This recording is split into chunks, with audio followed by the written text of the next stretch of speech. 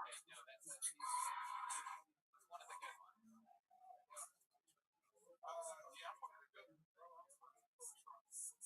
Whoa, whoa, holy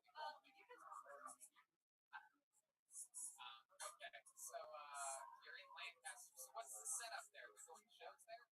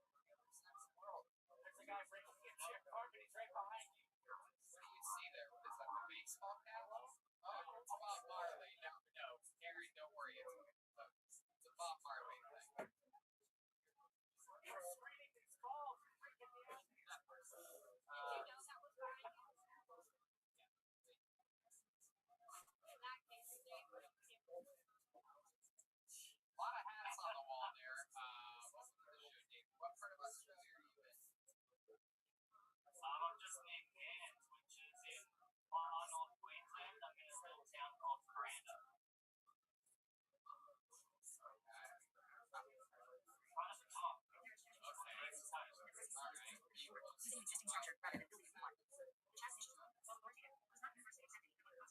too close at all. I was pretty lucky up here. How old are you? 24. Not many people there, right? I'm going to be a teacher of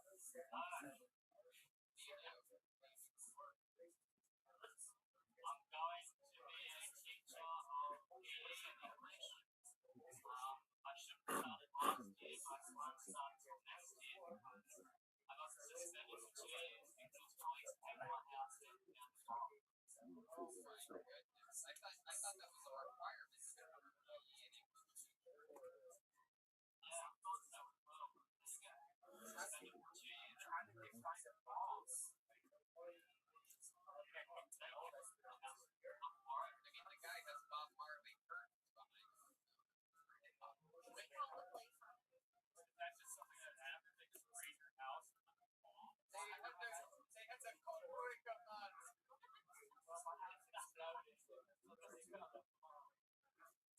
This doesn't make any sense here. Go ahead. Actually, pretty much do just to do that. So, some to me, like, what you're doing now is not illegal, and I got suspended for 2 years, but yeah, probably for that. So, injury do, injury don't. That's what they say. Bob Marley.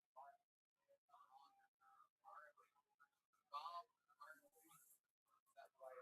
They are playing last there. Yeah, we were talking about this year, like what nicknames in Australia were like, what's your favorite item at McDonald's? We call it McDonald's in Australia. Yeah, Macros. We call it Macros. What do you get from Macros? Fillets. Fillets. Have you ever tried the fillets of fish? Yeah, I've done that. Sucks. You know that's how they say it, right? Fillets of fish. What is the big burger thing that you have from What is that called? What's your burger place with the two with the hungry jacks? Hungry jacks. It's so weird. It looks identical to burger. Yeah, you have to be starving to death to eat there. You have to literally be like, you have to walk through a desert to be hungry enough to eat it. Right? Yeah, that sucks up. Right. What do you like to eat? You're a PE teacher. Right. Suspended, never worked a day in your life eating. Yeah, I don't know. If Red Man was one of your students, what would you teach him to get into shape? I feel like I've never PE teachers for all the ones that that's the real good. Okay, that's it. Still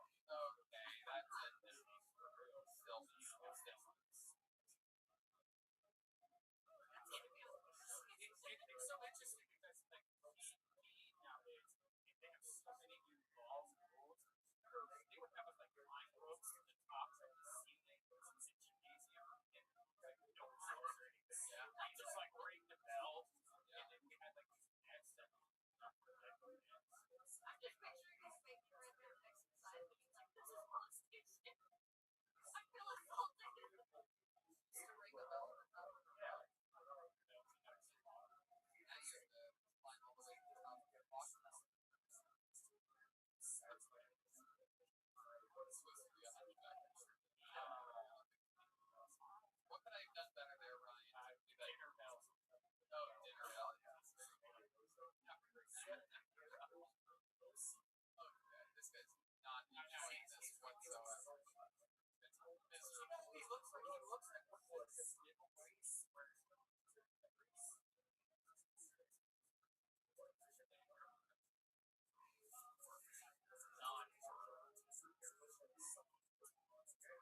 so what else is interesting about you? You're up there in Australia all by yourself. You ever play boomerang? Yeah, I've got one on my shelf. Whoa! It's like Australian Star Trek logo right there. It's incredible. Do you actually play boomerang? Yeah. Really? Do you have one? Yeah. Yeah. You have one right now? Is there someone in your house with you that can maybe hold the phone while you go throw a boomerang and catch it for the first time? Or can you climb a tree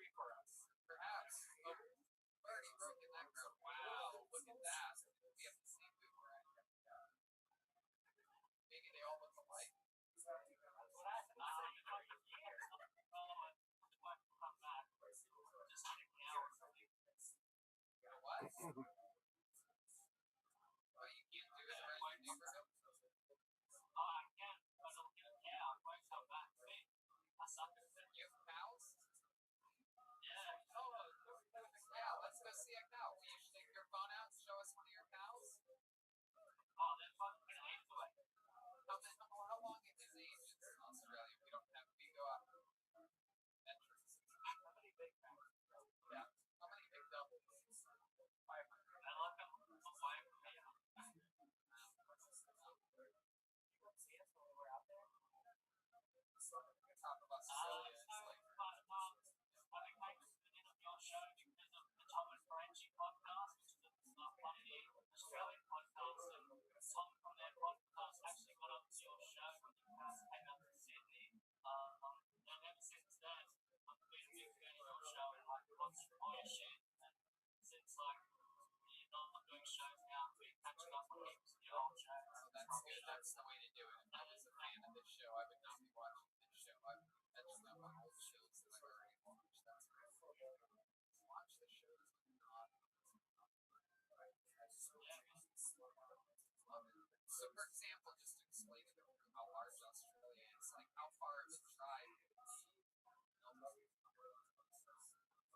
Or perhaps even actually Brisbane. It'll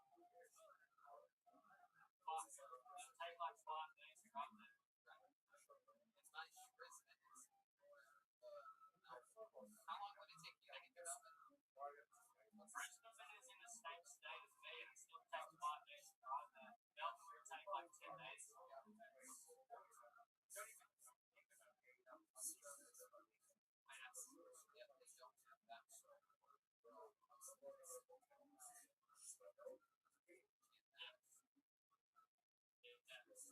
You're basically the United States.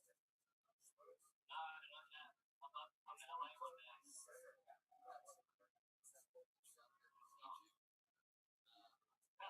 So they're going to be teaching English to a bunch of Australian people. English is widely known as the greatest language on the planet. Are you excited about that? Do you have any tips or anything that you're on? I'm English. I'm good at teaching English. I don't know. I don't have any tips to me. Like, I like Shakespeare. I'll incorporate that. Like, some things. Yes. Any other hobbies or tricks? Do you know any magic tricks? I don't know magic tricks. Sorry. Do you have any like special talents that you can show us? Do you juggle or anything like that? You're a fucking tease, dude. You have a boomerang, you have pals that are ages away. When's the last time you saw a black person? How mentioned this guy named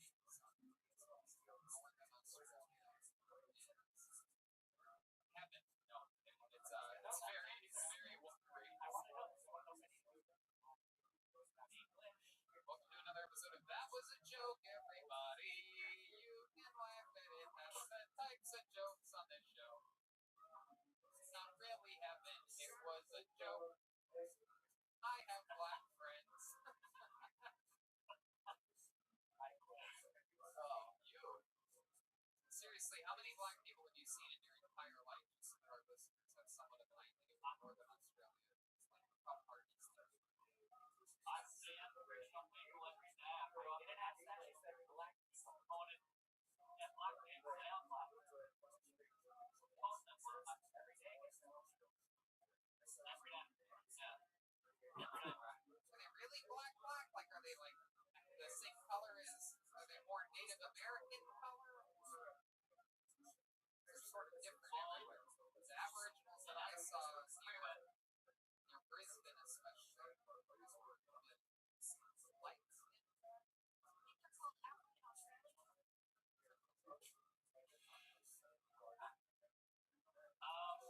Australian Aboriginal to 60,000 plus years old, so you could argue that's actually the what we don't know, but they might be the most ancient culture in the world.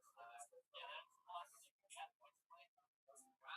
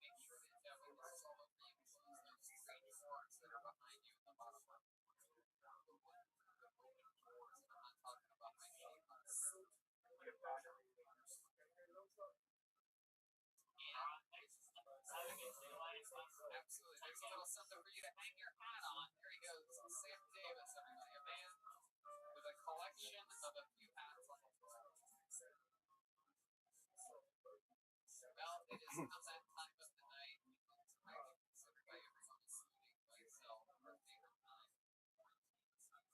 Ladies and gentlemen, the great, the powerful, super regular, Michael Lair.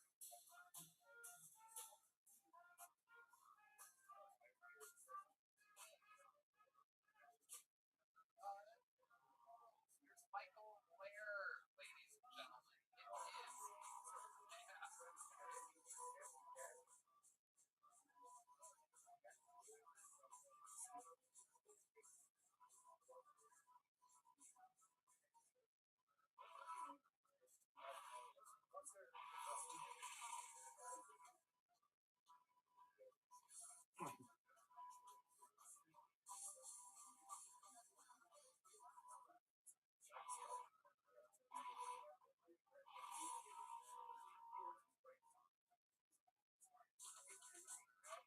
Every time someone does something moving in the future on me, I get tired. I always attack the mind as a time. Someone checks their legs, my friends want to best because of my hot topic. I'm gonna say, but that's okay. They shouldn't see my life, my post, a heart from down, a heart from down down. That much heart. Texas, whoa, so Texas, on the bar, now I wanna fight.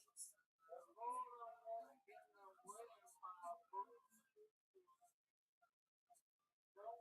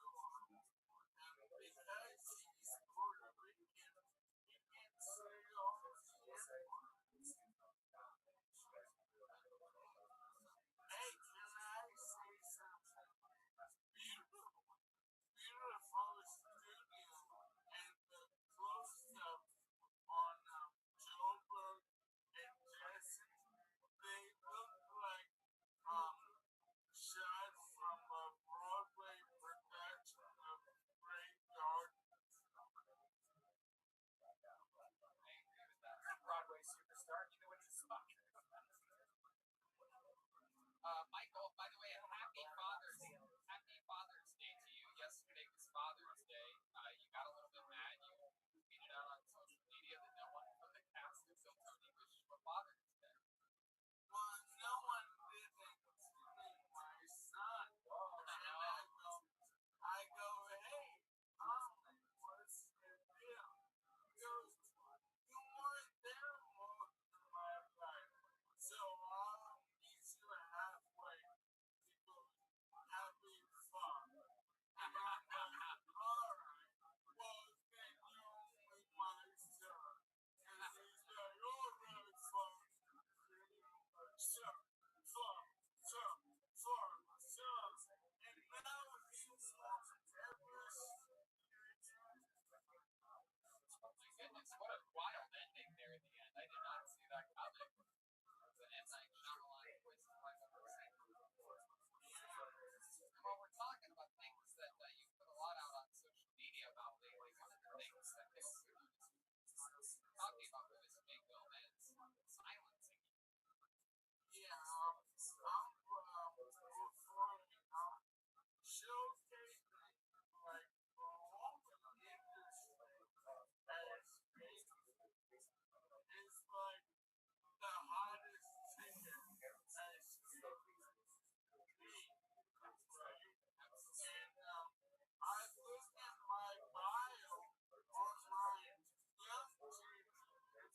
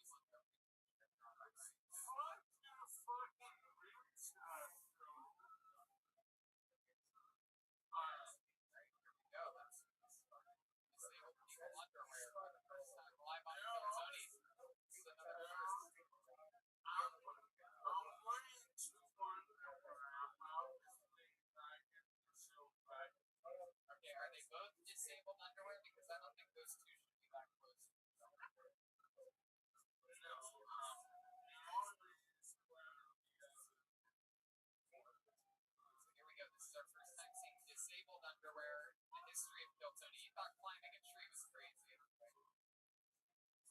Whoa, what is happening? Okay, we don't really need these. Wow. Those seem like regular underwear. Oh, yeah. Oh, shit. From disabled to disabled. Am I right, people? Oh, the clam. I'm a big fan of this. Oh, Karen, no. Oh, my goodness gracious. That is incredible. So, wow. Why does it look like underwear? Yeah, right? That's what it needs. You can just feel the breeze on a windy day. Open that thing up. It's like a. Alright.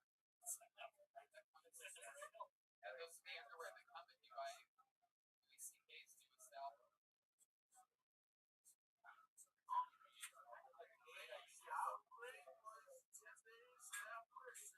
You think so? Really?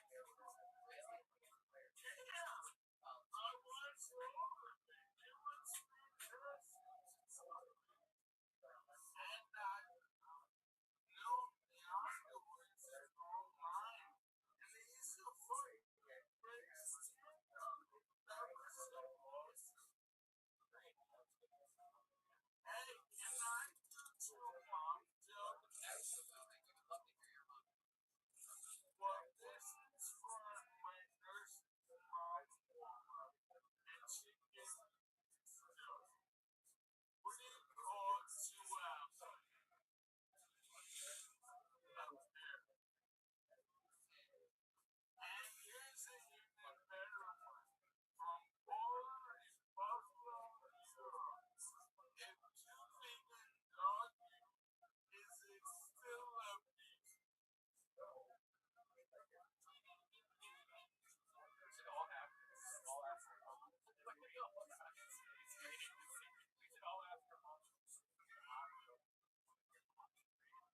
We would love to hear your mom. Yeah, those underwear. Talk about shut the front door.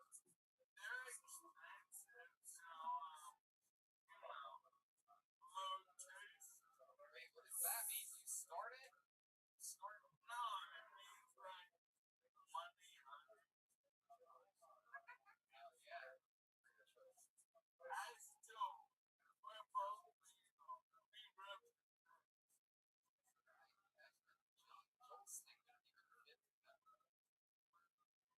Hell yeah. Joel's thing didn't even fit that. You can use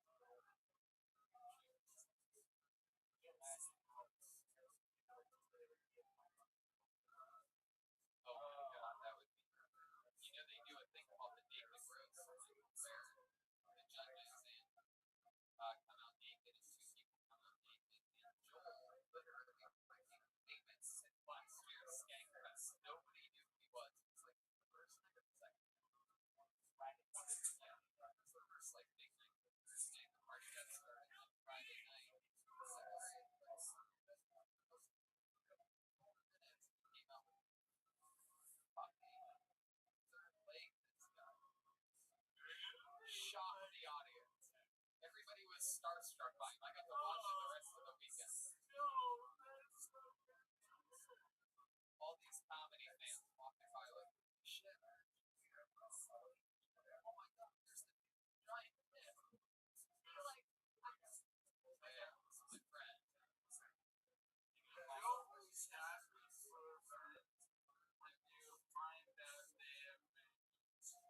Yeah, it's true. But we know you do too. Is it true? We've heard rumors that sometimes the back sets back up over there.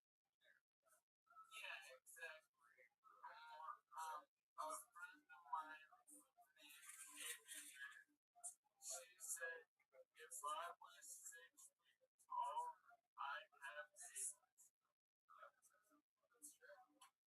instead, since you're under 6 feet tall, you better know who they are.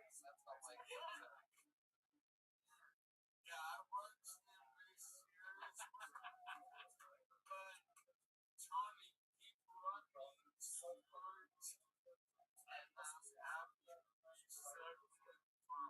that's absolutely true. And the door here is always much like that when it's disabled underwear. The door is always open for you, Michael.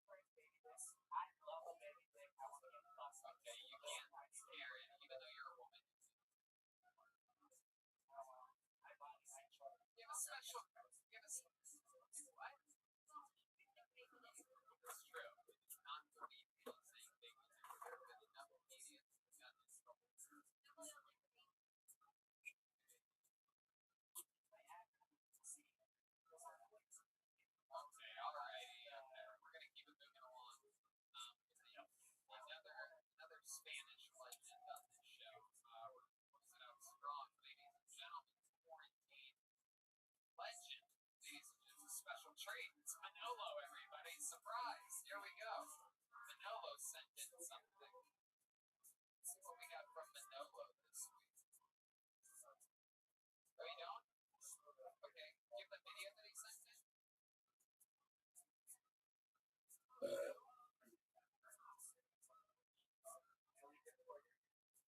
What was that?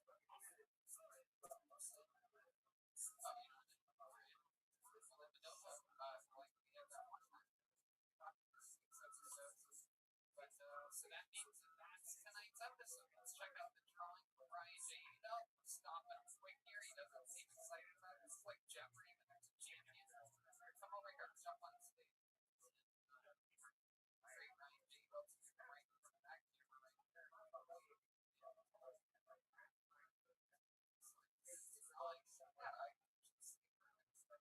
got Michael Bear. Rock off. It's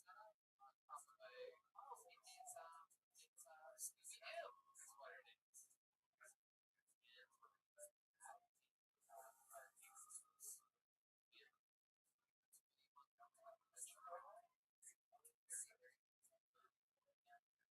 Two parents. Jets. Jets.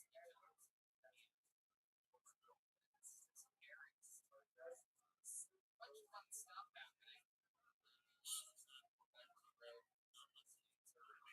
So it's like, there's no written issue. But it's like, and I didn't care if I tried stuff. Some serious things, put in there. And, you know, he's like, man, you know, so we should have 50-50. But Silver. Sorry, I'm podcast. Sorry, like that.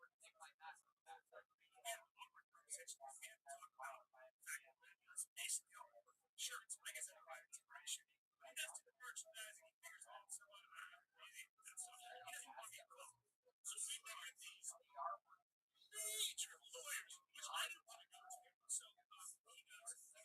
So this is how he starts on the list. So like, it's been there for about an hour. Yeah. So this is the law firm. I just went from out there to feels like you can do stand up. Like my source didn't have this. You can stand up to balls trying. They both start laughing. I was like, that's a really strong, aggressive experience. Do you think it's at all possible? Do you think it's all fair that like maybe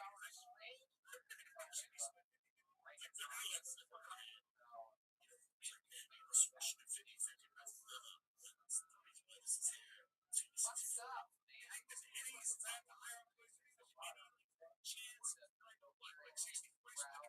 Yeah, like you have to do that, man. Like if you came to like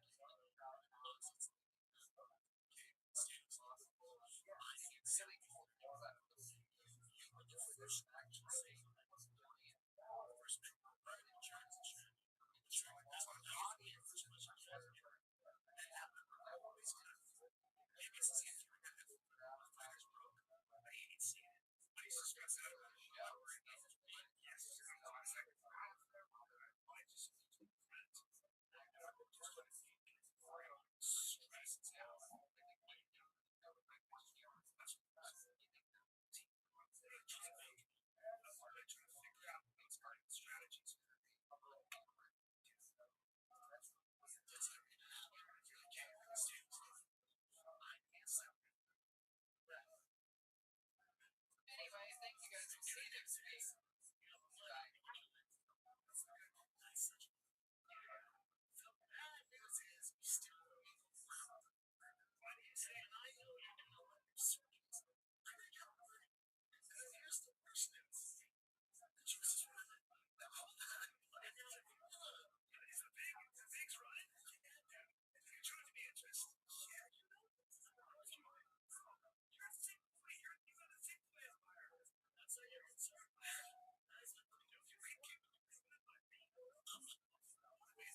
So it's like so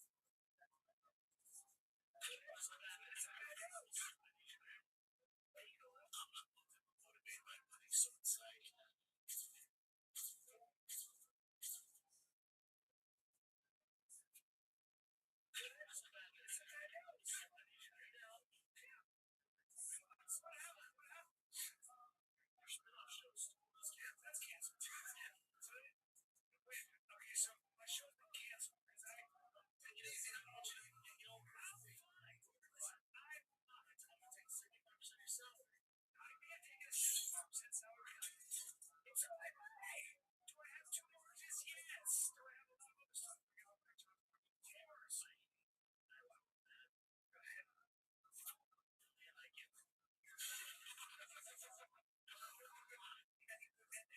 this is what's interesting about that comment. We also give each other we give each other money in certain situations where it just made more sense. Like share a house was one of the right way. Yeah, I was like, yeah. Oh, okay. What you do? You want time mushrooms? Can't turn that back on me. Fucking pants. You get greedy, dude. That was a GP2 RS against such a racetrack for festival. I think when I get in that car, I'm fine. So I think you're just realizing you gotta get in what I tried to tell. Maybe that's it. I'm not gonna try to figure out. I can't afford my Tesla. But I know you're gonna. It's gonna be fun. Let's figure it out. It's Is this your new ride? That's amazing. It looks like you're eating more than we used to like fight in the UFC or no?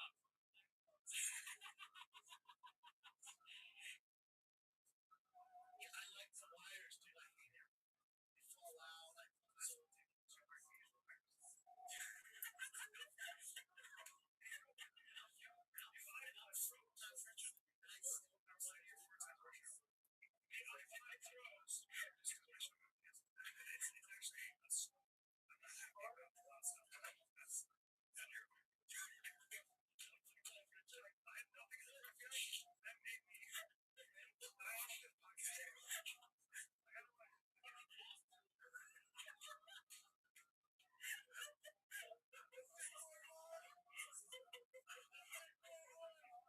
surprised for so long.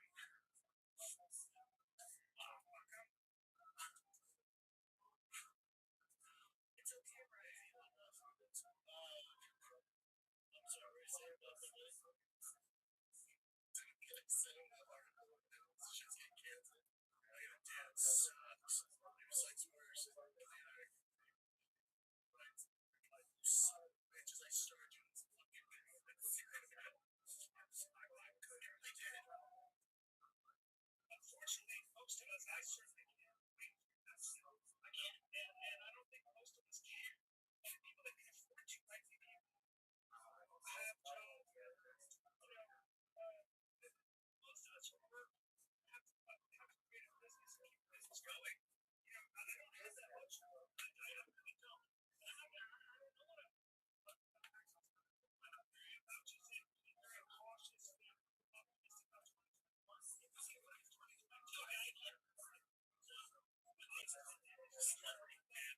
It's scary. Giving each other money in certain situations where it just makes more sense. That I hate. And I also think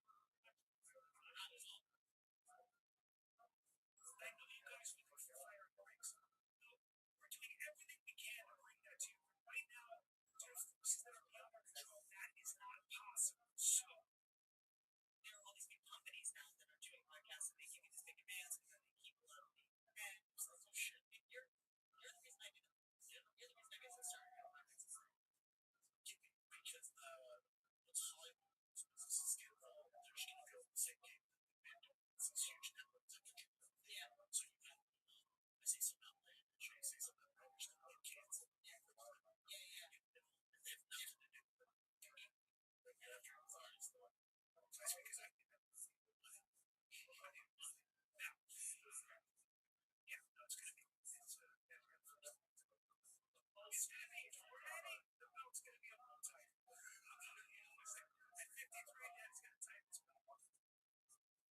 We're talking about how to spell calls. We're talking about how to do this. So conspiracy theories. I'm talking about merch people. We're gonna sell this merch people. That's a little weird. Man, I appreciate that. You know what though? You know what? And for me, it's awkward, especially when it comes to money.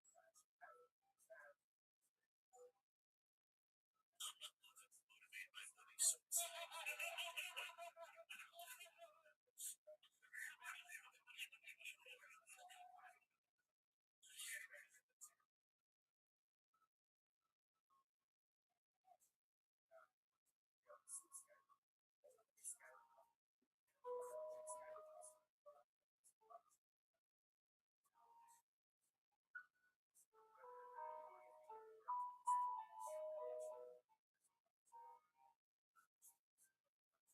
What's up, Sluts?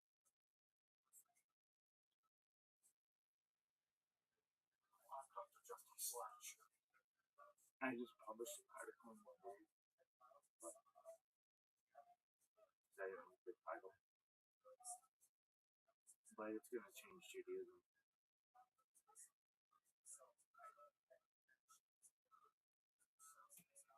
It is my magnum opus in my own way. I don't know if I've ever written something. I have written stuff that's on easy. I wrote 35 pages. I wrote 35-page paper in a week on Kennedy's. Out really quickly. Okay, so with a bunch of boys. Do all the things. Then tell your fucking story.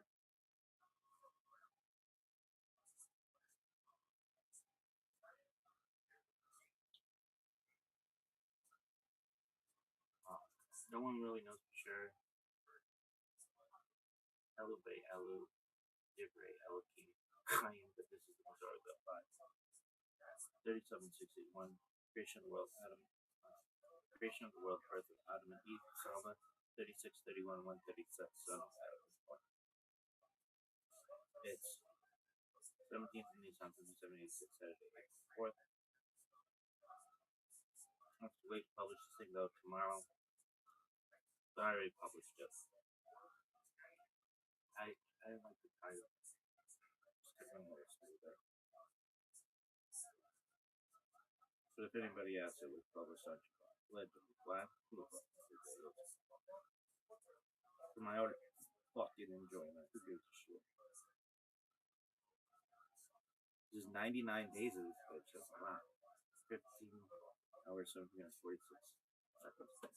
My dad had this friend. Really? Mm-hmm. Was he? Yeah, he was a unique friend of my father's who we wouldn't have normally, I think, been friends with, but my had friends of all kinds. Motorcycles are very dangerous. You can be, especially in that. And so most of my parents weren't at all motorcycle people, at all. The opposite of motorcycle. They knew somebody on a motorcycle. This guy was as Harley as could be. He was married to Harley. Probably had 6 ex-wives. Smoked cigarettes, drank all day, worked really hard, and we were going to Las Vegas together. And he actually triggered in my mind the first time I ever knew that the signs on the road meant different things. I was younger, and I remember he had to pee really badly, and he'd go, beautiful blue signs. And the blue signs meant rest stop, as opposed to green signs, which mean, here's something like no one knows. Most street signs in the United States are green, and a lot of people don't know how that was done. There was like some test, I believe by I don't know who, but somebody that had some kind of test from like 100 yards away. What sign could be read the best? And green was just like in the 1950s joke, something like that. Anyway, have you seen others? Yeah, a lot of blue. There's this weird neighborhood in Hawaii that has blue stop signs or something. That's weird. Anyway, so this Harley guy. My dad's not. I know 2 people he knew who had motorcycles. One of them was an executive at some big company. I don't know. I don't remember which one, but a big company. And back then, this is like the 70s and 80s, 70s, not even 80s. But back then, if you had a motorcycle, you were seen as a tough cookie. Like, not a motorcycle. Fuck gold wings and that shit. I'm talking a Harley fucking Davidson. And so we'll get to the other guys. But this executive my dad would everybody who was a um, everyone who was an executive, or this guy was an executive. Everybody he worked with was in a suit and tie and everything. And this guy, I think it's something like this. He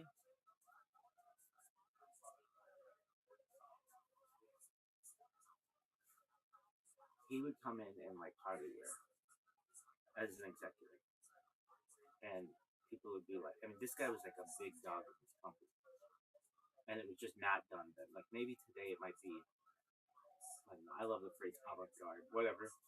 But back then, this wasn't a hipster. This was like a straight up like this this dog was there. Anyway, he was going to a um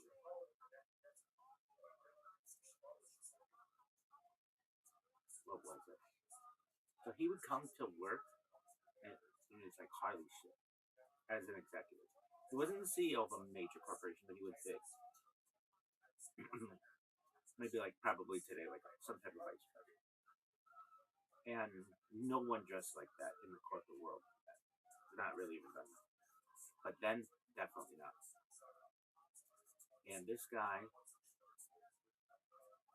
look at that nail. This guy, there's a story with something like this that, like, again, if you wore like chaps and blue jeans and leather vest and all that shit, um, you were seen as a tough cookie. Like, you were not seen as an executive. And this guy's not seen as an executive outside of his office. He was of the corporation. They obviously thought he was doing a good job. But when he was outside of that, no one thought he was. No one took him. Everybody who saw him was like, this guy's involved in a gang or drugs or something. And his organization had a big event. I think he was like head of operations or something. Something in he was he was from the United States. He was an American, but he had some kind of corporate responsibility in Canada. And again, this was a big time executive for this organization, and he would go up to Canada maybe once a month or something, and all his Harley shit, and on a Harley, and he'd be driving on the freeway or whatever to go into Canada into customs, and there's like a bridge before you get into customs or whatever. He would go in and do his thing, go to Canada, check on the operations for the Canadian part of the company or whatever, and then come back to the United States a few days later after probably staying in a 5-star hotel. You know, everything just really rich. And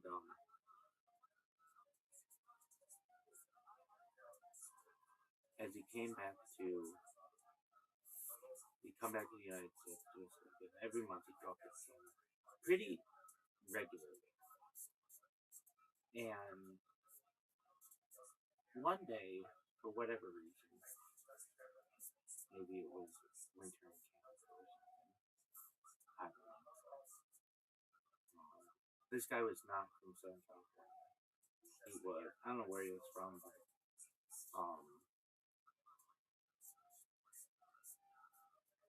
but maybe he moved there. He moved, perhaps. I don't exactly know how the relationship took place. He was unable to take his Harley to Canada one month, and so he was on this bridge to go to customs. And as he's going to Canada, like he does every month, he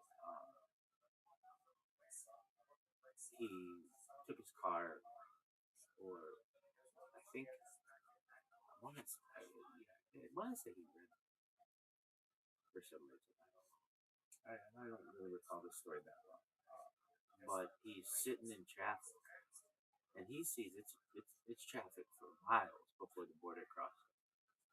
Just miles, and all of a sudden he sees some police officer start waving him in, and I mean it's like miles of traffic, and he's like, "Oh, this is not bad at all. Like they're letting me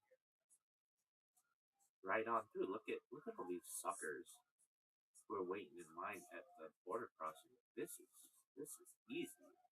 I wonder why they keep they're all waving at all the police officers waving at him, and he's like in his own lane, and nobody else is allowed in this lane. It's causing all of this traffic, and he gets to the border, and they stop him, and they say,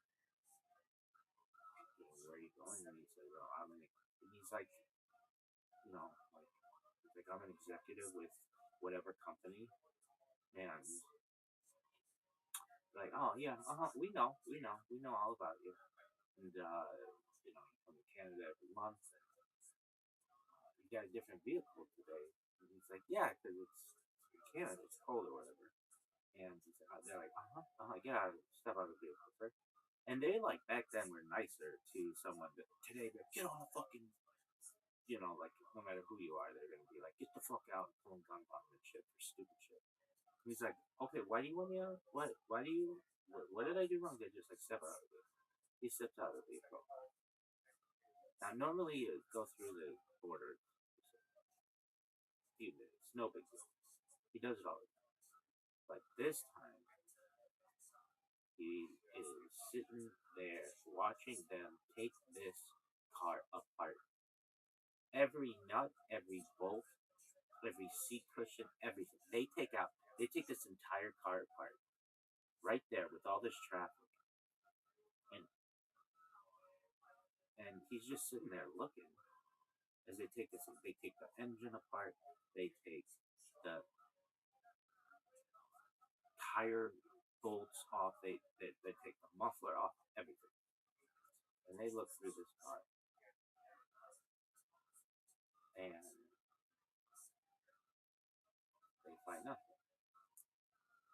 Now, as I tell the story, now I kind of recall, maybe I could be wrong.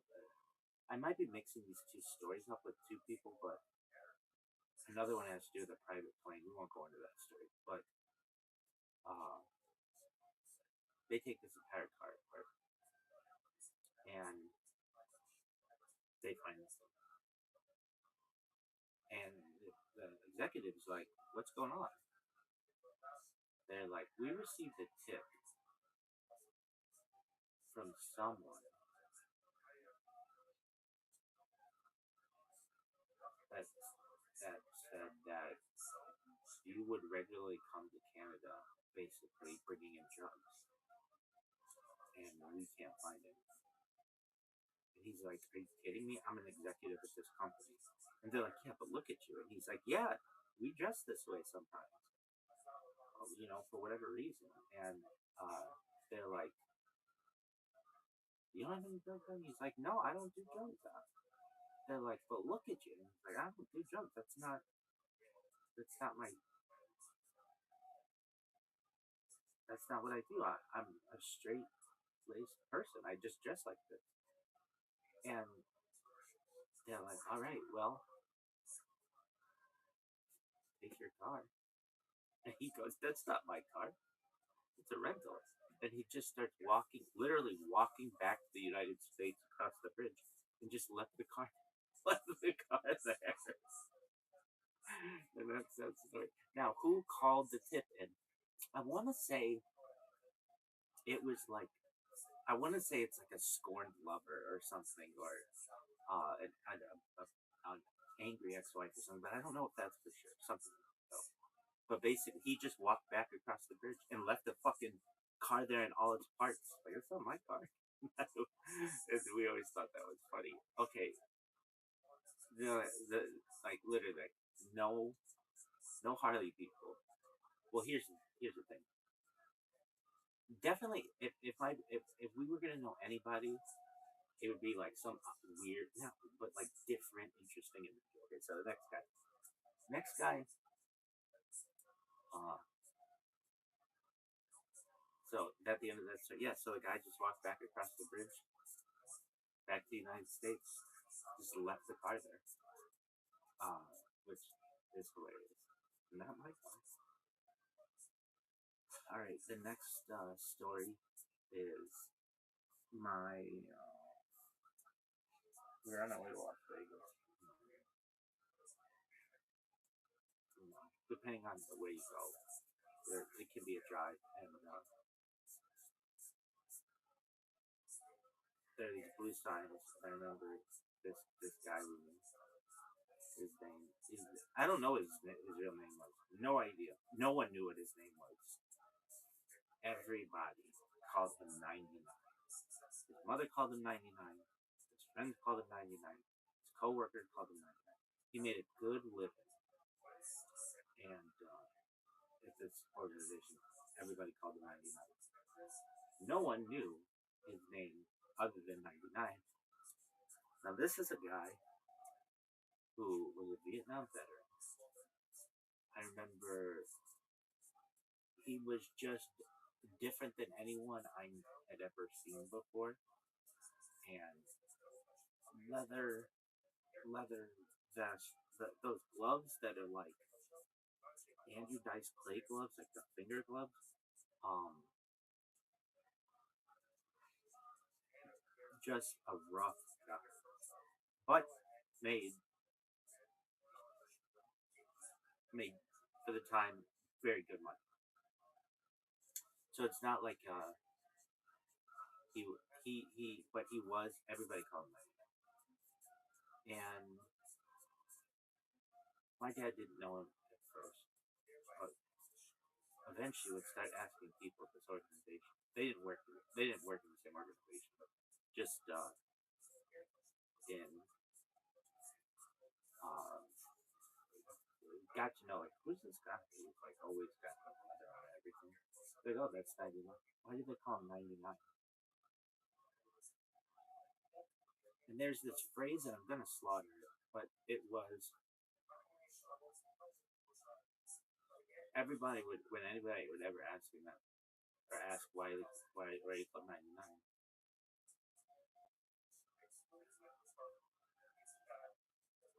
His answer and anybody else's answer they told to tell or who would say what his answer was because he's 99% bad shit crazy. That's what he would say. And was he? He is a dangerous dude. Not like he wouldn't hurt you. No, no, no. I shouldn't say he was a dangerous dude. I misspoke. He lived a dangerous life. And he would get on his Harley and cruise around and um, boots and leather and studs and all kinds of things. And I remember I only met him like we just like we went. It's not like we stayed together or anything like that, but um, we were in a. I want to say, and I could be wrong with this, but it was like an executive. Oh, what you would consider like a sprinter van today, but it was like I forget what they call it, like a conversion van, like a nice. They like made it like nice for um, shuttles to places, perhaps wherever. It wasn't a limo, but then limos, but it was like uh, as I recall, it wasn't like a normal like I don't. It was just a different. I was younger, so I remember him saying those beautiful blue signs. He had like hip flasks and like this was back in the day when you could like that was like you wouldn't be seen as having a problem. It'd be like, oh, what would they call you? They would call you. That was just like life for a lot of people. Anyways, this one day I overhear my parents and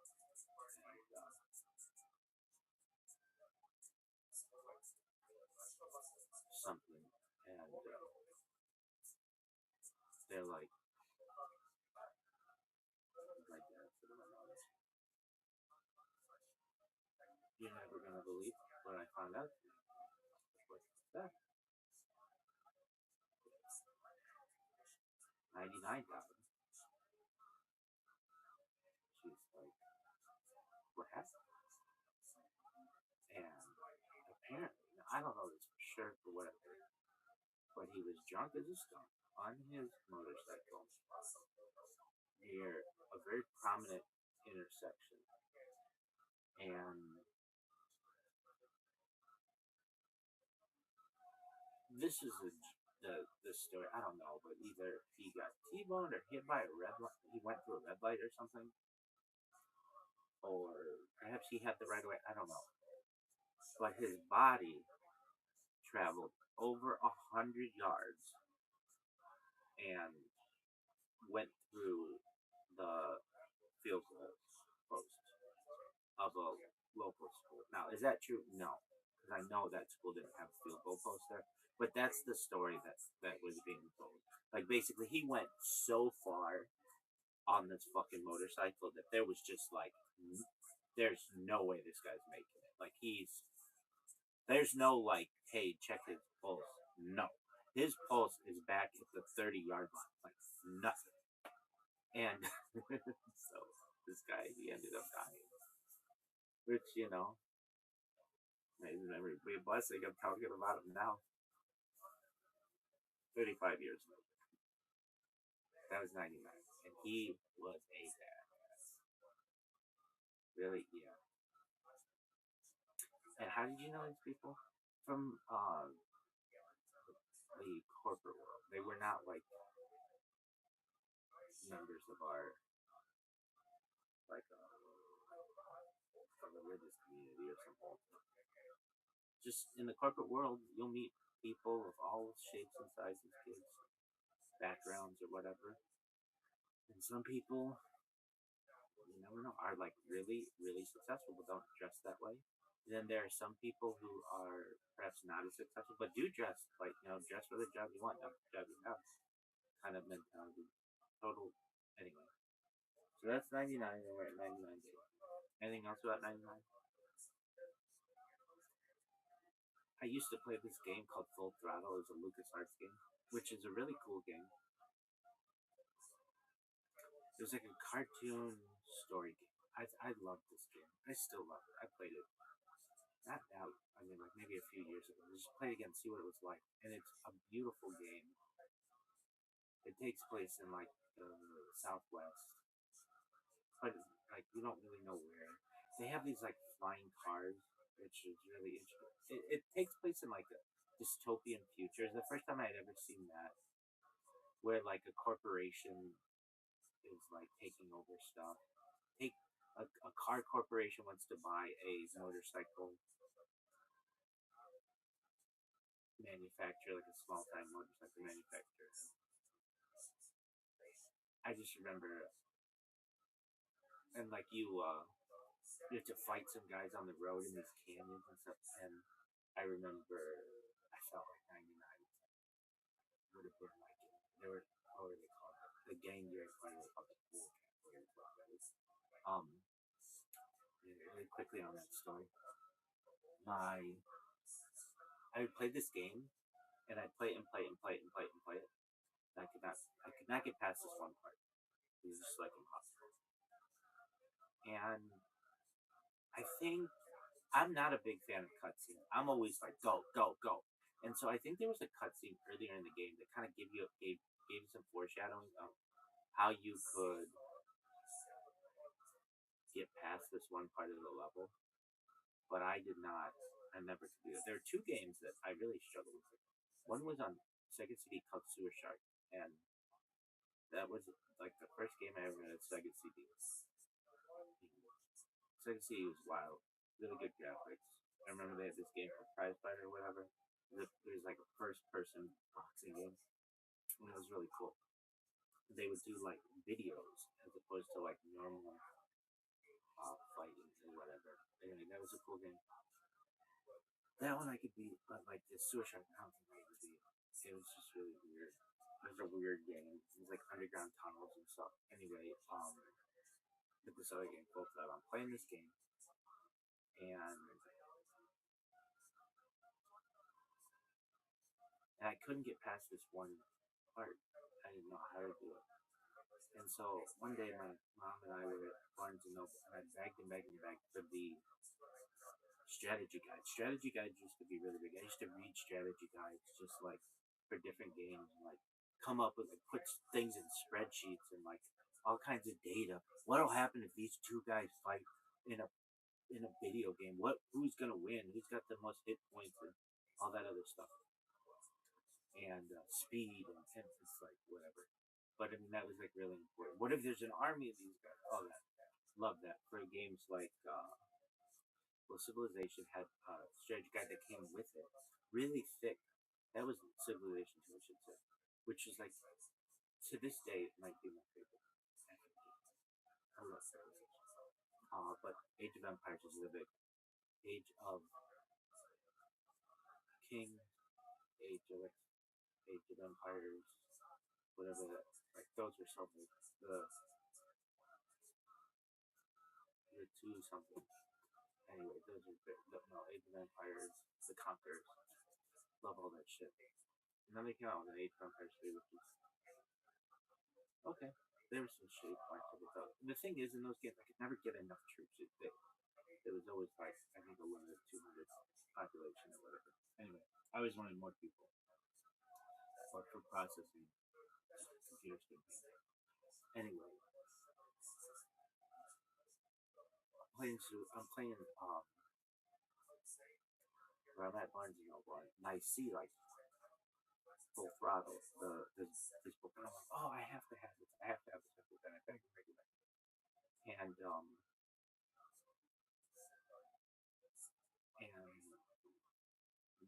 this was very exceptional, but we were able to get it for whatever reason.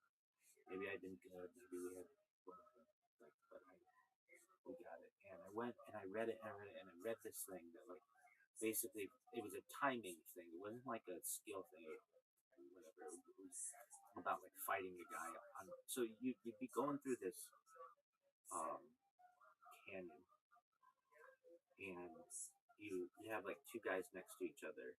But like there'd be a guy on a motorcycle, and you come up next to him, and you like kick him off his motorcycle and steal his shit, and then you get his like there's like a chain and a tire iron and some other shit, and then there's this one like alien.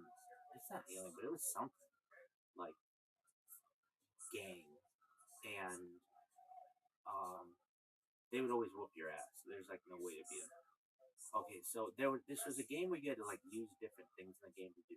So you get this slime and you throw it at the guy, and if you threw it at the guy at the right time, or no, you threw it at the guy, he would fall over or whatever. You got his glasses, and then you got his glasses, and then you could see into the secret cave, and then the secret cave had some shit in it.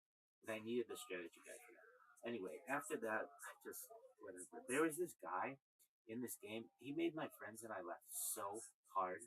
I forget what it was. He would like spit out or he had teeth that fell out or something. That you had to use like a little RC car at like this what do we call it? Like a monster truck rally or something. It wasn't monster truck rally, but it was like a demolition derby. That's what it is. Anyway, it was just a really interesting game. And then once I beat that game, they had like trailers to the next game. This is another LucasArts game that I think I played the um I played the they call it a demo. Played the demo. It was called Grim Fandango or Grim Fandango or something like that. Which I wasn't really too into, but it had this art style that I thought I still think will be really important. It's like this Day of the Dead kind of game that not my thing, but art style was really interesting, where it would be like real pictures but with cartoons and stuff. I don't really know how to describe it. It's almost like pop art or something. Anyway,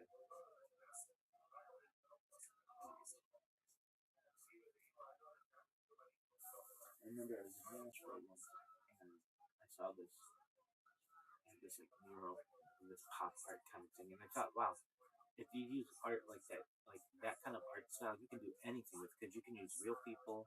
Like the Simpsons art is a thing. Family Guy is a thing, even though they do cutscenes, which gives their show a lot more versatility. But this kind of art is different. It's like I don't know, it's like almost like Andy Warhol, like pop art with other things. You can combine things, and I thought, wow, that would really make that type of art really versatile. Like you can do anything with that. Anyway, is that the end of your story? 99. So, what are your thoughts? Um, well, I never been a fan of motorcycles because they're dangerous and everything. But there is an invention that the jackets that expand that I think would be more helpful. And I think like they made a full ball that would be much better, safer, and then I don't know, maybe someday I might consider it. Uh, Came very close to working as an accountant for motorcycle company. Though. I still don't know how it's said. How is it? Um, damn, it's something, I don't know, some Italian in close to me. BS my way to get that job. But then I got a better job, better offer immediately. Like I had like a choice of different jobs at the time. Anyways, at the end of the year, so yeah, something. But I remember at the time they were developing this jacket to make things safer. I thought that was cool, and it's out. Anyways, at the end of your story, would you have liked working at that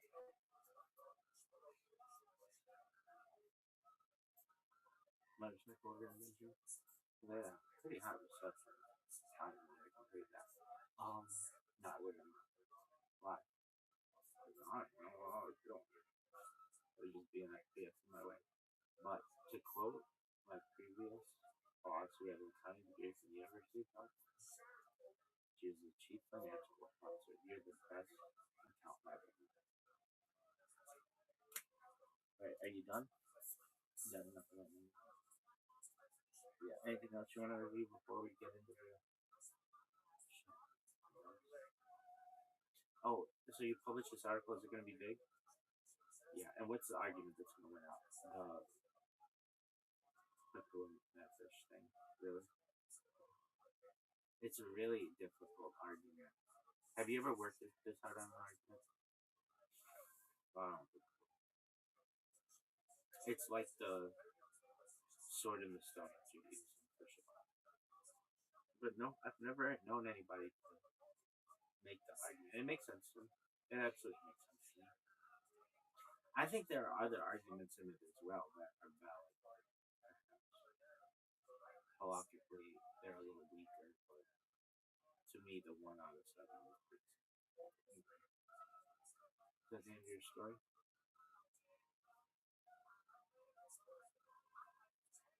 And welcome to Esoterica, where we explore the arcane in history, philosophy, and religion. One of the most difficult aspects in starting to study Jewish mysticism and Kabbalah is getting a handle on just how those ideas developed over time. It's tempting to think that, for instance, Kabbalah has just always existed in the form that we have it, or that Kabbalah is just one thing at all.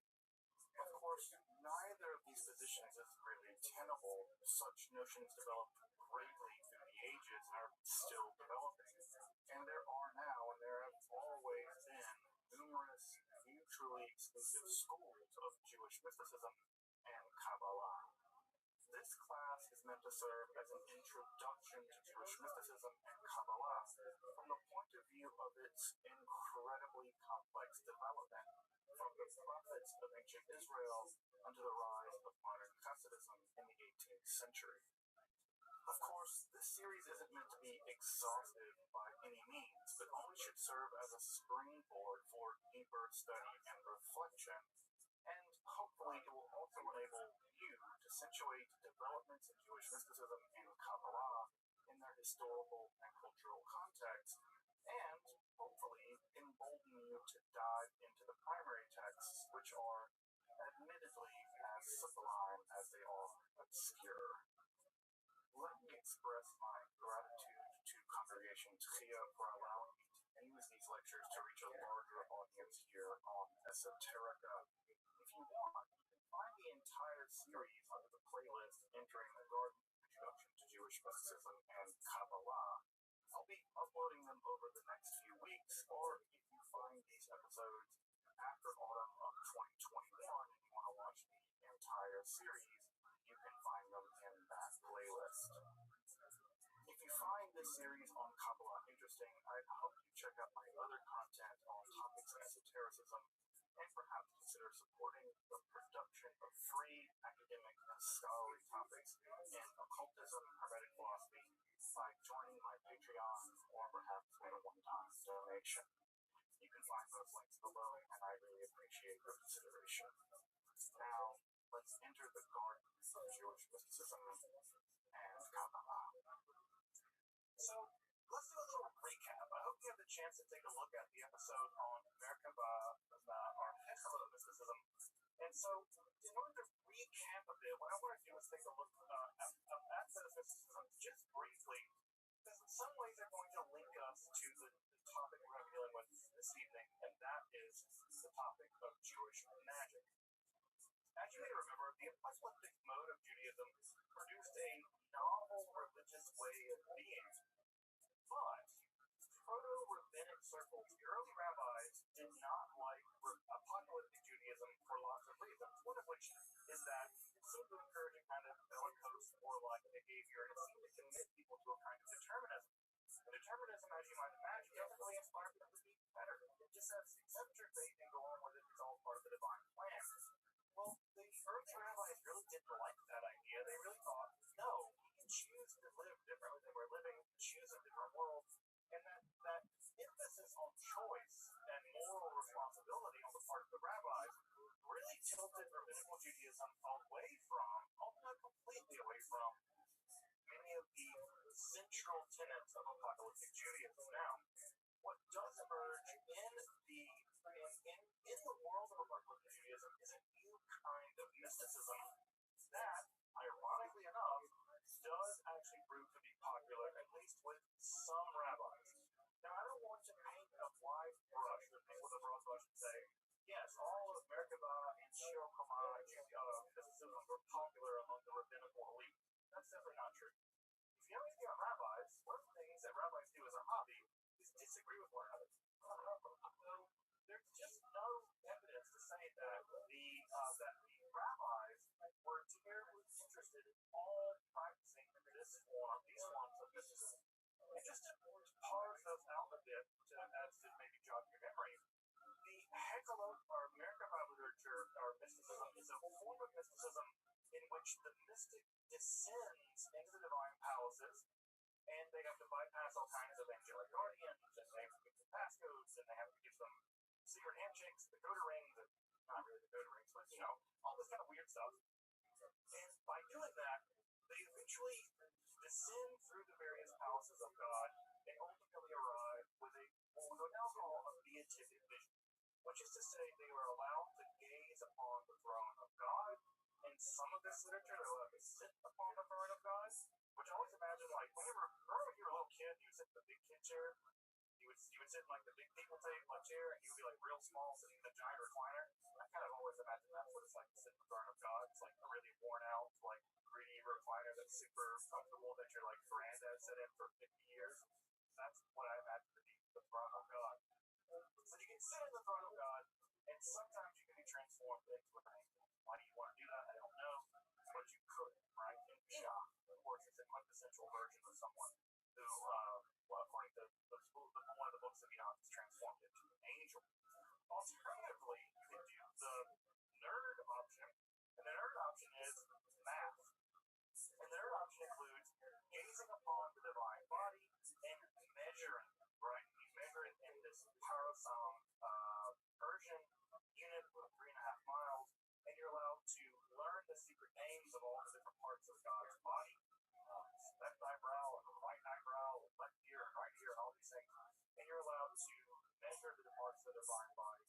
And these numbers may have been something like a meditative technique, although it's a very bizarre form of literature, it's a very strange form of mysticism. Although I will say, as I pointed out last time, that Maimonides actually might be arguing against the Merkaba or Koma literature in the Guide Complex. That might be the target, at least of some of his analysis in the Guide Complex. Which, by the way, just to drive that point home, if that's the case, and I think Malcolm Kellner makes a really great case that it is, that means the greatest work in all of the history of Jewish philosophy is a response to a form of Jewish mysticism, right? It's downstream of this. It's a reaction to Jewish mysticism. And I think that can't be underestimated and underplayed. I think that's incredibly important if it's true. And I happen to believe that it's true, at least to some degree. The other form of literature that we talked about, or mysticism, is what is called the Sar Torah mysticism, the Prince of the Torah. And this is a para-rabbinic. We think these guys may have been in rabbinic circles, maybe on the outside of rabbinic circles, not quite the inner core, but maybe kind of the hipsters outside smoking cigarettes in the dive bar where the rabbis hung out. These guys wanted to summon a kind of angel called the Sar Torah, the Prince of the Torah. And this angel would teach them rabbinic lore, laws, and secrets very rapidly. I don't know, this is like the person that comes to you the day of the exam, who's a C student and asks them to see your notes, and they try to download all your notes the day before the exam, right? It's like, they're that guy. And so what do? They have to go before the rabbinical elites, and they have to figure all this stuff out. They're like, oh, might as well summon an angel. And one can hope that the angel helped them with their rabbi test, or their calculus test, or their German test, or whatever test they have to take. I will say, however, that if I could just learn the liberal arts and summon an angel, I would have done that. So clearly I didn't. Just as a last thing to remind us, dozens of these manuscripts survive. Dozens. Right? History is a bad place. History is a dangerous place. It's a vicious place. Very little survive, right? When you write a book down on papyrus in Egypt, the odds of surviving anywhere outside of Egypt are pretty low. And so we have dozens of examples of these texts surviving, being transmitted into Europe, surviving into the Middle Ages, the world of the Hashli Ashkenaz, for instance, the world of the German pietists, who we'll get to later. These manuscripts survive, which means at some level they were popular, they were copied, they were probably practiced. So we see them being used over and over again. We see elements of the Hekala literature appearing, for instance, in the Talmud. We also see elements of the Hekala literature appearing in the New Testament, which I don't have to remind you, is a Jewish text written by Jewish people, right? So the New Testament also contains some mentions of Hekala literature, which is just to say that all of this is a witness to the popularity of these forms of mysticism and what we call quasi-magic. I say quasi-magic because the Sar Torah literature is a kind of quasi-magic, right? It is a kind of quasi-magic. When I say quasi-magic, you are in fact summoning a being, right? You're in fact summoning a being to magically teach you stuff rapidly, right? You can't learn things rapidly normally. You have to download them somehow, right? Almost like putting a jack in your head and downloading information. The Sar Torah somehow has the ability to do that for you. So this is a bit of a recap that gets us up to speed and links for us, at least at some level, the distinction between American mysticism, where you descend into the chariot, to the Sar Torah literature, in which you're bringing down an angel. And that bridges the gap for us at some level between mysticism and magic. And those two things are where we're going to move tonight. We're going to move in the direction of Jewish magic. For just 1 second, I'm getting a bunch of emails. tells me that there might be something amiss. So let me see, just check it real fast before we jump right in. I want to make sure that I'm not missing something in the wrong or whatever. So 1 second. Sorry again. Okay, we're good. Great. I just want to hear like 5 emails go off all of a sudden randomly. I just kind of just to check and make sure I'm not in the wrong room or some other kind of mistake. Alright, let's turn to Jewish magic. Now, as you might imagine, magic and Jewish magic more specifically present a lot of complex problems, right? They present a lot of complex problems. The first problem is that the term magic, the concept of magic, is basically impossible to pin down. Scholars have been trying to pin down what exactly one means by magic for a couple of hundred years, maybe more than that, really more than that. Because the problem with magic is, where does magic end and where does religion begin, right? It seems like magic is causing things by supernatural means. Well, what about prayer, right? That seems like a kind of supernatural causation, right?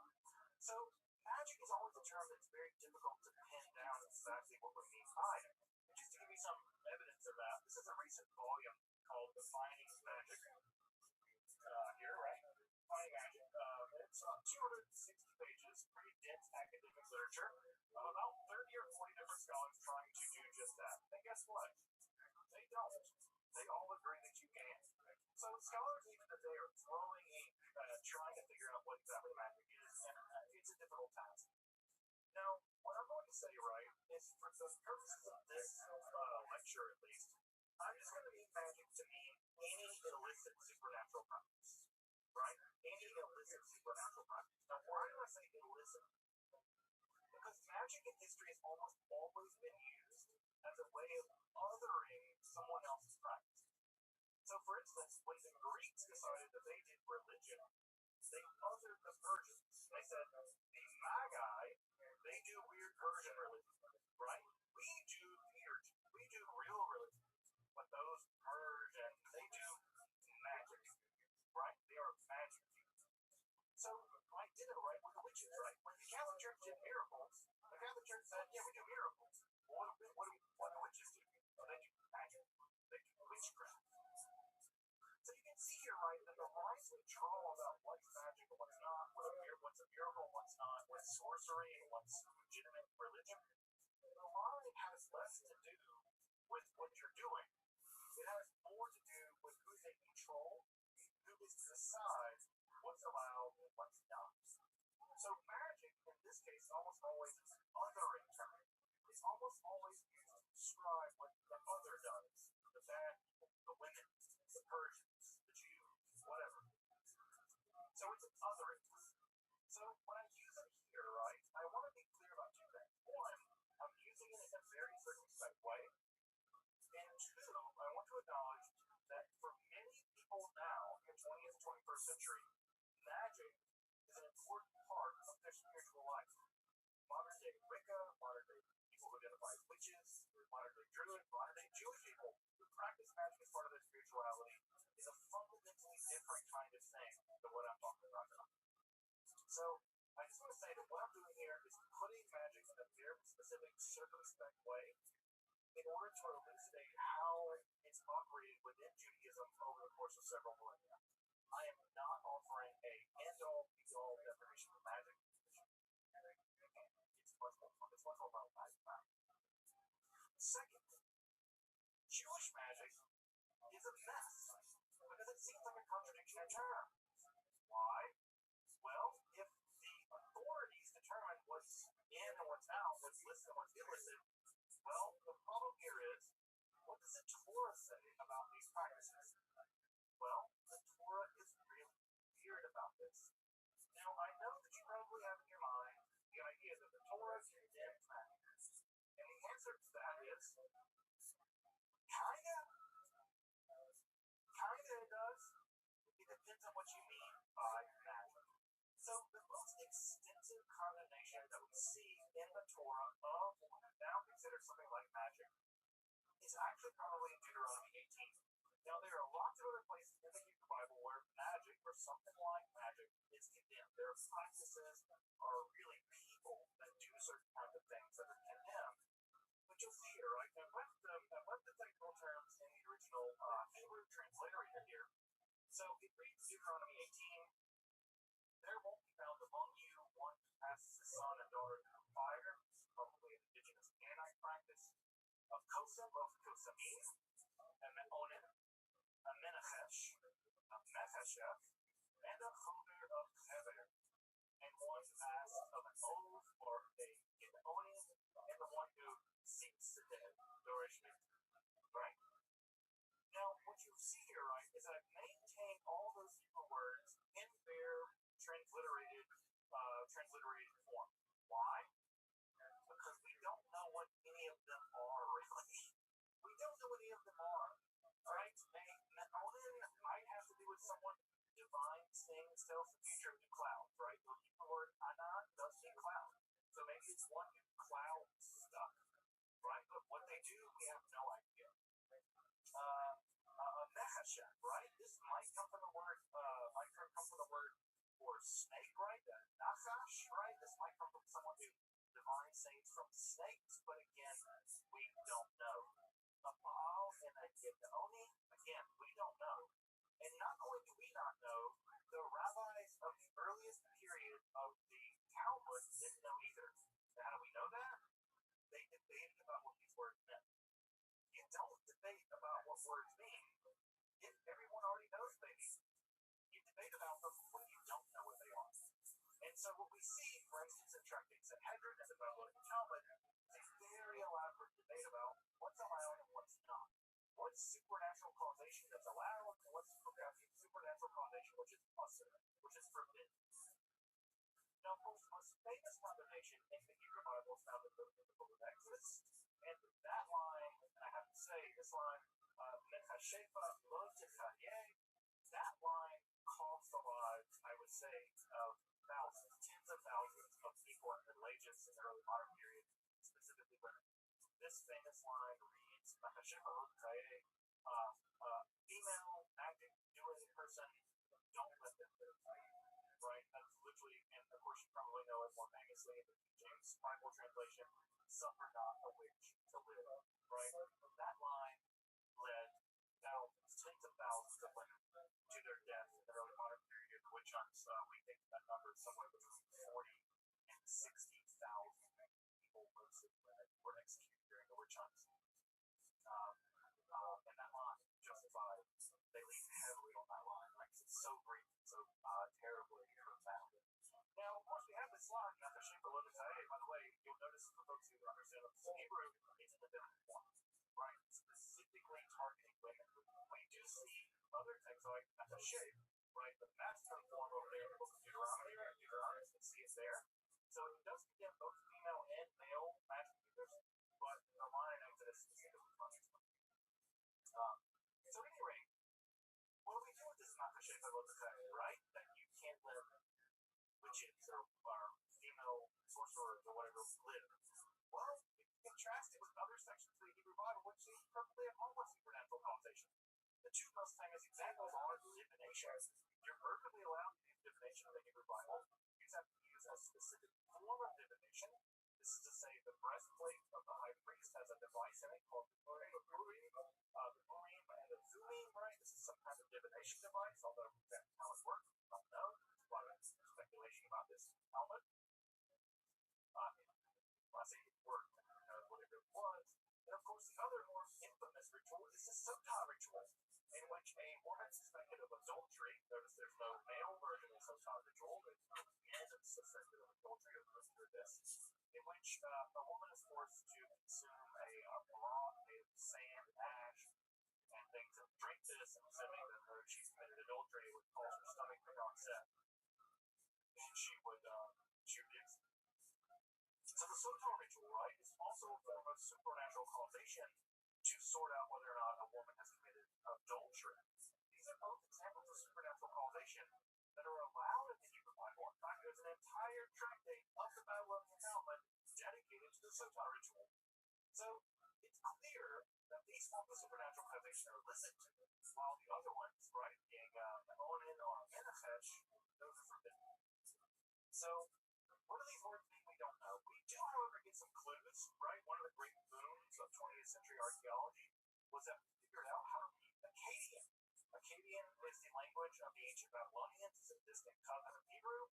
And guess what we find there? We find cognates. And cognates are the jam of any linguist, right? Because if you can find a cognate in German and Old Gothic, right? If you don't know what the Gothic means, you might be able to figure out from the Middle High German what the Old Gothic word might be.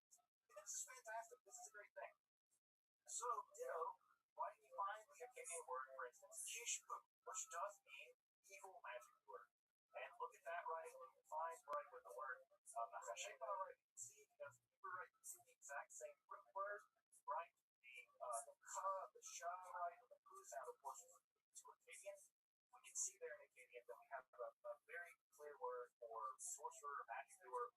This is important, by the way, because when we read the Septuagint, of course, is the Greek translation of the Bible, Hebrew Bible, into Greek. The Septuagint actually translates the word makasheba as poison, pharmakeia, right? It translates it as poison. So they kind of up-translate it to make it a bit more rational, but it's very clear from the original Hebrew that the word does, in fact, indicate specifically, magic doer person. That's a really, really bad translation, but now, does the Torah condemn all magic? As we've seen, kind of not. It depends on what you mean by magic. You may remember this is image here from one of our first lectures here on Jewish mysticism. This is the Kitzit Enom amulet that was found in a grave in Jerusalem. Well, why might you put the priestly benediction in a grave? Well, you might put it in a grave for magical purposes, to protect the dead from things like evil spirits. Why? Because we see that kind of practice occurring all over the ancient Greeks. Again, the Israelites are ancient Near Eastern people, and they incorporate practices from the wider Near East.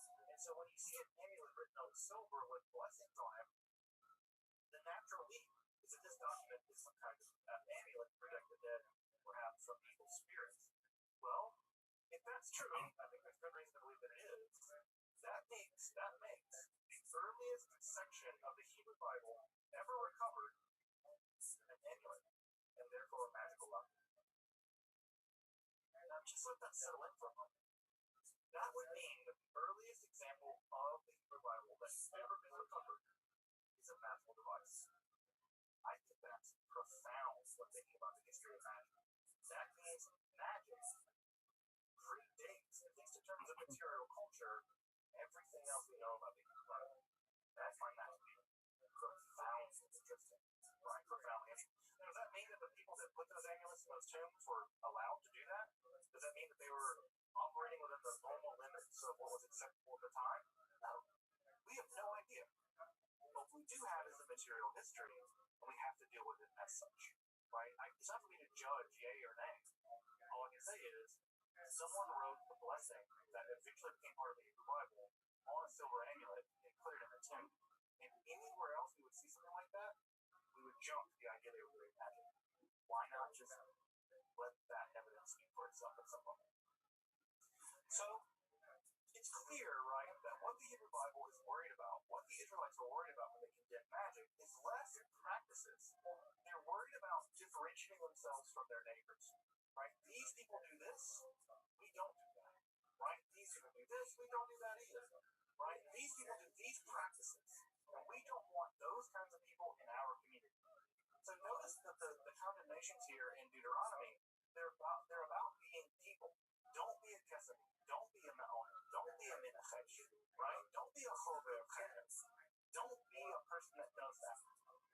It's not a condemnation of the practice per se, it's a condemnation of those kinds of people being in your community. And as we'll see in just a minute, right, many Israelites, at least one Israelite, the famous one, had to consult one of those people. So again, the condemnations we see here are not condemnations of practice typically, they're condemnations of people doing those practices. Why? Probably identity formation. We're not those people. We're not those kind of people. But also, it's theologically threatening. if you're moving in the direction of monotheism, right? Monotheism is in your wheelhouse, and you're moving in the idea that there's a singular God who does everything in the world. Well, what does it mean if there's like Menachem down the road or Chava down the road, and they can like monkey around with reality and like bring people back to life, or curse crops, or make people fall in love with each other? It seems like they have access to supernatural powers over and against the supernatural powers of your God. And that's worrying. That's a theological worry. Because if your God is the only God and the only one really in control, who are these people? And what are they tapping into? How do they have access to these weird powers? They can make someone fall in love with someone else, or make someone get a sickness, or cure a disease, or bring someone back from the dead. That's all very anxiety producing. If monotheism, strict kind of monotheism, is ultimately where you're going, where God and God alone has those kinds of powers. And of course, you'll see that same anxiety played somehow later in, for instance, Christianity. But Christianity has an easy answer to that. Their answer is they're working with the damn devil, right? And if they're working with the devil, that's how they do this stuff. The Israelites, at least the Israelites once they've adopted monotheism, don't have that answer, right? And so this is a much more complicated problem for them, at least at this point, prior to the apocalypse, and then later on falling into all kinds of bad stuff, as you can see early on in the book of God. The clearest account of magical practice among the Israelites is to be found, of course, in the Hebrew Bible. But where else would it be found? And that account, of course, would be found in the story of the Ba'alat Oz. You'll notice here, right, that we have that prohibition on consulting an oath or being an oath back in Deuteronomy. But here we have a person with a title, Ba'alat Oz. We don't know her name, but we do know her title. She is a mistress of the oath. Now, Ba'alat is relatively clear. It just means Baal means master, so it's one who has control of something. The word husband in Hebrew, Baal, right, is the one that's in control. Whatever. Aside, the Ba'alat Oz here is a mistress. She is a she, at least gender-wise, grammatically speaking. And she's a mistress of the oath. Now, we don't know what the oath is. It seems possible this word is related to Av, and maybe roughly related to the idea of ancestors, specifically dead ancestors. And therefore, we might translate this word as something like the person who has access to the ancestors who are dead. Right? Now, that's a really clunky translation. The typical translation we use for that now is something like necromancer, right? Necromancy is manipulation of the dead for various kinds of powers, or specifically predicting the future. That's exactly what we have here with the Ba'alat Oz. But we don't know what this word oath means, but I do think it's probably related to the word dead ancestors. These are special people that have access to those dead ancestors.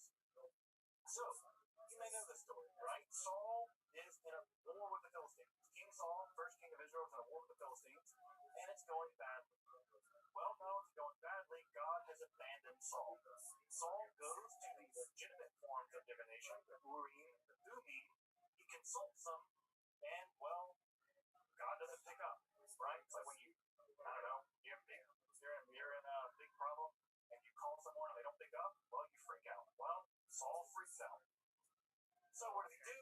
He goes to an oath, right? He goes to one of these people with oath, and he consults with this woman, so a woman character here, and she does successfully summon the ghost, the spirit of the recently deceased prophet Samuel, and she describes Samuel as emerging from the earth as an Elohim, right? She's terrified of that. And she says, I see an Elohim coming up from the earth. Now, we do see in other texts, for instance, in Akkadian texts and Ugaritic texts, where the dead are sometimes referred to as Elim, as gods. In fact, there's a specific word for dead ancestor spirits in Hebrew, the Rephaim, who also seems to be sort of alive in the afterlife in some kind of weird way. Exactly what the Rephaim are is mysterious. In fact, the new monograph just got published on the Israelite conception of the Rephaim, and I am really interested to read it because it's a very mysterious problem. Sometimes the Philistines are referred to Rephaim as giants. It's a really mysterious term. At any rate, the Ba'alat Oz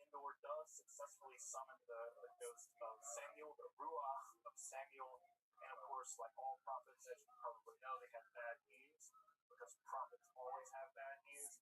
Never go to a prophet to get good news. They don't got it. You go to the prophet bank and go to the good news section, it's all full of bad news. And the bad news is, yes, God has abandoned Saul. He's going to die tomorrow. And guess what happens? God abandoned Saul. He dies the next day. In fact, he committed suicide dreadfully on the battlefield.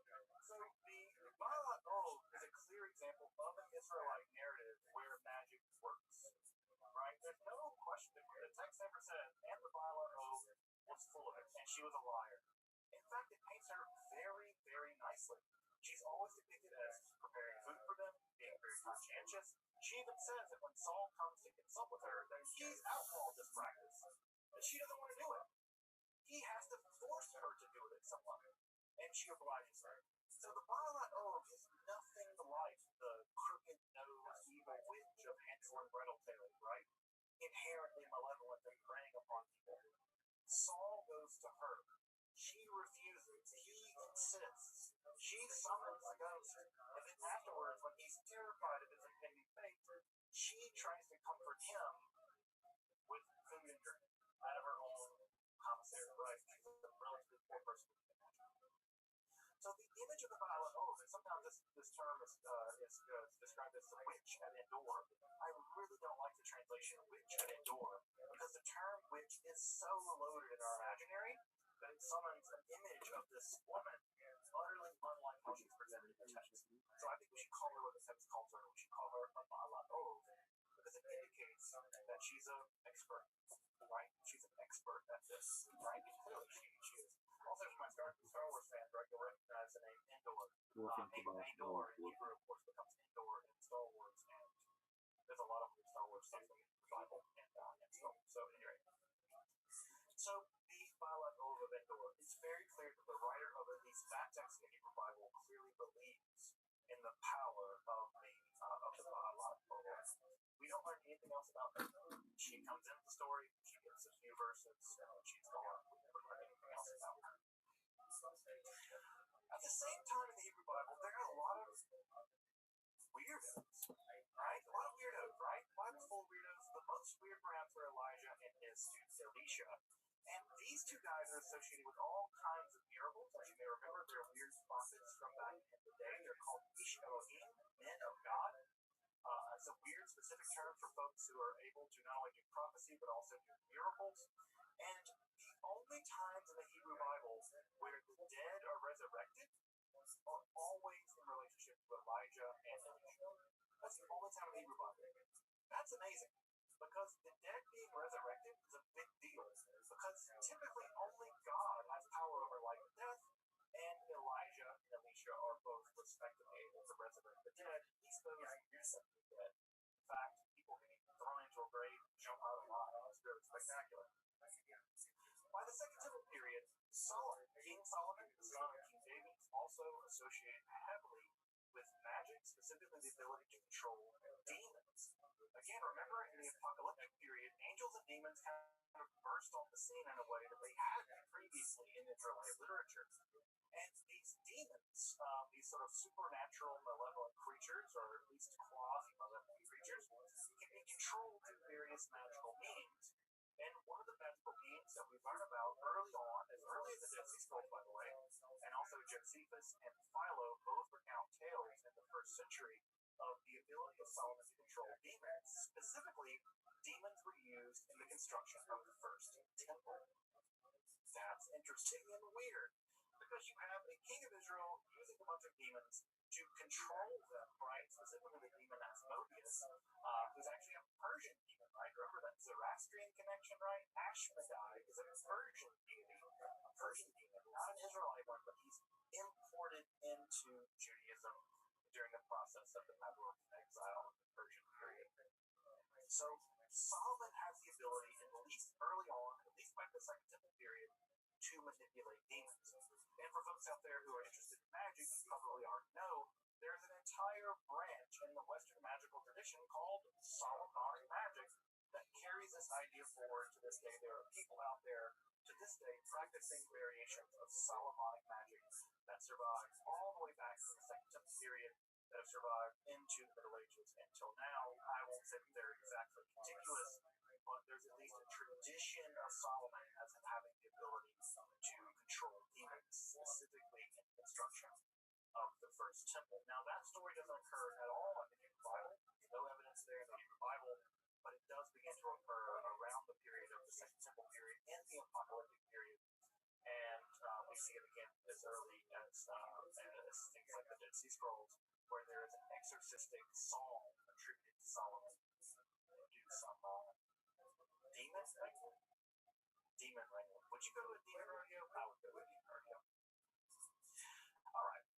The other place, right, where we also see is in the Galilee. The Galilee in the first temple and the second temple period was kind of jumping, hopping, like weird dudes who could do miracles. You may know Coney the Circle Maker, right? He was famous. I mean, this is my partner, Rabbi Albert's favorite rabbi of all time, is Coney the Circle Maker, who he had the great privilege of davening at his kever, his tomb in the Galilee. Coney, as you may know, is infamous for forcing God to make it rain.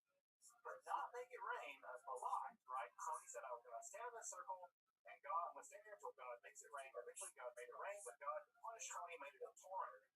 And Coney said, that's too hard, God. Turn it down a notch. And God turned it down a notch and made it rain normally, and Coney left his circle.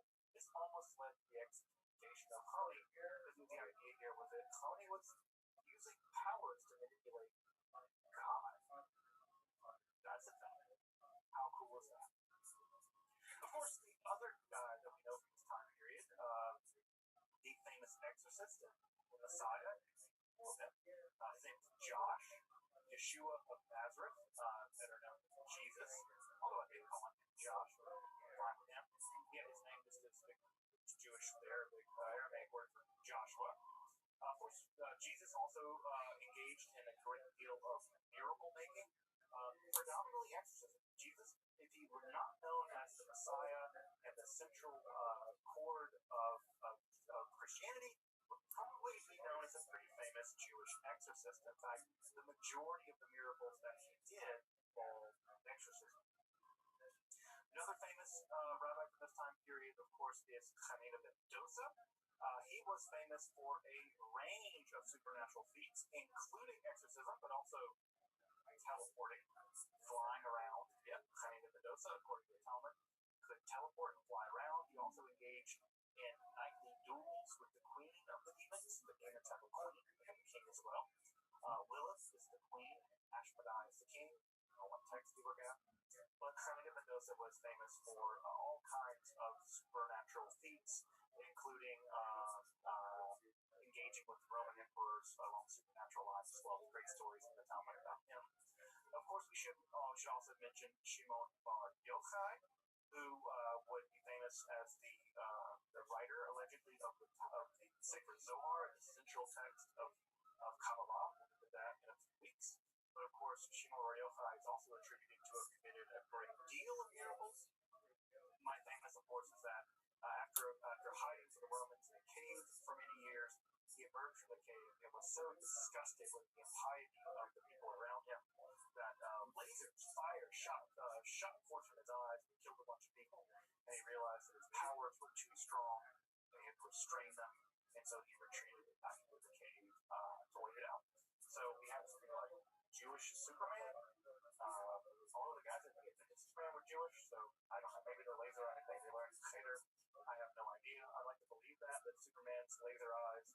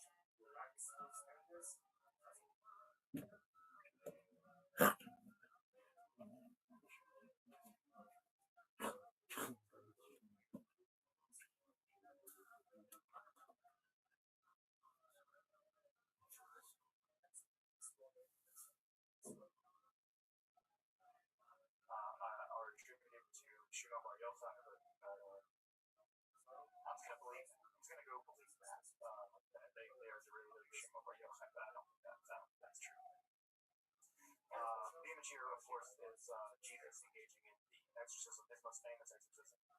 The Gerasenes demoniac. Jesus famously threw into a bunch of pigs and ran them off a cliff. There's a really great anti-colonial read of this exorcism ritual that I think is really important. That would be a story for another day. Now, you might just think, oh, all this magic stuff is unique to a bunch of weirdos in the Galilee. Jesus and those cats are not with him. No. Rabbinic literature, the Talmud, is absolutely filled with all kinds of magical practices, including things like abjurations. They're magical incantations to be used against various kinds of demons. There are all kinds of demons in the Talmud. The Talmud is full of demons, specifically disease-causing demons.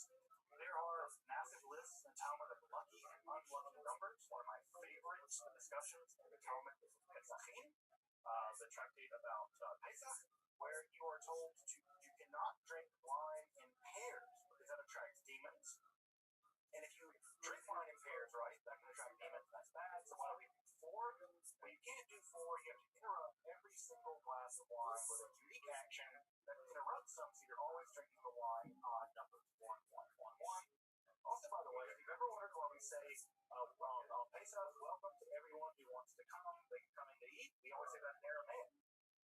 Why do we say it in Aramaic, not in Hebrew? Well, the rabbis say the demons don't understand Aramaic. They do understand Hebrew, so we say it in Aramaic, so the demons will get invited to our house. They're food. Not kidding you. That is a belief in within Judaism about why we welcome people into our home on Pesach in Aramaic, not in Hebrew. Demons don't understand Aramaic. I don't know why they don't take a Bible class or do a lingo class or anything, but they say they're very good.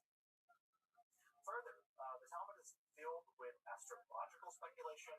There are amulets and incantations, specifically, for instance, one against blindness. It's a pretty famous one there against blindness. There's also a really famous one where you kind of engage in a duel with a demon and causes the demon to blow up if you do it correctly. There are also even the accounts and the tractate Sanhedrin of the creation of artificial people and animals. These are typically referred to as golems, and we will be spending some time talking about golems here in just a bit with the Sefer Yetzirah. Now, all of that stuff I just mentioned is considered completely allowable in the Talmud. You can do astrology, you can make artificial humanoids, you can banish demons, you can do all kinds of stuff, right?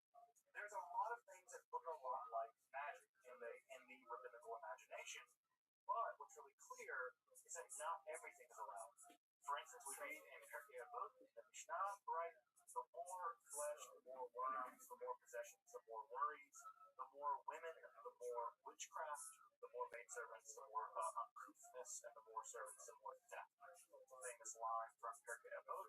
Again, the more women, the more wives, the more witchcraft, which is really misogynistic, but we also see here there's still a combination of witchcraft, right? Again, the link with women. Again, what we have here, right?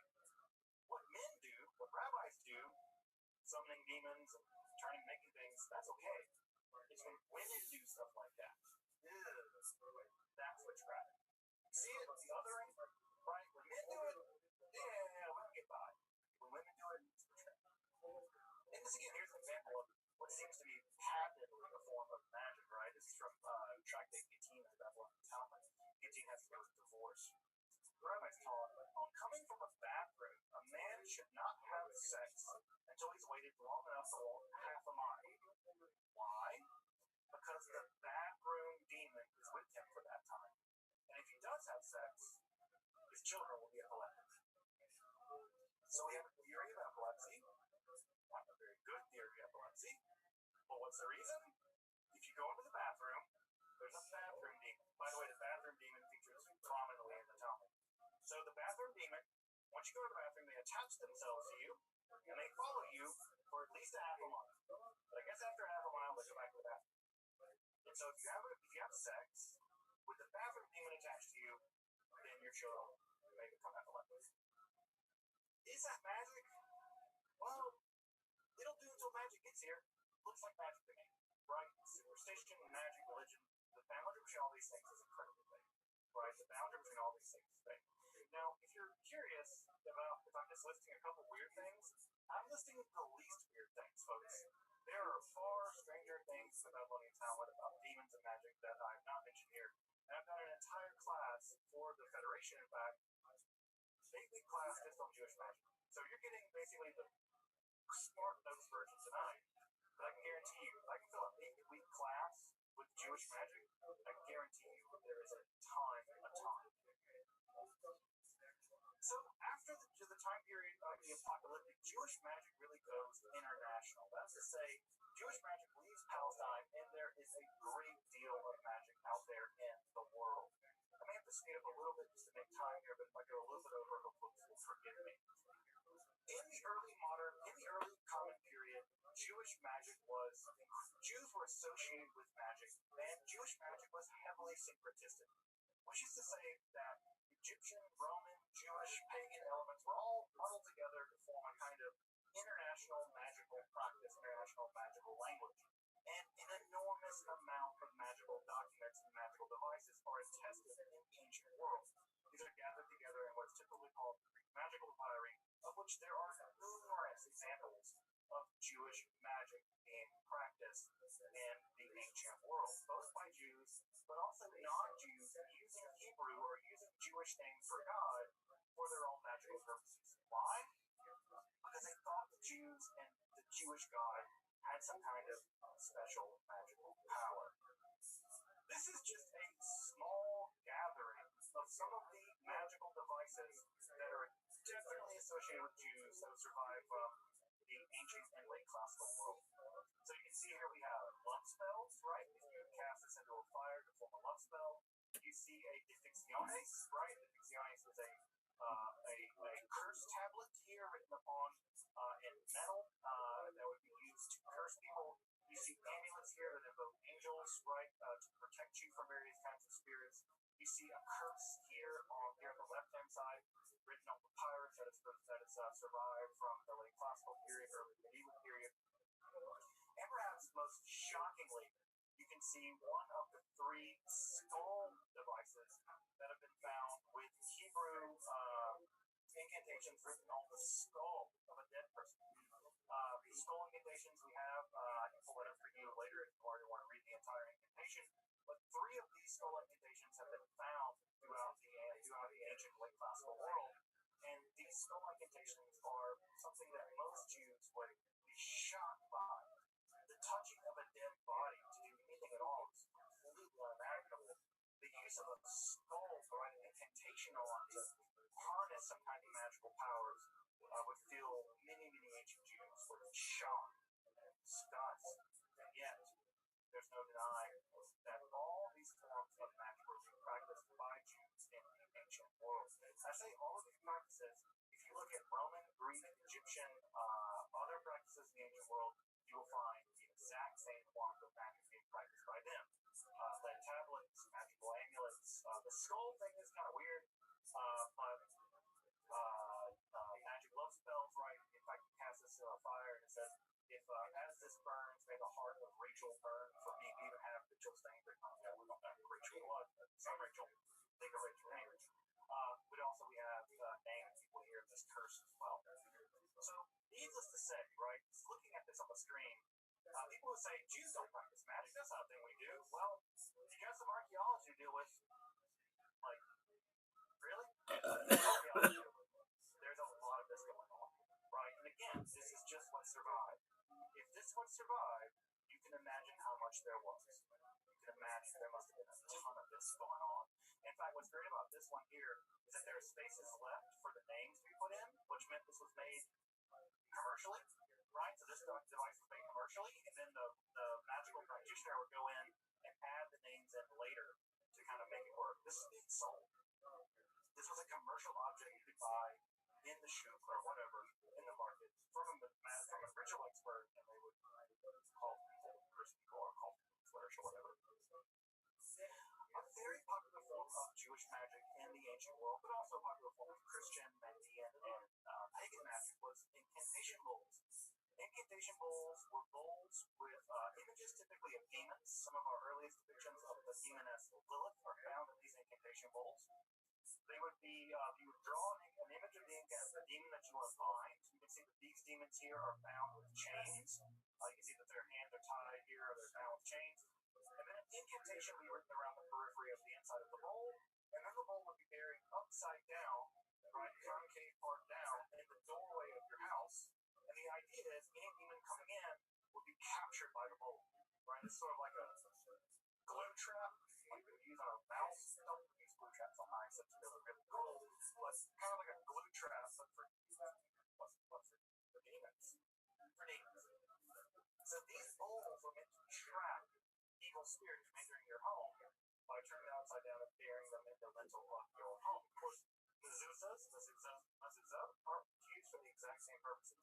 In many cases where there's a terrible illness in a home, still in this day in the Haredi world, the rabbi will ask to check the mezuzahs to make sure they are in order, to make sure that evil spirits enter the home because of a faulty mezuzah.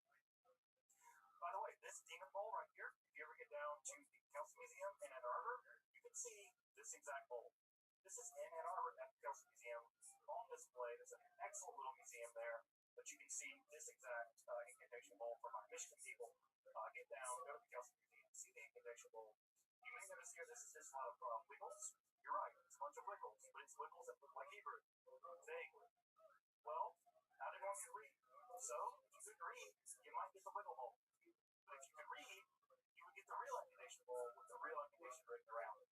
So we have these illiterate bowls, right, that are written with pseudo-script.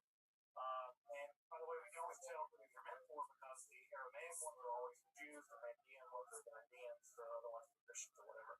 So everyone was using these. There are thousands. If you get a chance to go to the Royal Ontario Museum in Toronto, they have one of the largest collections of these demon bowls in the world. They have a whole wall of them. So if you really want to, these demons here are bound with chains. You can see that their hands are tied here, they're bound with chains. And then an incantation will be written around the periphery of the inside of the bowl, and then the bowl will be buried upside down, right, concave part down, in the doorway of your house. And the idea is any demon coming in will be captured by the bowl, right? It's sort of like a glue trap, like we use on a mouse. Don't use glue traps on mice, that's really, really cool. But kind of like a glue trap, but for demons. For demons. So these bowls are meant to trap evil spirits from entering your home by turning them upside down and burying them in the lintel of your home. Of course, mezuzahs are used for the exact same purposes. In many cases where there's a terrible illness in a home, still in this day in the Haredi world, the rabbi will ask to check the mezuzahs to make sure they are in order, to make sure that evil spirits enter the home because of a faulty mezuzah. By the way, this demon bowl right here, if you ever get down to the Kelsey Museum in Ann Arbor, you can see this exact bowl. This is in Ann Arbor at the Kelsey Museum on display. There's an excellent little museum there, but you can see this exact incantation bowl for my Michigan people. Get down, go to the Kelsey Museum, see the incantation bowl. You may notice here this is just a lot of wiggles. You're right, it's a bunch of wiggles, but it's wiggles that look like Hebrew. Vaguely. Well, how did one read? So, if you could read, you might get the wiggle bowl. But if you could read, you would get the real incantation bowl with the real incantation written around it. So we have these illiterate bowls, right, that are written with pseudo-script. And by the way, we can always tell who these are meant for because the Aramaic ones are always for Jews, the Mandean ones are the Mandeans, the other ones are Christians or whatever. So everyone was using these. There are thousands. If you get a chance to go to the Royal Ontario Museum in Toronto, they have one of the largest collections of these demon bowls in the world. They have a whole wall of them. So if you really want to get your fill of demon bowls, just go to the Royal Ontario Museum. I also say that one day if we ever do scale arts and crafts for little kids, if they're going to do like Play-Doh, they should make that's a completely authentic Bucky's and Vodka Day. They're going to make anything. You want to make little demon bowls and make the inside with monsters or whatever. It's a great way for them to put it out of their bed to like deal with their fear of monsters. I feel like this is an authentically Jewish way of dealing with fears about monsters and demons by allowing kiddos to make these bowls and maybe have a bit of catharsis and trapping the demons in the bowls. So anyone who says again, the Jews don't do magic, well, I got 10,000 demon incantation bowls to that you got to do with.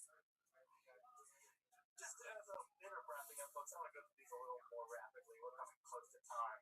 Another text that begins to emerge at this time are exactly books of magic, right? Books we might call grimoires. These are books of magic. One of the more famous, very early ones is called the Sefer HaRazim. I've done episodes on my esoteric channel on almost all of these books. So if you really want to dig deep into some of these books of magic, almost all of them I've covered in depth 20-minute episodes or so on my channel. So we have this is a book called the Sefer HaRazim that was recovered in fragments in the Cairo of Giza. It dates to around the 8th, 9th, 10th century, perhaps earlier.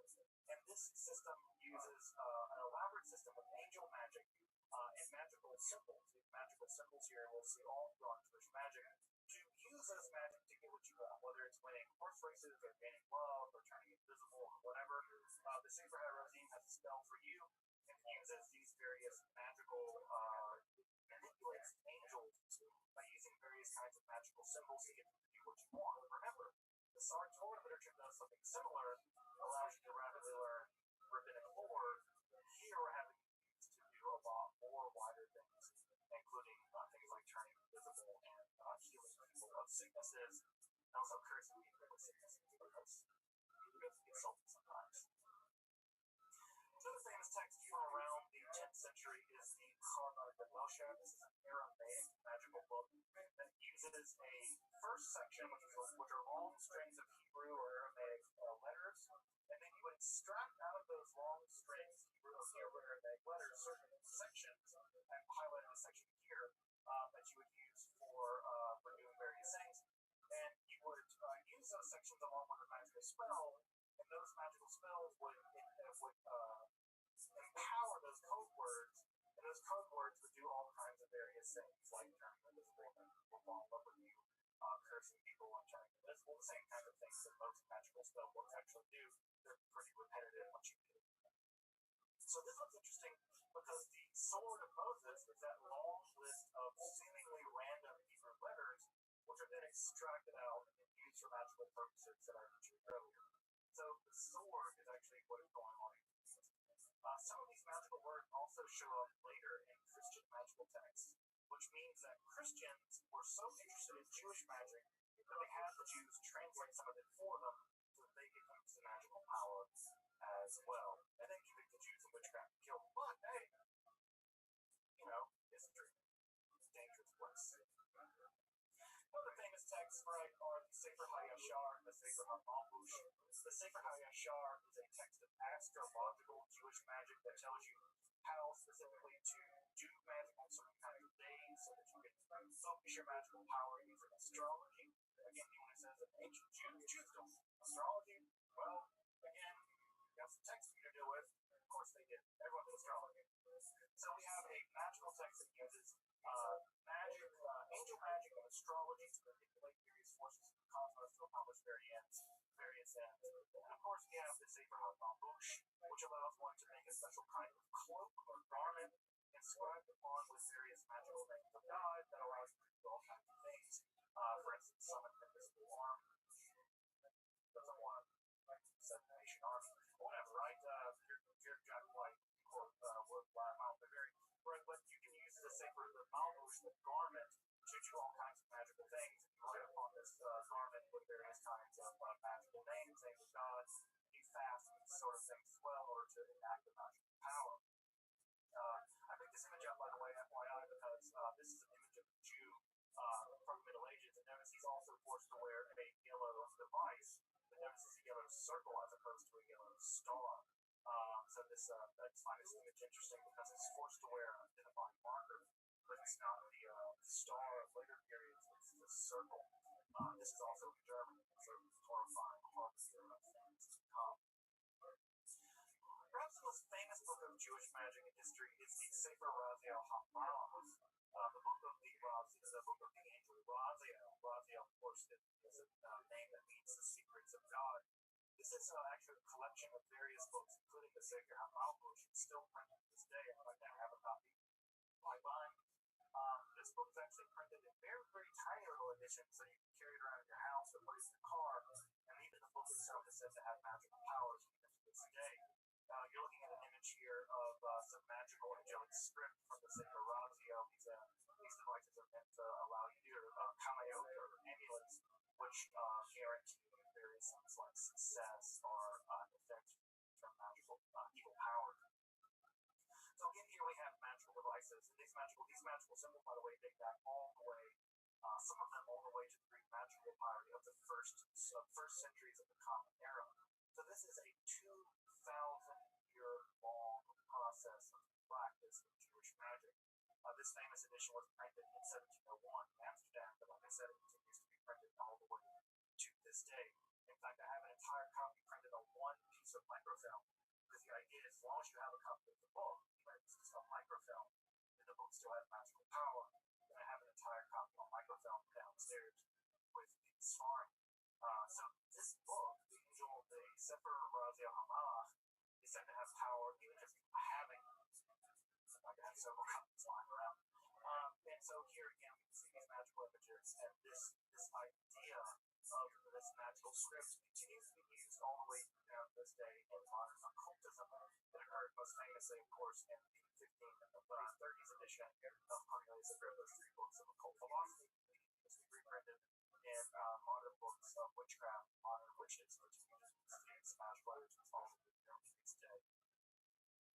Jewish magic is alive and well. If you go into free bookstores, you will find books on cameo, books on amulets, books on magical songs to recite for various magical powers. You can find all kinds of books in the most extremely orthodox streets where I go. I go into Brooklyn and Borough Park. I go into the very, very extreme orthodox Jewish bookstores because I can blend in. I go into bookstores and I look through the shelves and I find books of magic. There are books of magic about how to make amulets, books of astrology, sacred mazalot. In the Haredi world, Jewish magic is alive and well today. New books are being written on Jewish magic, and those books are being practiced all the way down to now. It also survives in the liberal Jewish world, for instance, in the Kohenet movement. The Kohenet movement, as you may know, is a revivalist, sort of quasi-pagan Jewish revivalist movement that wants to resurrect the idea of a Jewish priestesshood, and magical practices in that world are also incredibly popular. And so in that world, in the most sort of radical left-wing Jewish world, magic is also being practiced. So we have the most radical left-wing world of Jewish practice, magical practice happening over there, in the Israel Freeman Center, right, all the way to the Negra, where they are publishing books of magic, Jewish magic in the Haredi world. Jewish magic's alive as well, folks. It never went away. It's always been there, right? It's always been there. How do we know? Because the Bible has to do it. Condemnation is always proof of practice. It was being practiced by Israelites. That's why they condemned it. Well, it didn't work. The prohibition almost certainly made sure that it would continue to be practiced. It's been practiced all through time. The earliest part of the Hebrew Bible we have is probably a magical amulet. We have evidence of Jewish magic reaching back to extreme antiquity, to the very beginning of the Israelites. We have evidence of it being practiced in the Haredi Blackout world and in the leftist Jewish world of the Kohanim. Jewish magic has always been here. It is here, and it will endure. Will no doubt endure. I have some recommendations if you want to learn more about Jewish magic, especially ancient Jewish magic. There are some of these great books by Rothschild and Hariri. The Hariri text, by the way, is published by Wayne State Publishers, so shout out to Wayne State Publishers here just down the street from me. So if you want to take a look at those books, I can't say they're terribly expensive, but they're really high quality scholarship. If you want to learn more about the history of Jewish magic up until the rise of the Kabbalah, those are both excellent texts to consult. Welcome back, and thank you for joining me as I explore the garden that is Jewish magic.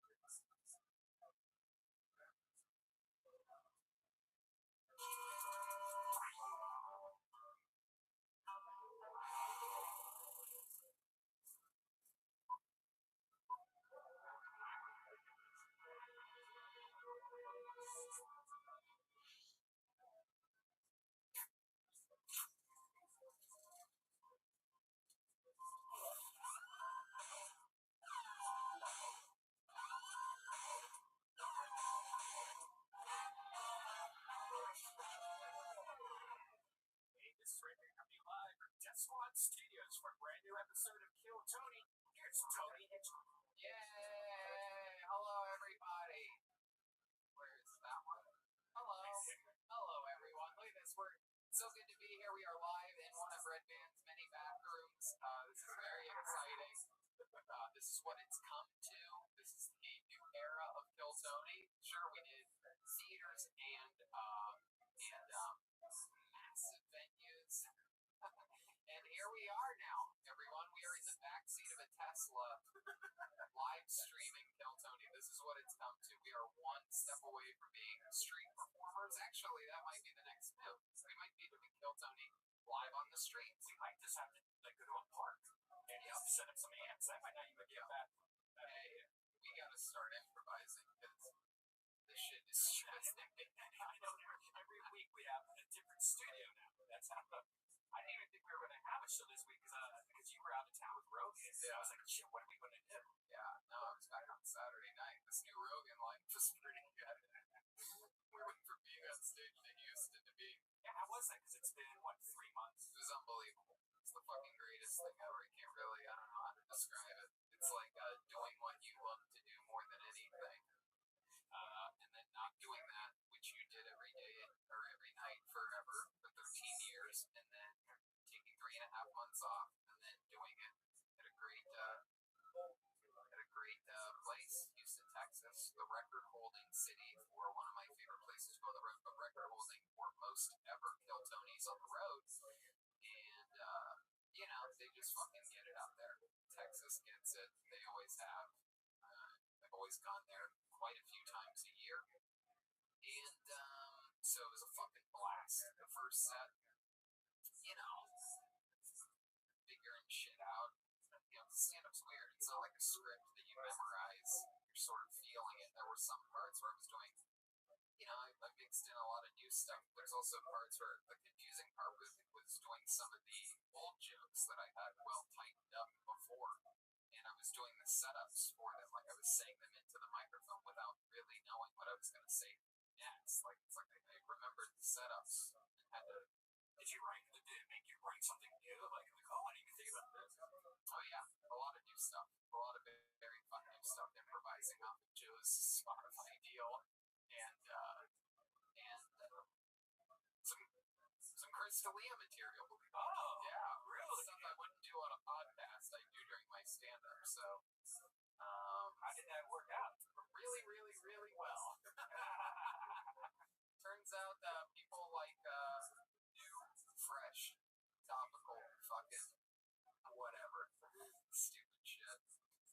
See, that was a blast, and here we are, the great Brian Redman, of course, Death Squad Studios, and we have a special guest, David Lucas is here. Hey, what's up, y'all? Glad that you're here, because as you know, we always talk about dildos and booty holes with you, and I don't know if you know this, but I've been getting a lot of dildos and booty holes lately, and this episode is brought to you by Adam and Eve, the #1 adult toy superstore. Adam and Eve says the best part of staying at home is playing at home.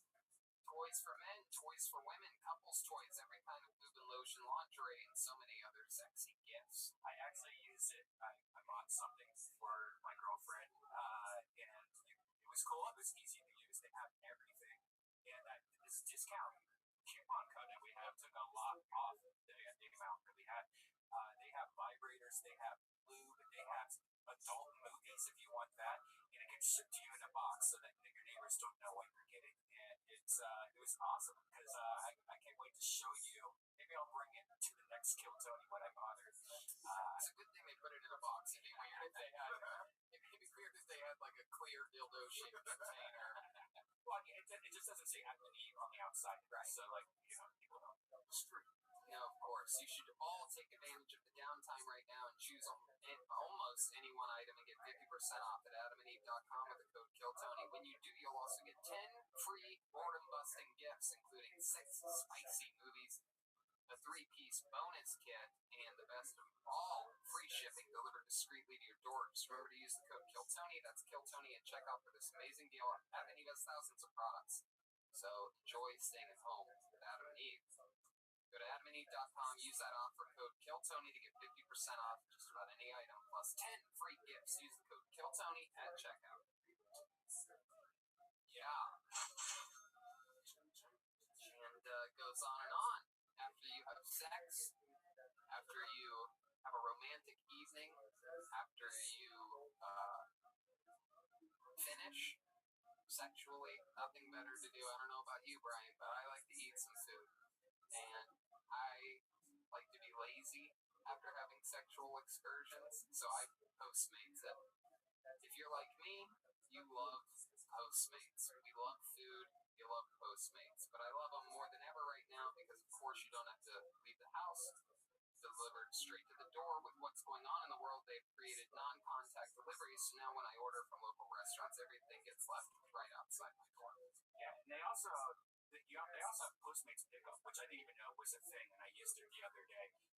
Which is great because you can order from your favorite restaurants, and you can you're supporting your neighborhood places. I know that there's a few places in Burbank here where I've been reading that they might go out of business, and it's very depressing. So now you can go on Postmates and you can pick it up right there. And Postmates doesn't deliver just burgers and sushi. They actually make my life easier by picking up everything I need from Walgreens and 7-Eleven and dropping it off right outside my door. That's great. Now they just drop it off, they take a photo, and then they send you a message like, hey, it's out front. Just download Postmates on iOS or Android, find your favorites, and get anything you want delivered within an hour. Anything you want. I've been getting, we all know Vito's gives us pizza every single week. It is incredible. And I've become recently addicted to their chicken parm sandwich. And I get it delivered straight to my door. Sometimes I'll swing by, say hi to Charlie at the shop on Santa Monica, but La Cienega, not but near Santa Monica, and yeah. So anyway, for a limited time, Postmates is giving our listeners $100 of free delivery for your first 7 days. To start your free deliveries, download the app and use the code KILLTONY. That's KILLTONY for $100 of free delivery credit for your first 7 days when you download the Postmates app. Anything you need, anytime you need it, Postmate it.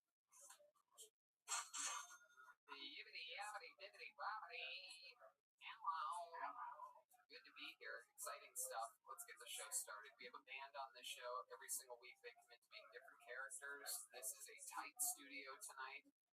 We are all very close together, so let's see what characters they are tonight. I present to you the best damn band in the land, Jeremiah Watkins and Joel Jimenez, everyone. Here we go. Uh-oh. I haven't heard this music before. This should be interesting.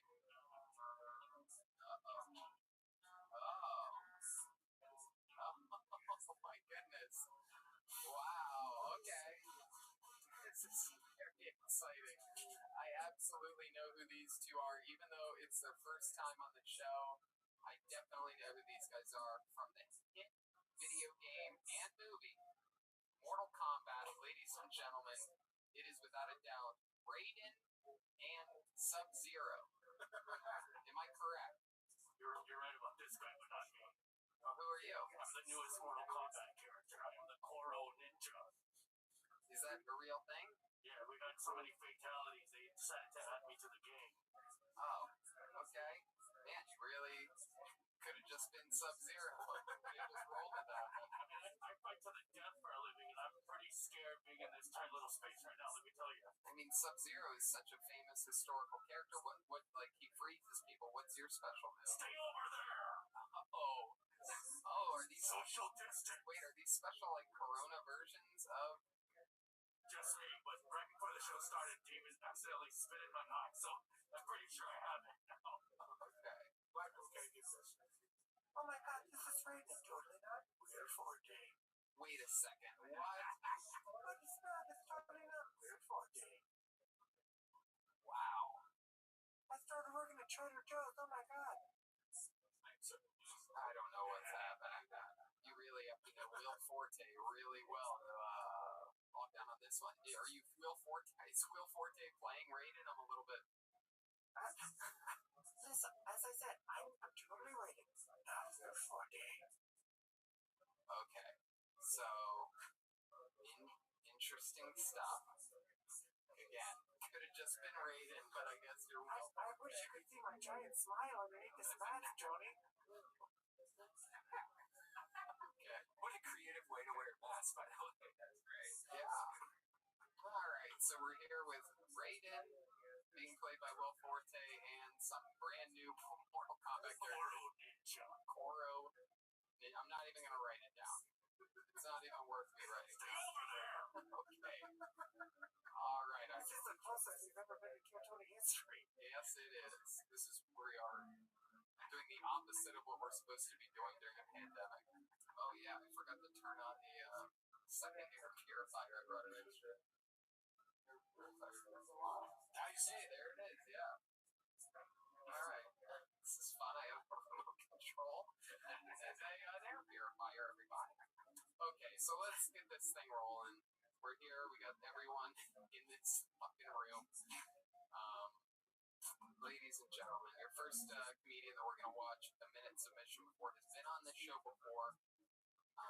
He has blown our minds with his previous technical abilities. We liked him, so we told him anytime he wants to send in again, he can. Ladies and gentlemen, your first submission comes to us from Drew Williamson. Here we go. There's a little music first.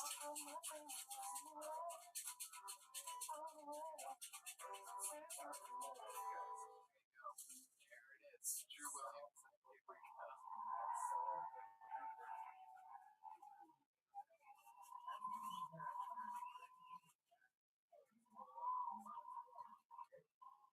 Great year here at Divine. Our product lines, furniture decorations, and houseplant GPS locators have redefined the tech sector.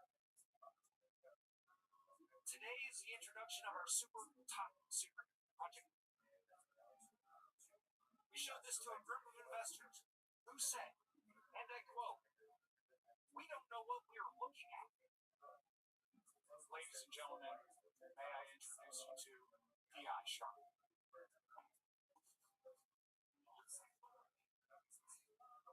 The most loud, powerful, wood, over-engineered pencil sharpener the world has ever seen. Let's see how it works. Simple boot up process. Easy to carry, 5-step remote.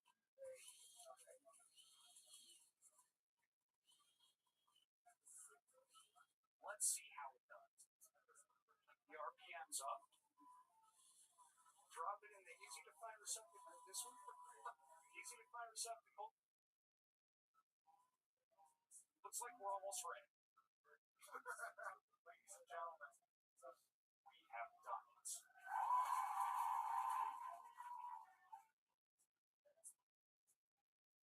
There it is. This is what our show is now, everybody. This is what our show is now. We started the year with, I believe, 1,900 people in a theater in Vancouver, and this is where we're at now. We are now in a closet with one another. I mean, I've always been in the closet, but now all my friends are with me. There I'll be Joel with that joke. And, Who's Joel? I'll be Koro Ninja. So stupid, I remembered the name. Underwear headwear. So here we are, and Drew Williamson is joining us. Hi, Drew. How are you? I'm good. How is everybody? We're good, man. We're good. We're hanging in there. Everything's great. Totally not about to have a fucking meltdown.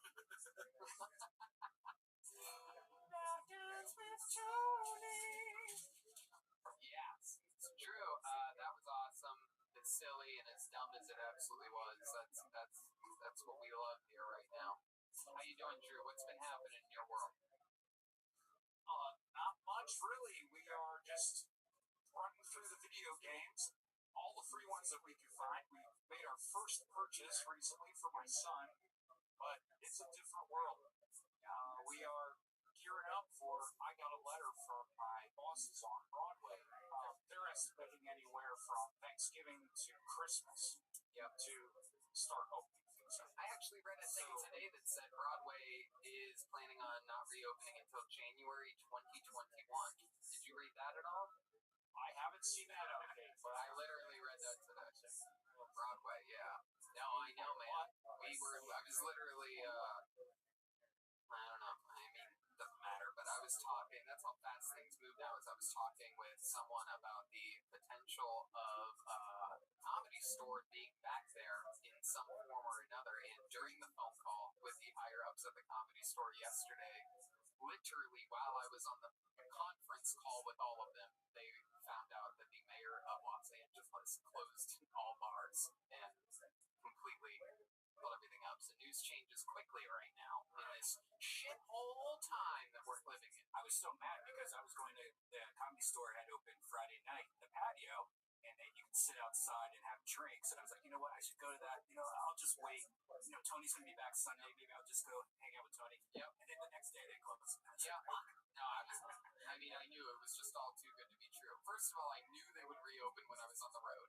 I knew that for a fact because that's how it always works. And they did. They announced it on Friday when I was leaving, and it was open on Friday and Saturday or whatever. Saturday, it's just Saturday. Yeah. And yeah. So there is good news. I got an email today. They're opening as a restaurant Thursday.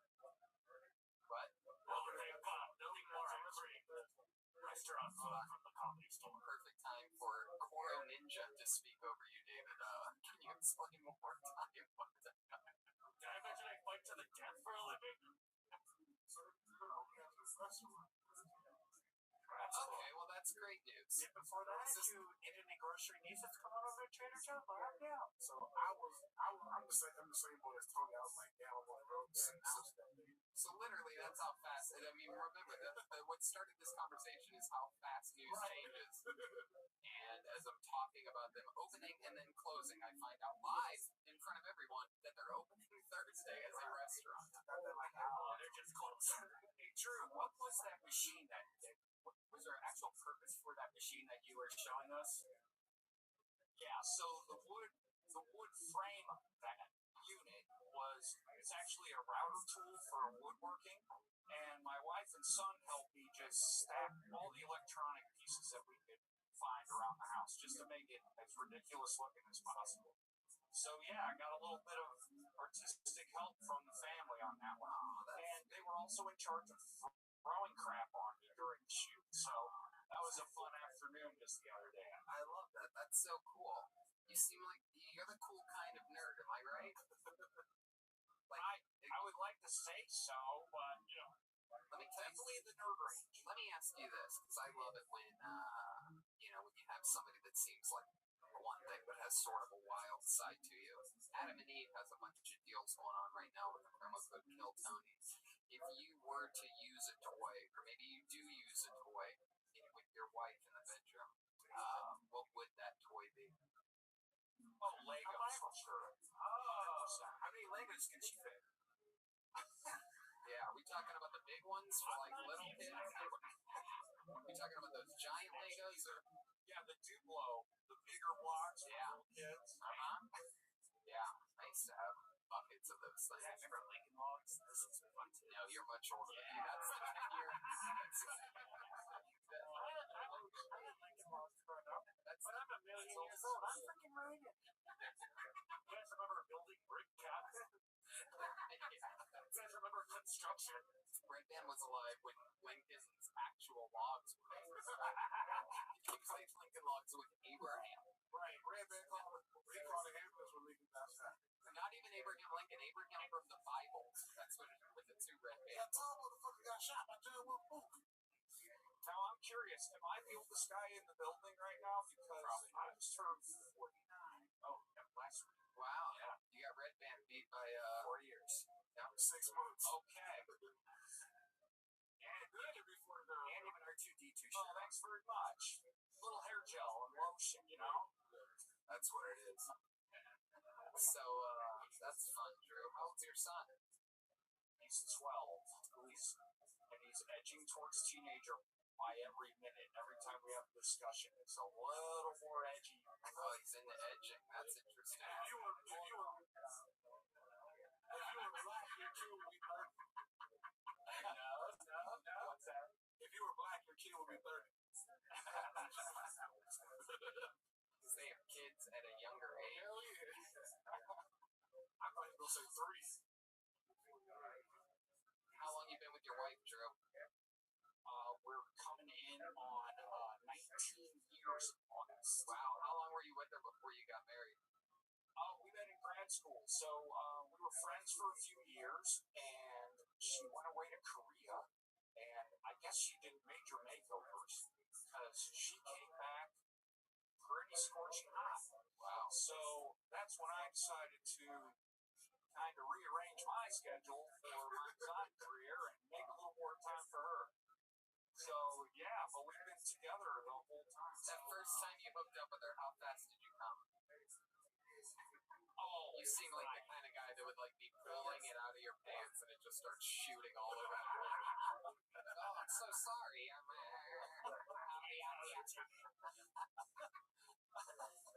a lot of nights are, oh, you're ready.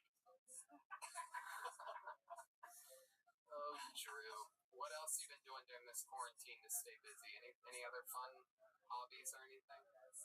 I've made a major deal out of cleaning the house, and my wife was excited for me to be doing more videos and being recognized for it.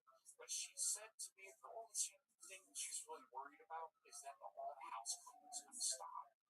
So I have to just get up and vacuum as soon as I turn off the bucket.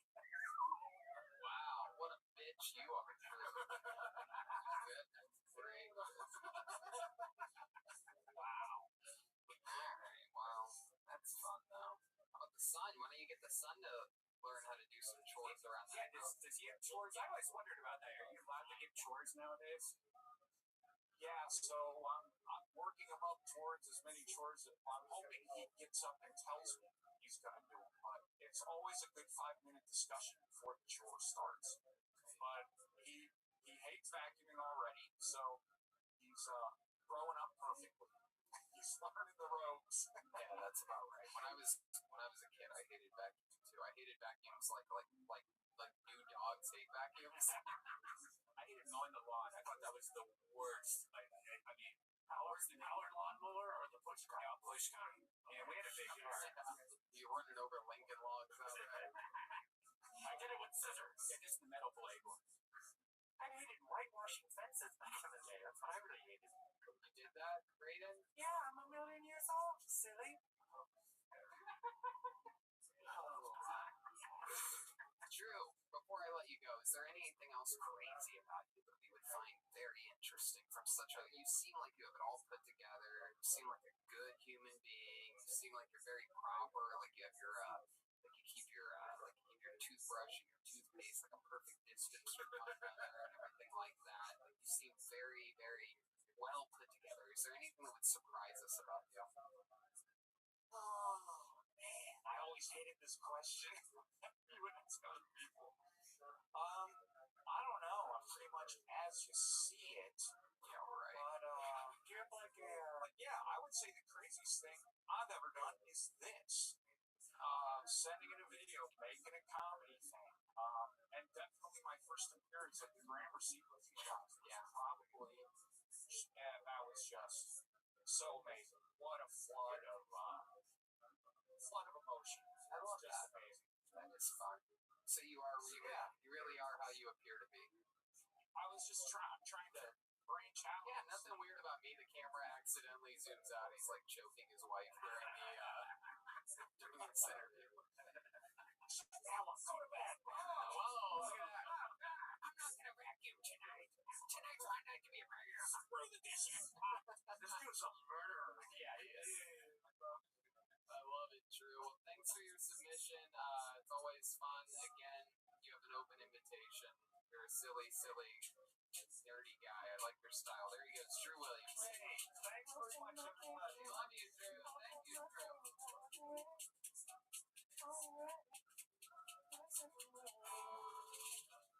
Fuck yeah, here we are on to our second comedian. I still haven't killed myself tonight. This is very exciting. Ladies and gentlemen, your second submission coming up here in just a moment is coming from a man who we met him before the pandemic, and meanwhile, during the pandemic, he grew to become one of the very famous characters on the show. We've seen him interview Mexican prostitutes. We have seen him up the ante from there and interview Mexican transgender prostitutes. And now he is back. Ladies and gentlemen, This is a submission from Manolo after this little bit of music here.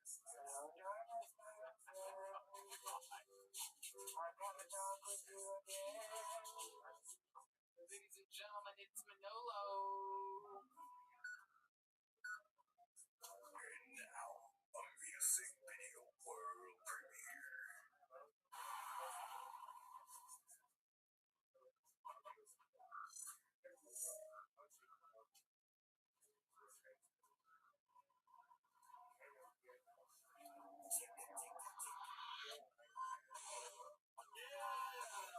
What's up, motherfucker?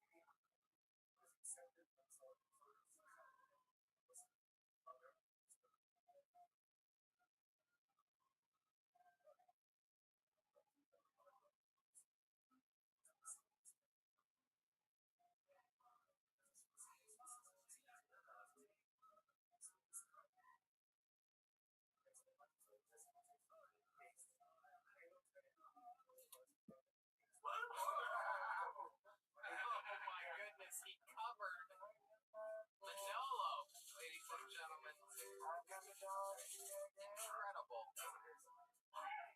Wow. Manolo has covered Michael Lair's hit song from a couple weeks ago, Ryan Betkamp. Hello, Manolo. Can you hear me? Oh my goodness, you are living the high life down there in Tijuana. Pull your head back a little bit. She's got a little nipple popping out over there.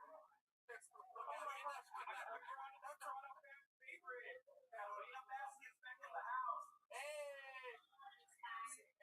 Wow, what's up? Fuck yeah. Oh my goodness, that one to your left looks like she's questioning her life right now.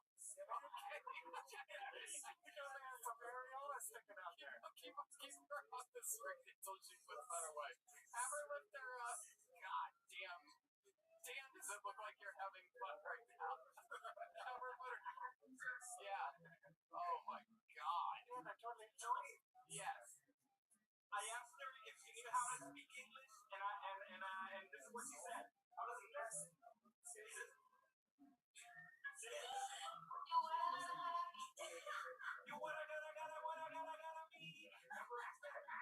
You guys, I don't know anyone who has thrived more during this pandemic than you, Manolo. It's literally, when we were at the Comedy Store, we were going through, you know what I mean?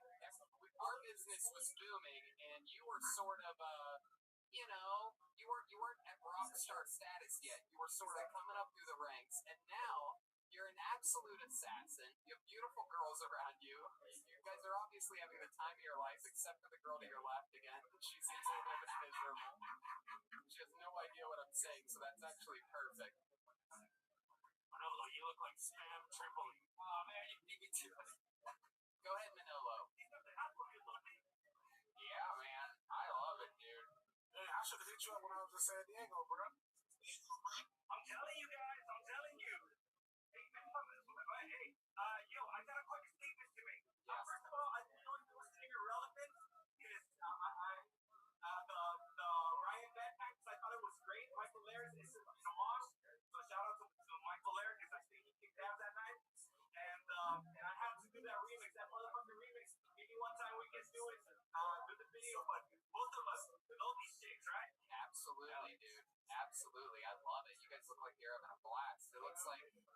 looks like you and the girl on the left are on Molly, and the one behind you is coming down from Molly.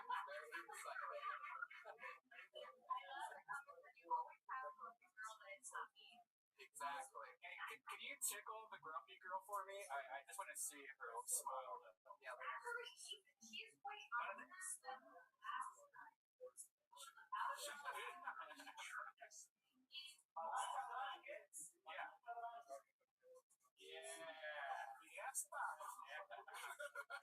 Maybe just fell out. I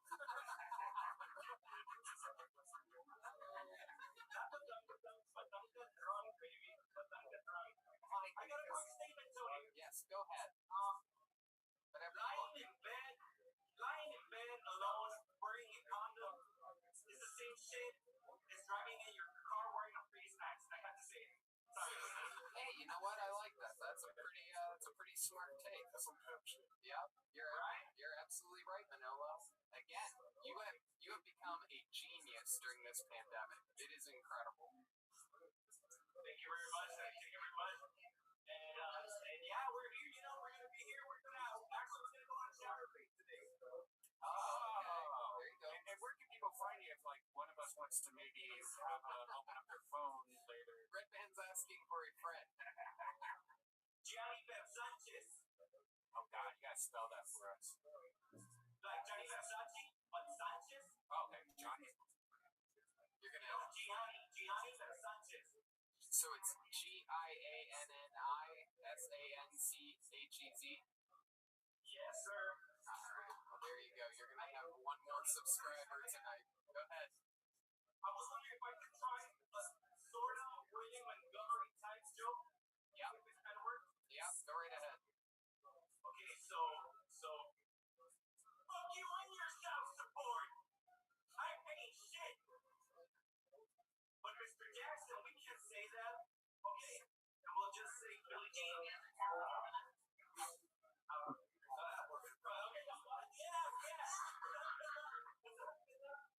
Basura. This is chaos. I super love it. Oh my God. What has this show become? I have never. Oh, okay. All right. Oh my goodness. You must have broken into Tony's house. You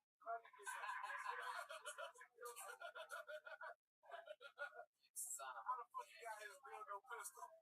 Did you get those at Adam and Eve? Yeah. Let's do that. Hey, put it in your mouth and turn it on. Oh my goodness. I'm black, so I won't go. You know what? I just had an idea. Kill Tony, Tijuana, July. We got the best spots, I'm telling you, Tony. We got the best spots. Are they open down there? The border's closed, right? Is the border closed, Manolo? 5 minutes. You can take a U.S. shuttle. That's I'll tell you this. If you guys want it, you can look it up and see if it makes sense. I get the feeling Jeremiah won't be allowed to come on this trip. Tony, you have to put that episode on OnlyFans, bro. I've been happily married for 1 million years. Yeah, I feel like we'd have trouble getting down there. They would let Joel in, and we wouldn't be able to get him back. I'm a tourist who can actually speak English, and they did not let me cross the U.S. because of everything. Oh my God. Oh my God. Please tickle that girl on the right.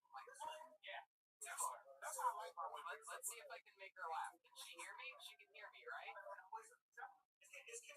We actually can't free here. So that's why we're struggling a bit.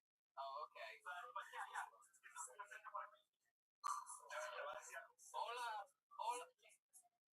Hola, muchacha. Mi llamo es Tony.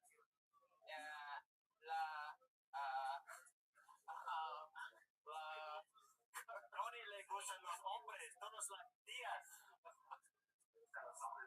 A Tony le gustan los hombres. Le gusta chorizo y salchicha en la boca y... Alright.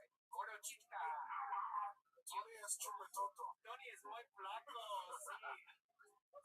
Y talcado. Hold on, let's all talk at the same time. Can we do that? Sí. Yo soy americano.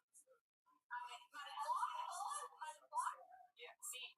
Yeah, it worked. There you go. See, I did it in 3 words.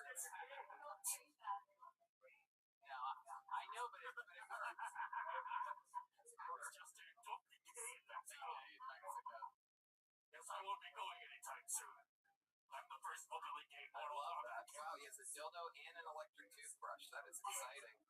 All right, Manolo. This has been awesome, dude. You're fucking incredible. I mean, what can I say? This is. Wait, you said it. Are you in a bathtub? I stepped off. Yes, Don't look puddle water.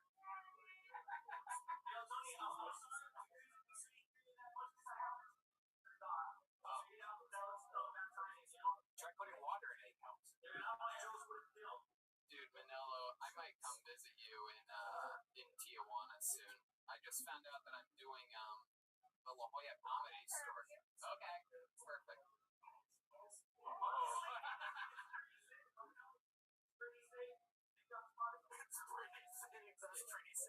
Pretty safe is always what I'm into.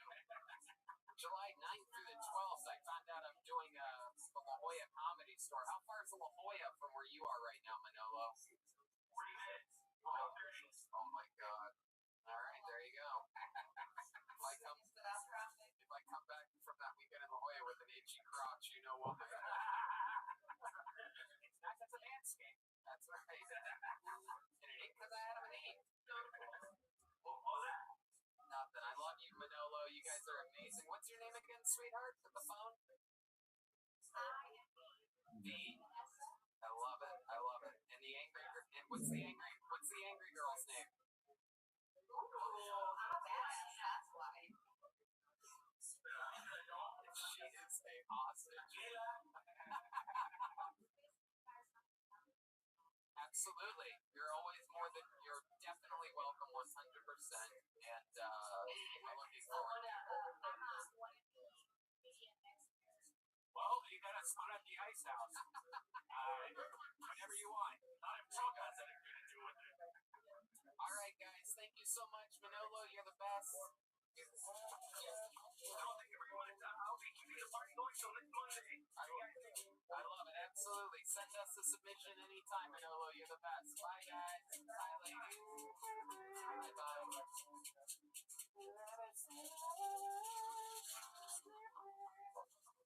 Wow. It really is. The last thing you want to be 2 spots into this show is jealous and horny, but here we are. Okay. There you go. We have another submission, ladies and gentlemen. This man became famous on the show just a couple weeks ago, and he was doing a parody of Manolo, who we just had on, and now he is back. Ladies and gentlemen, it is Robolo. Here he is. There you go. Here's Robolo. Robolo here again with my buddy Cianciani. Yeah, he's got the hookup to the Laguna Gal cartel. I'm gonna tell him a few jokes in my new minute.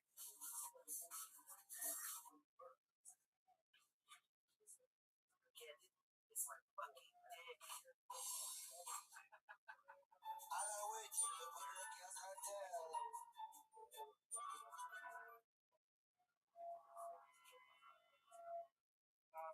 Anyone else mistake Harvey Weinstein for Harvey Firestein? The gay Jewish guy from Independence Day? Yes, I have this watch me shower.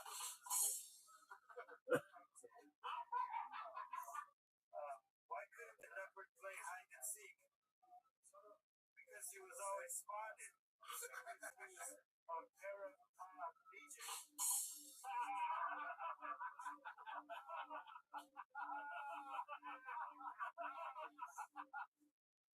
That's real funny, right? Hey, stop. Hey, what's going on? Let's go. Don't worry, dude. This is great. We're jumping you in. We're not going to jump him in, fool. We're going to dump him in.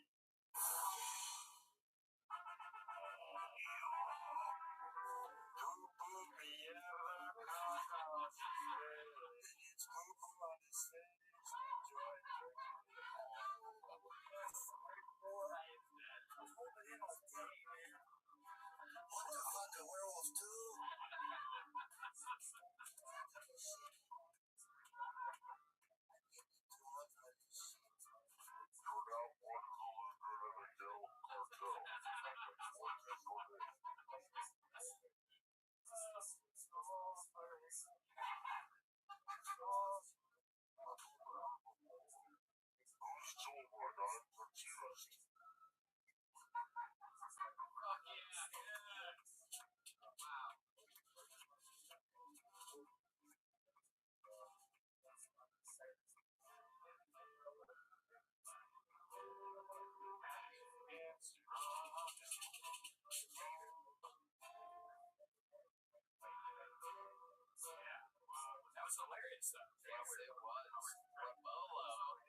so dope, bro. Like they put actual production on it. For sure. Effects and bullshit. Yeah, 100% of the submissions so far, very high production quality. I mean, if we were to put it side by side to these episodes 3 months ago, it would be a shocking difference.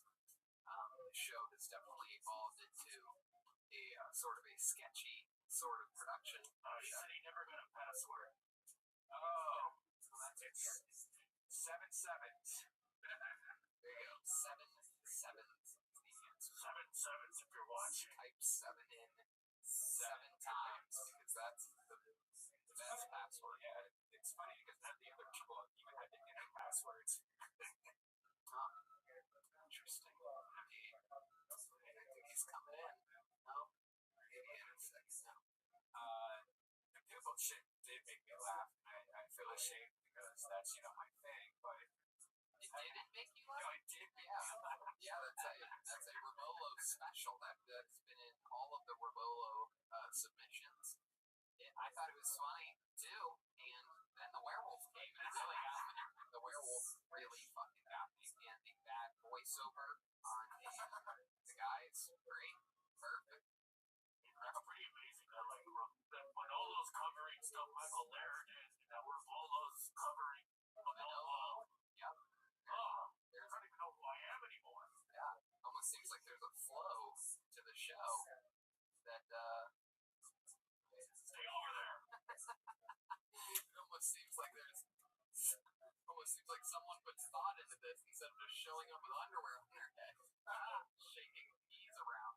Well, it looks like these callers actually know how to have fun. Oh, wait, it's underwear? No, it's a ninja mask. How fucking dare you? It's a swimsuit, bro. That shit is horrible. What do you know about swimming? Oh, damn. Koro Ninja. Look, fight to the death, alright? Oh, Told us that shaking peas around. yeah, what are those? What's in there? They're beans. They're from Manolo. Oh, my goodness. It's a sugar because you said you wanted things nice and Manolo. Yeah, no, it's great. I agree. It's absolutely perfect. Great. While we're waiting, Jeremiah, how was you were gone for 2 weeks? A lot of people thought you quit. Yeah. I forgot your name. Sorry. It's tricky, mate. How was where you were? Actually, I went back to Kansas City. I went on a secret trip there. And Overland Park? well, not only that, but Overland Park is where Brandon is from. Yeah. There's as many black people in this studio right now as there are where Jeremiah was, by the way, if you're wondering. If you're like, hey, I wonder what the numbers in Olathe, Kansas are of black people. This many. That's the answer. It's actually not true at all. My mom has a black neighbor. We hung out at the pool. It was a lot of fun. Yeah. They may have just been doing blackface. What do you think about Aunt Jemima and all this shit going down, dude? Bro, that shit sucks, man. Why you trying to take black people ask for equality, and now white people trying to take black people off the pancake? With a white woman on there. I saw Aunt Jemima at the grocery store. Like, she likes to buy a lot of these things Yes, now. she's And, doing a lot of money. Yeah. Before you guys really care about the logo on your syrup that much. Yeah. Before you have Aunt Susan. Eat the fucking syrup. That is the shit. That's a really fat get rich quick scheme. I have all the extra mind, but I mean, like, These are gonna be worth something someday. These are gonna be every now and then. Brian fucking here sipping on syrup, man. That shit's like gold, bro. You can sell them on the black market, or now they have to change the name of it though to the You know what else the is market. changing, bro? Equality. They don't want people to use the term master bedroom anymore. Oh, shit. This shit is getting out of hand. See, what's crazy is that I heard about that, and I'm like, why? And then I'm like, oh shit. And so, like, people are learning about racist things that they never even thought of or knew before. Like, I never thought the master bedroom had to do with what bedroom the NASA. I don't even think black people knew that. I don't think anybody fucking knew Says that. the white guy. They want you to call it the primary bedroom. I'm still calling my shit the master bedroom. There's a bunch of rich white kids right now on the internet that came from an all-white neighborhood Googling, like, what can we change?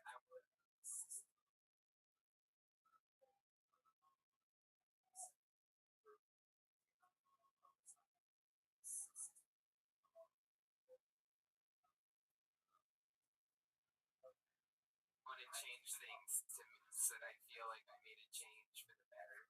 Finding out all this shit. The Land O'Lakes lady is gone. It's just the Uncle Ben's rice. Which, to be honest, They should just change it to Peter Parker's Uncle Ben. Peter Parker. That is his uncle. Yeah, Uncle Ben. That is so weird. You would think they would have named his uncle anything other than Uncle Ben. It's like we can pick any name for his uncle. What'll we go with here? I think rice sales would actually skyrocket if they changed it to Uncle Ben from Peter Parker and Spider-Man because there's so many Marvel fans. There's too many freaking Marvel fans out there. Yes. Sure do.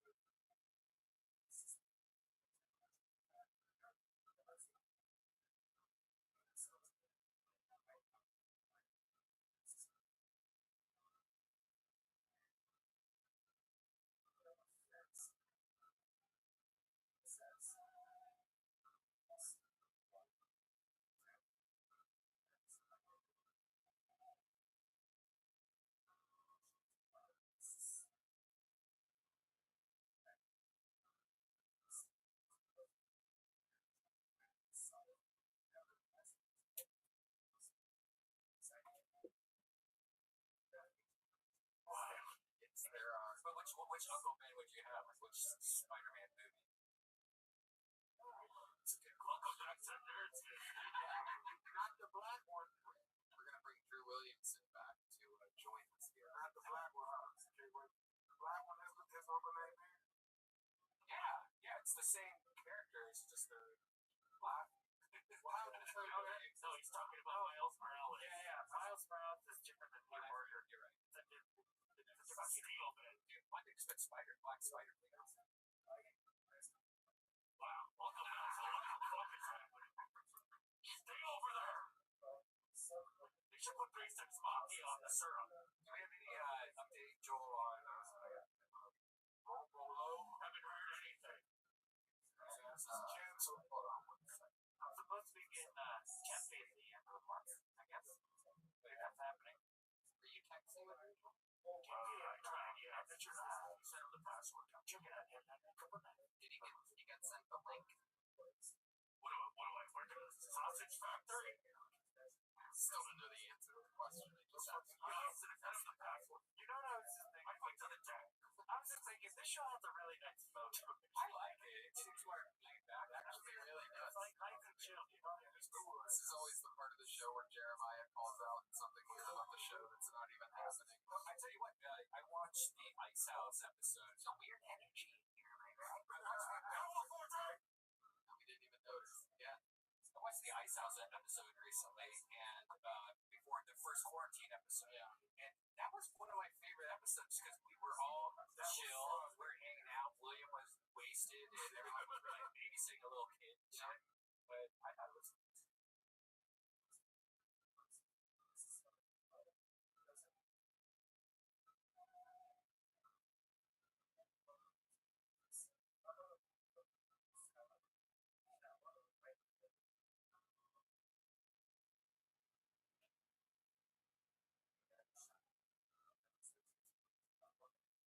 It's fun. I mean, we could always just fucking do a podcast. We always could. I don't know. I just think that sometimes, we gotta keep some submissions going and talk with people. And now that it's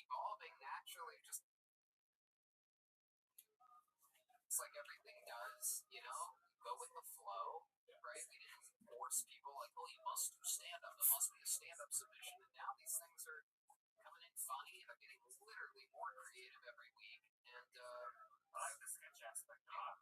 yeah, certainly going from stand-up to sketches. Are great. I think I like that better than the standing comedy. Especially when people are taking sketches and kind of like adding on to each other's sketches and making like a timeline. Exactly. I think it's a great idea. Absolutely. Developing characters like that. So, and I'm struggling right now to get it, and it won't let me. Well, you did listen? Yeah, we agreed to try.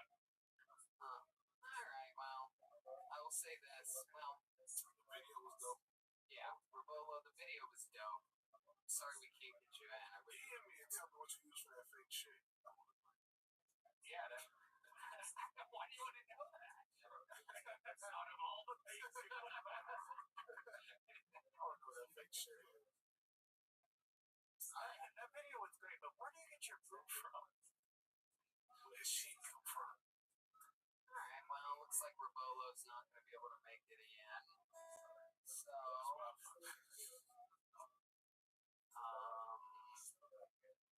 Should we just move on? If he comes back later, we'll. Yeah, let's try that. Yep, and we'll talk more about the making of that Rabolo submission if Rabolo comes in later.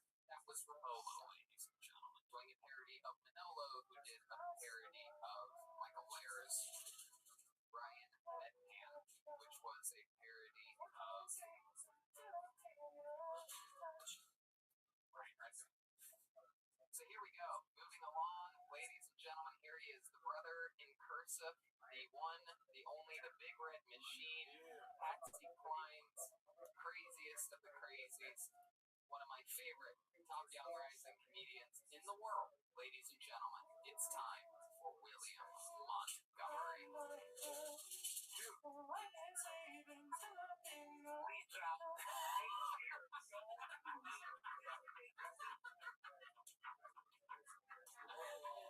What's up? I was metal injected earlier.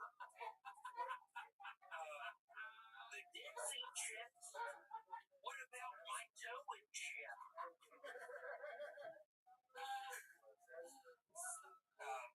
A lot of people wanna shit on Chris D'Elia, but that's not his fetish. Whatever happened to the stop and move away from the vehicle guy? No, really, whatever happened to that guy? Chris Angel's greatest trick is how he made himself disappear. It's pretty obvious a black guy named him Cracker Barrel. No, but seriously, I'm going to give a rest in peace to Judith Marcy. She was the little dinosaur on that dinosaur movie, late 80s.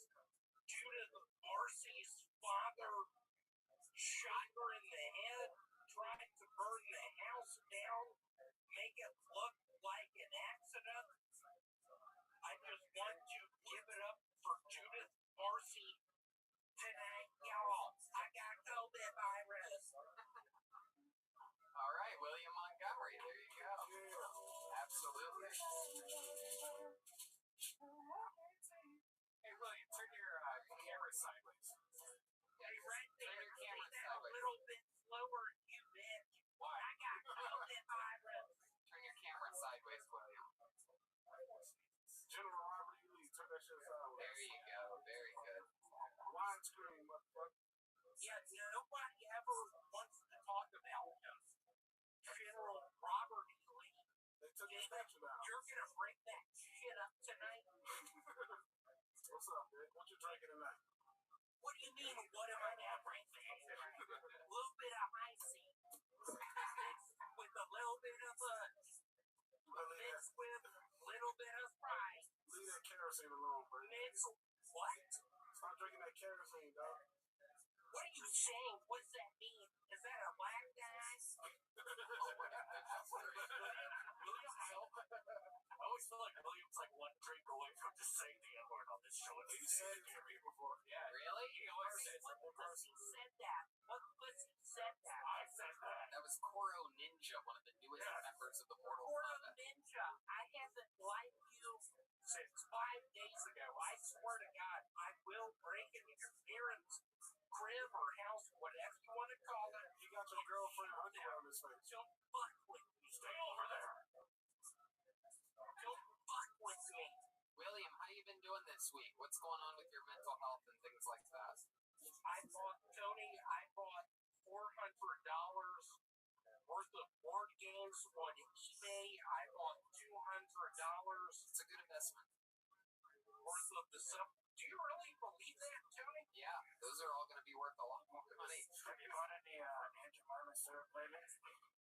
Can you say that a little bit slower, you bitch? William has a little fucking fire to him. It's hard to Yeah, get I'm understand angry things. tonight. What did you say, David? You hang around so many black people, somehow you. What did you say, David? Too many black girls? It's funny, it looks like you're actually looking at him here in the studio. What, Tony? It looks like you're actually looking at David in the studio with the way the TV's angled and everything. And now it looks like you're looking at me. Whoa, yeah, you're looking at Jeremiah's crotch. Oh, Koro. Here's something I wrote. Hey, Jeremiah, how have boogie nights been on Wednesdays? What does that mean? Will you say that slower, you bitch? Oh, Koro, come on. You're angry. Hey, Jeremiah, how have boogie nights been on Wednesdays? I don't really get it. Can you explain that a little bit? Come on, Yosemite Sam.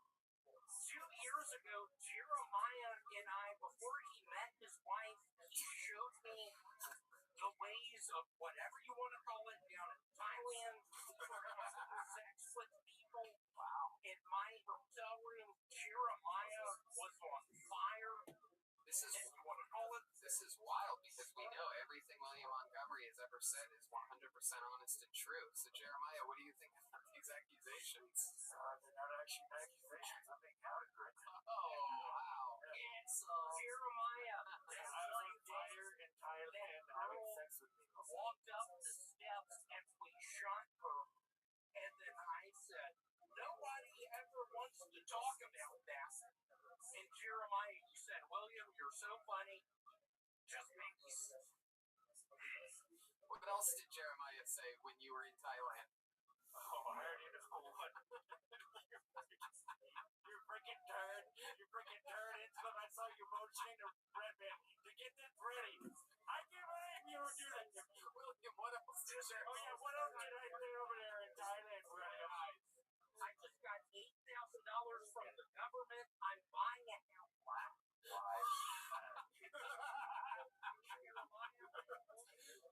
Can't buy an $8,000 house. We're not still in the Orient. Hey, William, what else did I say? Do I have your attention? You said to me, so Judith Marcy, I get it. You're sad her father killed her. Is it true she was the little girl in the cartoon? I think it was 1989. All dogs go to heaven. What are you talking about? Who Said something about that. I mean, why do you bring that up? That's not fucking funny. Hey, how's work though, Will? For real though, how's Talking about our history here. Listen. how's work? How's my work? I got fired 2 weeks ago. You just started working last week. Yeah, I started working at Walmart, whatever you want to call it. I got fired 2 weeks ago. I sell shampoo. You need to I borrow sell water. shampoo. That was my next question. What do you do at Walmart? Clearly, you're the shampoo guy. You need to borrow water in the nap. Okay. Wow. Where is he at? This does not seem like he's at a combo canteen, the backyard that we're used to. Yeah, is this a different backyard? Are you wearing a shirt? This is a different place. No, I'm not wearing a shirt. Wow. See the red dot. Oh, God. Oh, my goodness. Oh, William. Oh, William, you are shaped like a coffee. Having fun tonight. I'm shaped like a what? Like a coffee pop. Like a coffin? No, like a coffee pop. Like what you pour coffee out of into a cup. Like the tea kettle Like for a coffin. like the Kool-Aid Man picture. You're telling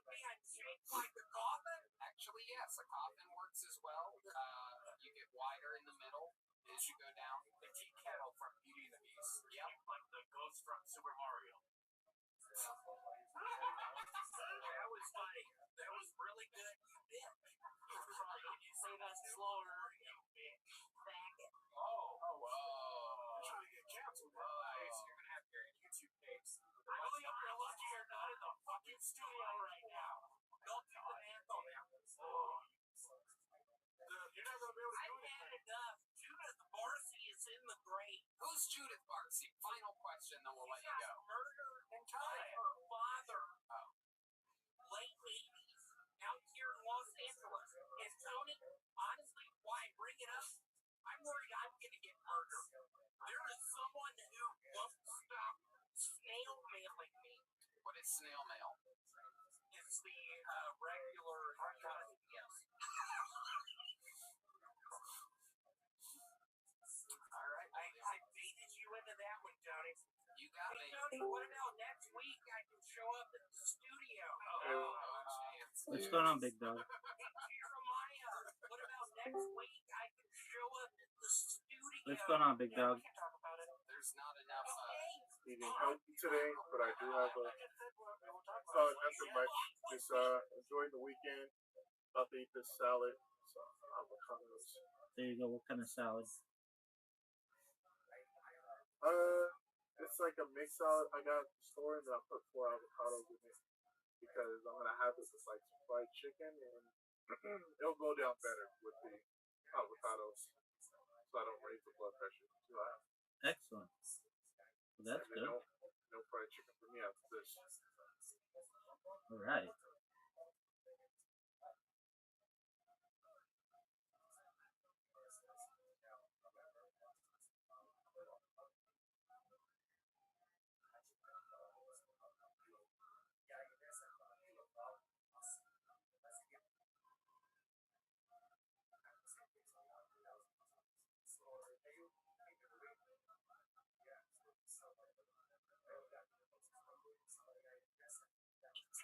Ago, dude, I got a bitch pregnant.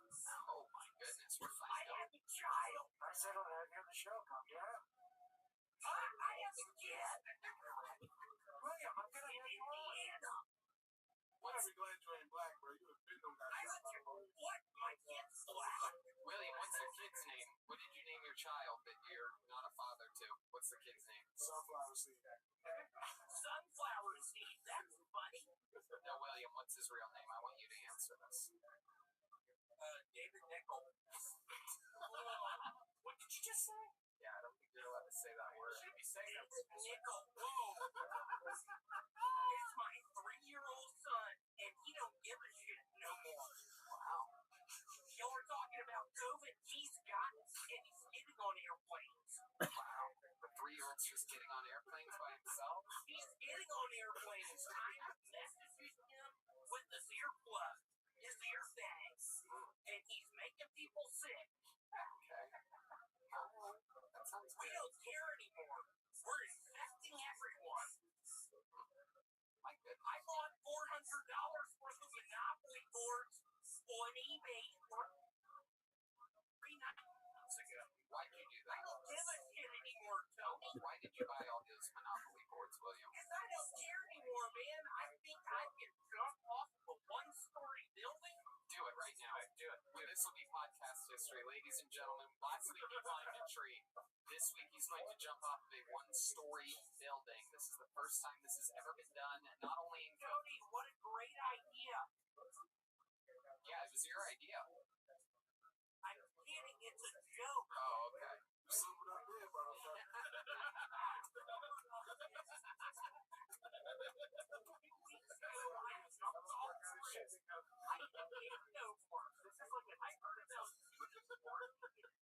All right. There's a limit to how many Judith Barcy references I can make. tape that the cops find in an abandoned house. All right, William. Was that a Hispanic person? Yeah, it was. A little bit. Yeah. We feel like we're watching the Blair Bitch Project right now. Oh. That was hilarious. You said that. That was rated. Great. Oily Cloverfield. Good job. Okay. I'm now going to move back to Memphis. My comedy's not working anymore, Ray. hilarious. William, absolutely hilarious. I love that. I love that you're still writing jokes. That's gonna keep that muscle strong for you. You have a very silly style that still works during this pandemic, even online, and I absolutely love it. You had Red Band and I almost fall out of our chairs on your Please Stop while the band was playing music. Absolutely hilarious timing and execution of that. And Y'all let me. I want to come in with y'all. we are. We're going to get. We just need. VR. Yeah, we just need 7 more Dyson air purifiers, and then. Spencer Edward. There you go. There goes William Montgomery, everybody. This is the part where you just start saying random made-up names. Now you got to get rid of them. Judith Marcy, Spencer Edwards. David Nichols. Yeah. Well, that's William Montgomery. You know him, you love him, and we have gone during this pandemic missing some of our favorite legends of Kill Tony, some of our favorite human beings, and one person that we have not spoken with in absolute months is, without a doubt, one of the most famous people in the history of the show. She signed up at, I believe, the age of like 61 for her first time. She got on. She has bucket luck like nobody else's business. She is a magical spirit and a super nice lady on stage and off. She's writing. She made a lot of friends in the comedy business at the Comedy Store.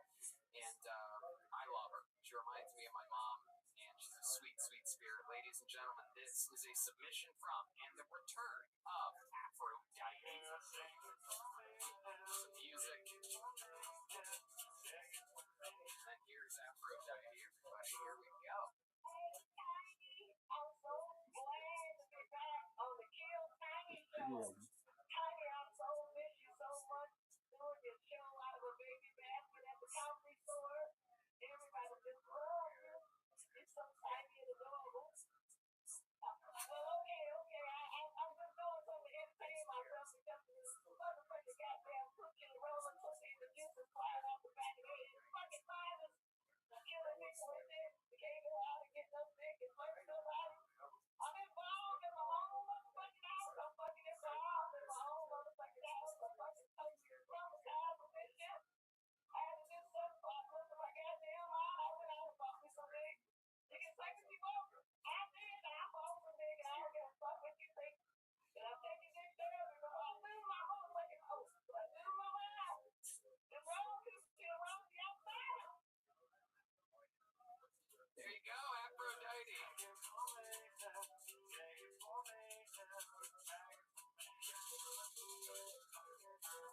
Aphrodite. Hello, my love. How are you? Can you hear us okay? Yeah. Hi, how are you? I'm doing fantastic. No, it just pops out of my back. Aphrodite, how do you feel about them removing you from the bottle of syrup? Well, they can kiss the butt and so I'm pretty well restricted.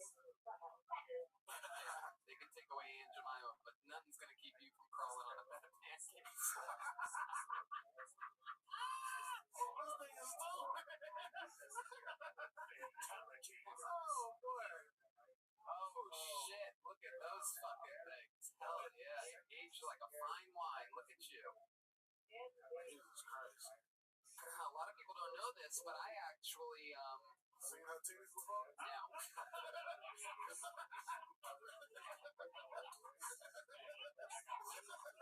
got a much bigger laugh than I thought it was. 6 months ago, Tony had a bad night. But when the pandemic started and they started closing bars down, one of the last things that I did was I was on, I had just done a spot. I closed down the Ha Ha Cafe. I was fucking jonesing for stage time, but none was to be found.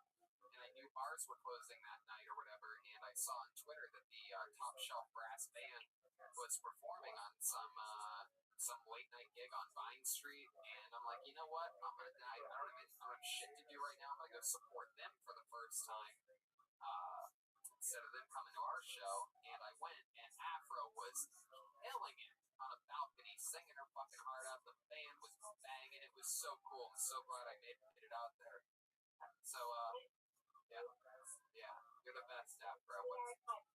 What? I love that. That was fun. We got to kick it for a bit afterwards. We all hung out. So how you been doing, Afro? How are you?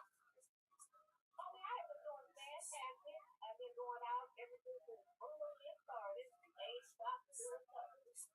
And with these friends who all week, and I'm going to the studio with cocktail brass band. We got some hot new music. We're going to let you have it first, so. I love it. I love it. You think COVID's a hoax? Are you a denier that the disease exists? Well, let me ask you something. Do you know what COVID means? No, go ahead, tell us. Is that one of your cousins?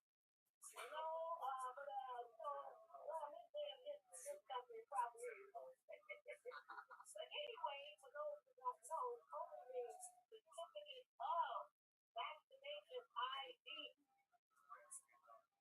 What fucking Facebook post did you see that? Yeah.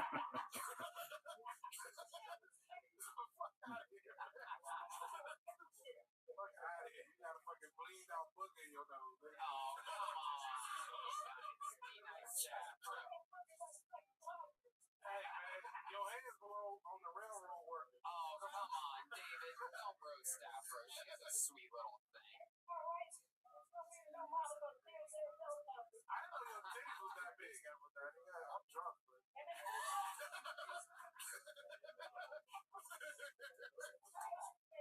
I did not know that bitch was like that. You always got her bags with you at the grocery store. I ain't never seen. Afro has the most amazing bucket luck. I mean, I absolutely love her. I think she's a sweet spirit that mixes in well with the chaos on this show. She is proof. Her getting so many opportunities on the show that the show is not misogynist as so many people, claim shows to be nowadays. It's not racist. Clearly, we're not ageist. You're proof that we are good people. We're not waitist. Oh, wow. Wait, say that again? I'll be 65. October 10. It's going to be 10/10/2020. I fucking love that. You are a little spitfire, you. What do you... Oh, you got a man now?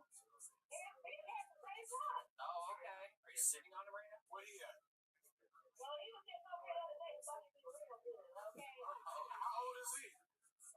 My age is 1 year younger, but he felt like her to be 6'3". Oh, shit.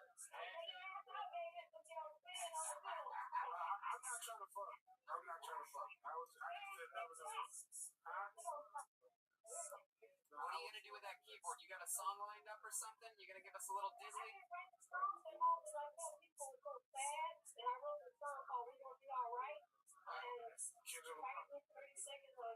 Yep, let's do 30 seconds. Be all right. Let's do 30 seconds of it, Afro. That's not diabetes. It's alright. Oh, shit. Got a better drummer than we have. Uh-oh, that shit is connected to the keyboard.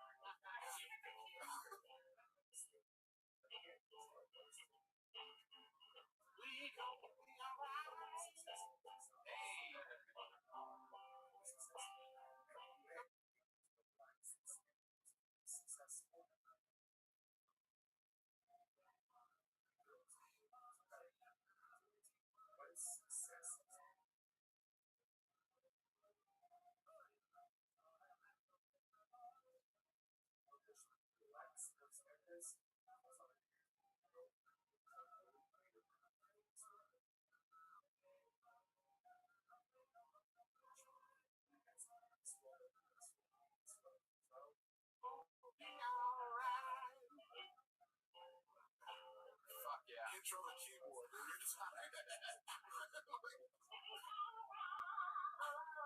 you go. Yeah. Right.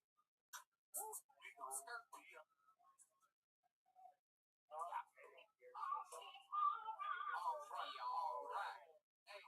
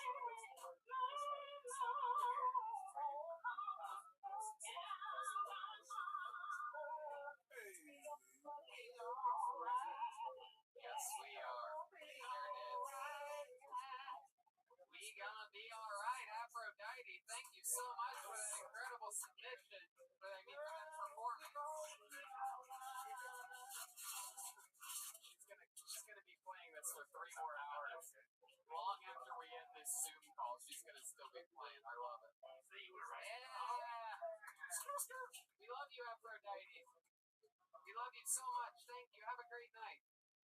Thank you, Tony. Everybody love you. That's right. The great Aphrodite, everybody.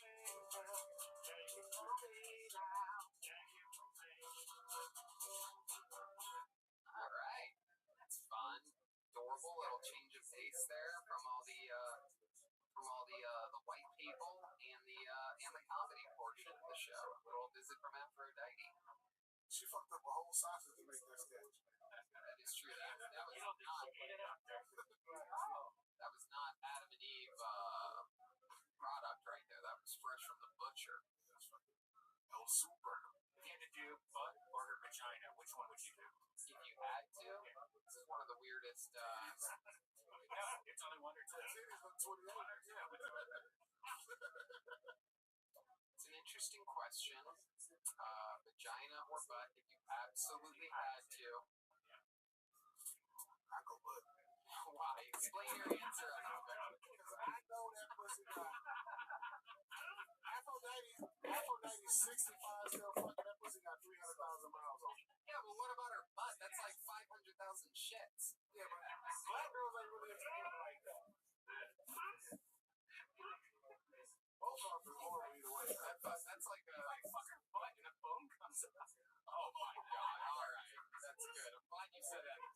That's gonna be this way I don't have to answer the question now. That pussy gonna look like Arby's. No, you have to answer it. You have to choose one. Alright, well, I choose butt. okay, we got your answer. Jesus Christ. Good Lord, how many times are you gonna butt fuck Aphrodite? Okay, I don't see how I rationalize this. Well, wait a second. Here's a follow-up question. Is this, if I pick butt, is it after David fucked her in the butt, or is it still just her fresh butt today? Recess. 65-year-old butt. Yeah, but it is her butt right now. We don't know how long ago she showered or anything like that. Oh my But goodness. at this current time, or vagina. This is an interesting question. You know what? I'm gonna let Jeremiah answer first. Jeremiah, that answer. Or Raiden, you can Oh, no, but she's back. Goddamn red man. Fucking piece of shit. Oh my goodness. Get her out of here, bro. The fucking white ass teeth. Oh, can you be nice to Aphrodite? I love her, but we're talking about her ass or her pussy. If you got it right Oh my goodness gracious. Alright, you know what? Just to be nice, because I love Aphrodite. Come on, Jeremiah. You gotta answer now. Jeremiah, go ahead. Quick answer here. To make you feel better, I'll ask Raiden. Okay, it's the butthole. Oh, okay. How about Jeremiah? The stakes are raised now. I can't let that slide. What do we got next on the show? The listeners want to know. I don't know if they want to know that bad. Yeah, they do. Come on, you have to answer one, Jerry. Just a quick answer. Just a quick, you know what? Answer it for us, Jeremiah. Which one? Wow, Tony's so subtle. Yeah, it's impossible here. Normally when we're doing our normal show, I subtly tap in and whisper. This is much harder. I have to literally, I'm like a football coach on the sidelines. Ask Captain Underpants. Oh, yeah. All right, since we're just going to say that Jeremiah meant, but for both. Yeah, all right, so We know what Captain Underpants is. I say get over there. What are you going to do, Joel? Gotta answer. We know you can't get sick. So, You're gonna just snip the afro. Come on. Hey, you gotta pick one. You have to put your wiener into one of the two holes. This is what the show has become now. Don't blindfold me and throw me at her. Nope. That's not how you will. Still not an answer. Gotta answer, Joel. We can only move on after you answer. Come on, Pin Diesel. Wow. They really picked the wrong week to not be drunk. All you have to say is vagina or butt. Okay, so there you go. That's a default of butt, by the way. Everyone, that's a default for both. That means he's dipping and going, okay, Jeremiah, thank you. So that means that by not answering, Joel has picked both the butthole and the vagina back and forth, showing that he just can't get enough of answer a simple question, and he's a cop. All right. I love it. By the way, I'm on vagina and I'm finishing inside of her. That's what I want to do. She can't get pregnant. She can't get pregnant. It's gonna look like one of those. It's gonna come out looking like one of those like a chocolate donut, but with the vanilla icing, like a chocolate cake. Yeah, like a chocolate birthday cake that you get from a grocery store. I put a shit in her ass. Okay. That's for save that for the VR chat or something like that. Okay, we got Robolo is back. Is that right? Did I see that correctly? Felt like he ran out once he got in. Yeah, there he is. He's up there. Yeah, Robert. There we go. Yay, Robolo! What's up, buddy? Hello. Let's get you unmuted. Gotta unmute yourself. Am I here? Yeah, there he is, Robolo. We loved your submission. It was incredible. How are you, dude? Oh, I'm good. Thank you, fellas. I had a mini stroke right there. I was on the fun times, but there was a miscommunication. I'm here. I was going to do a voice, but I was down in like, I'm an Amish, like, autistic guy, so I was like trying to get this shit going in my Robolo gear. It was hilarious. But here's my friend here, Gavin. Say what's up. He likes being on TV like this time. I love it. Hi, Gavin. Oh, wait, what's this? We got here. Uh-oh. It's like a bow or looks like some sort of I think some AdamandEve.com or bone in a go. Yeah, that sounds like it. That is from Adam. Robolo, tell us about the making of the video that you sent in for us. Tell us about that. A lot of production and incredible video. Oh, thank you. This child, man, he just ate it really bad. I did. Okay, so I'm not up to ante. Manolo is a big figure. He mentioned something about the cartel, but Robolo's gonna step it up. So we're gonna go to the cartel and tell jokes. And I asked some of my buddies to do it. And the poo is made out of brownies. Damn clubs. Those fuckers hurt, man. Oh, those poop when the butts hurt. And they are real painful. The first take I did, it was like 3 hours of heating up those brownies. And it's literally, it felt like it sprained my nose. My goodness, look how that kid popped up. This is like watching Chris D'Elia's DMs.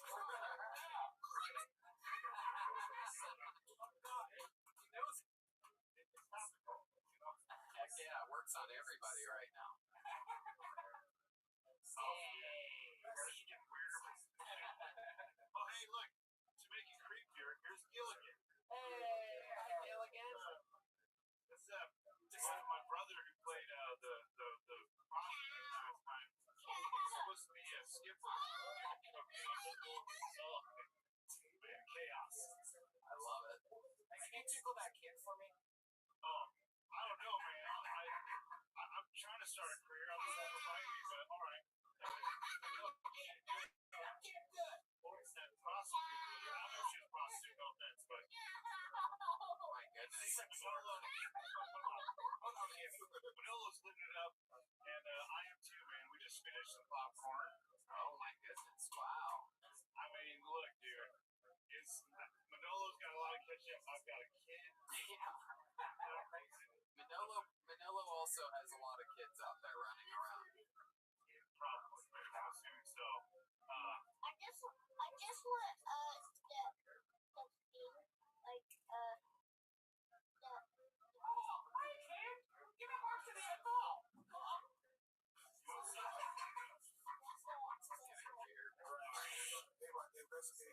Now it's getting weird. If you're wondering, hey, I wonder if it was weird earlier, not really. Now it's getting weird.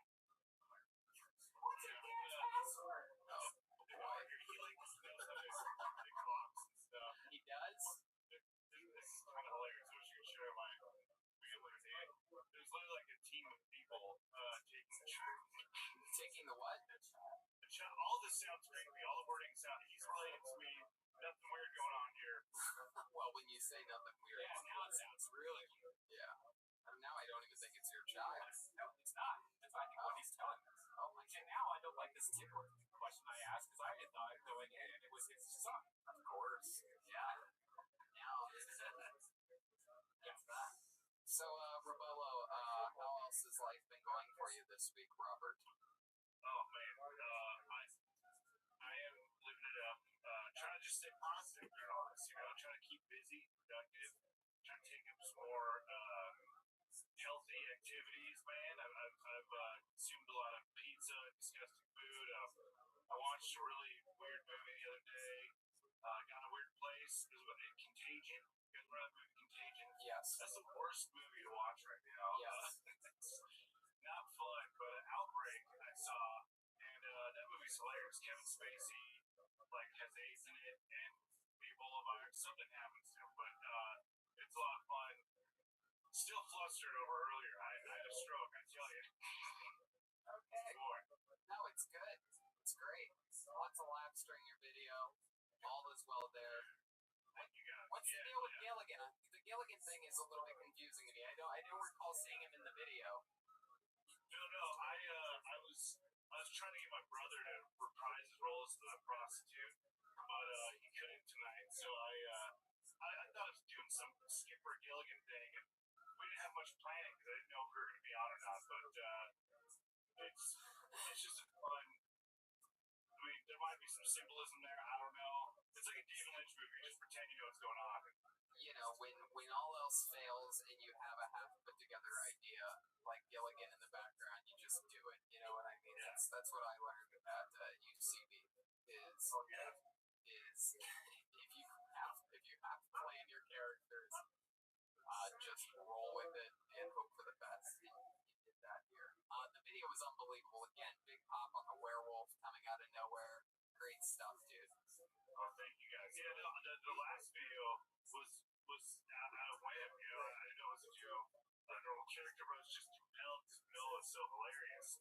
And so I did that video, and I got a lot of good responses, and that feels good, man. I mean, it's a fucking weird time. We have no idea if we're going to be able to sit in a patio at a Chili's, or if we're going to, all get whatever. It's nice to. I appreciate you guys doing the show during all this. I have a question. Is that belt that kid's above the bed behind you? It is, yeah, because it was mine, and he made it his. But very small. Yeah. All right, bud. Fun times chatting with you. Thank you so much. Again, you're one of the guys with an open invite. Anytime you send us a submission, we're going to shoehorn you right in there. Great stuff, dude. Thank you so much. Very creative. Robolo, ladies and gentlemen. Is a podcast. What's your social media, Robert? Robert Land Pod, on Instagram, Twitter. Robert Land Pod, all one word. There you go. There he goes, Robolo. Fun times. We're plowing through it. Let's go through another one.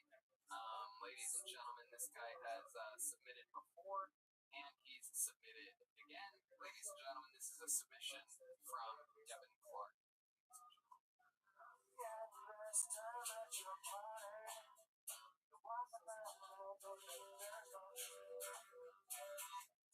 Here we go, Devin Clark. What up, y'all? I used to work at Yahoo. You guys remember Yahoo? Yahoo was a hard job, man. We weren't allowed to Google anything. Google was like the N-word at Yahoo. Don't say it. Don't use it. They were very strict. I remember there was a lady there. She was brand new. And she said, just out of habit, she was like, okay, I'll Google it. She was never seen again. It's like, what happened to Pam? Pam's been erased. I need a job.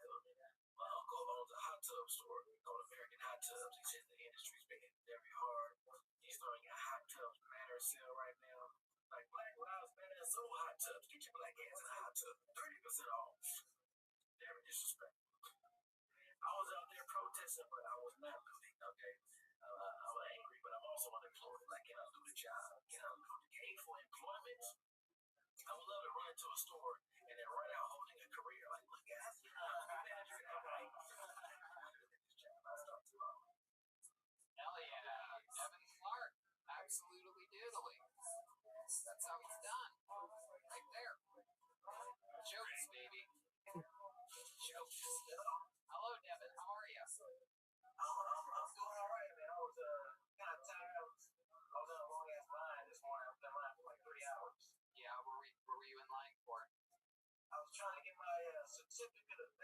information I need. That it hit. All right. Okay. Callbacks. That's right. To the out from down. Okay. No, you got it. Starting off strong. It was good. No, it was good. It was good. I love it. Devin, where in the world are you? I'm in Hollywood right now. I'm actually at Hotel 6. I've been living here for a while since the pandemic. That's kind of in my head. How expensive is that?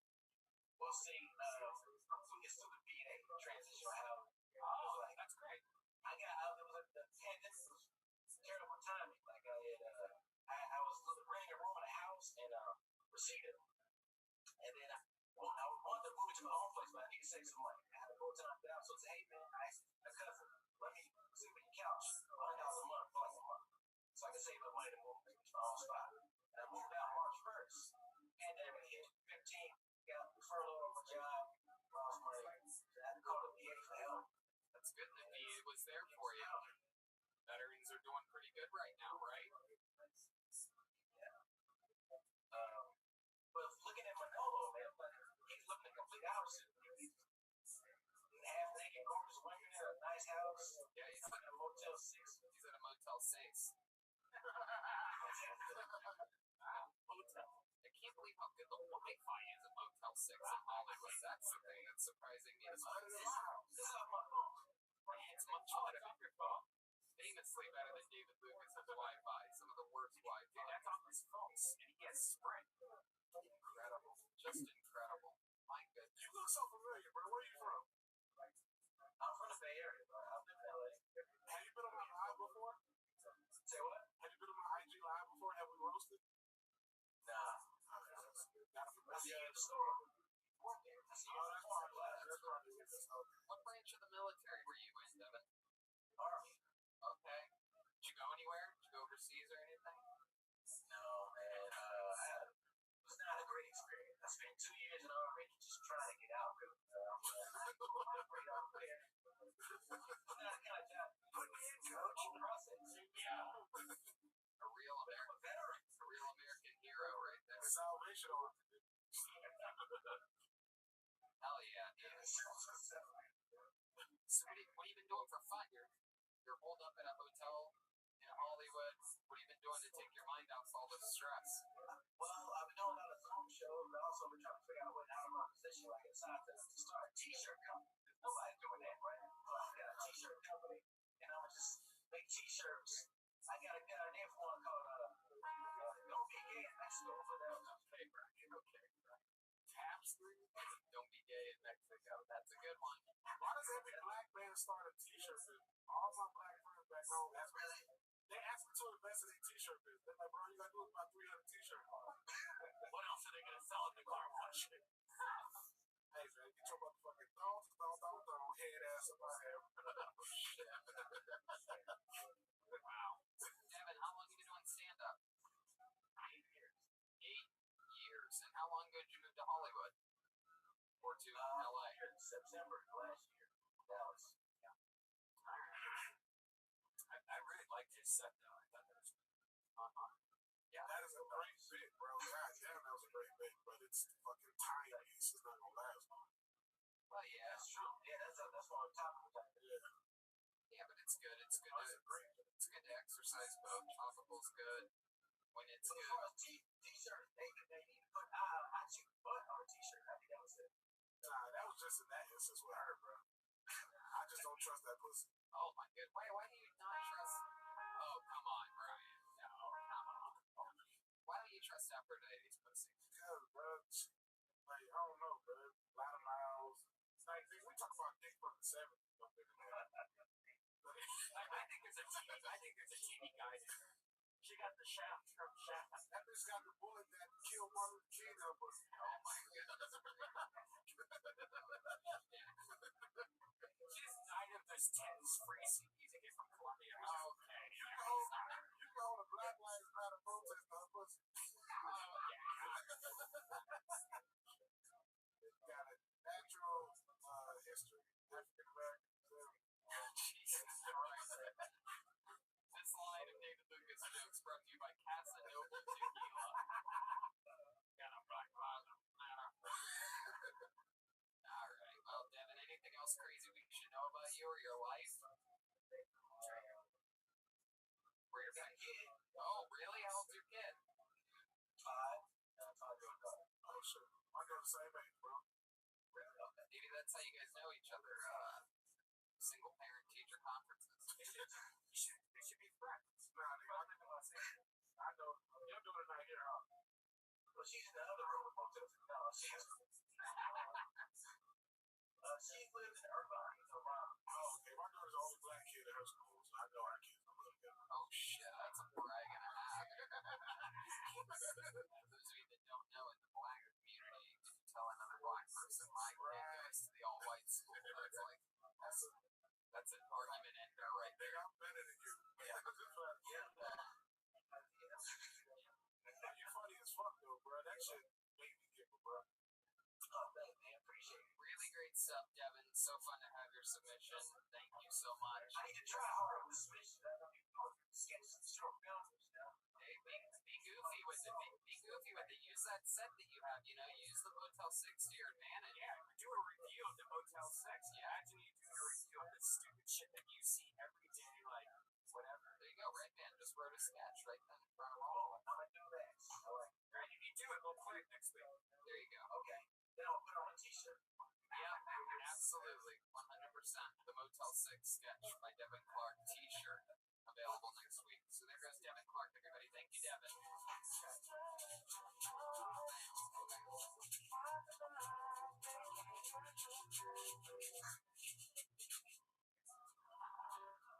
All right. That was Devin Clark. And now, and only now, in your final hour, do you realize the true power of the dark side. As I present to you my favorite comedian right now.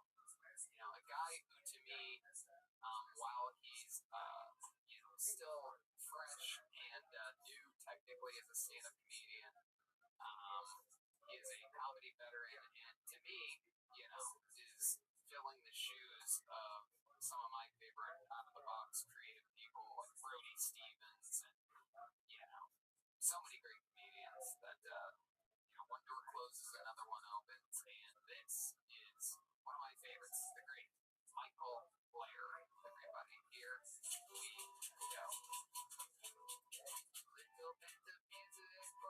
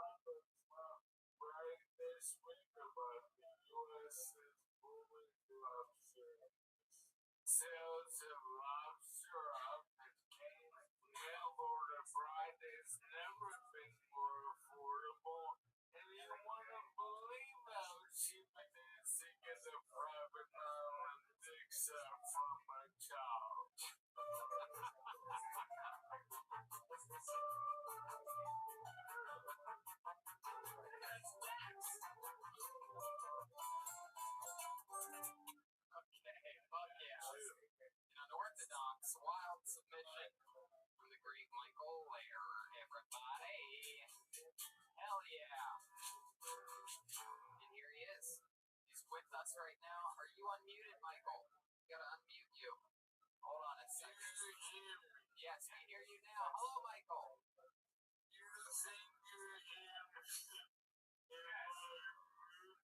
Oh yeah, how are the new Bluetooths working out? We had a quick chat during sound check, and Michael informed us that he has new Bluetooth speakers that he's very excited about.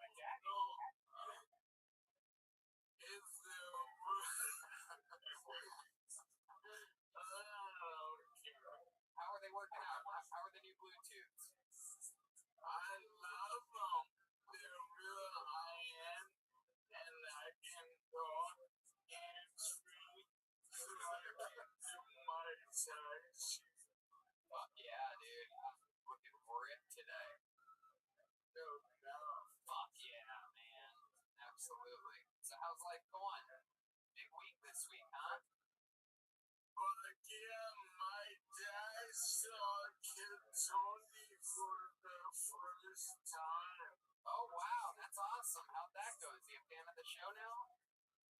He didn't know I was sick.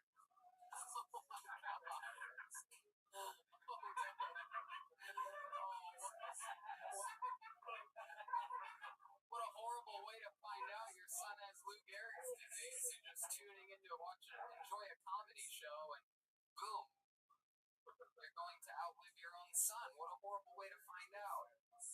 Yeah, but you know, the gifts that laughter, so fun.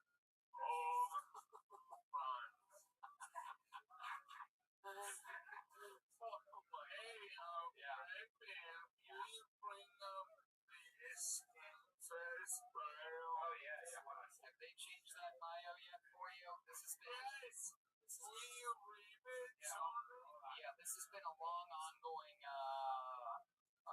thing. They finally. Because Louis J. Gomez doesn't like money, but I forced him.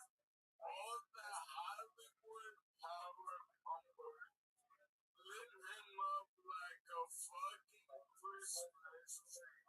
And I got one I want. Okay, why don't you read it? Yeah, I'm gonna read it.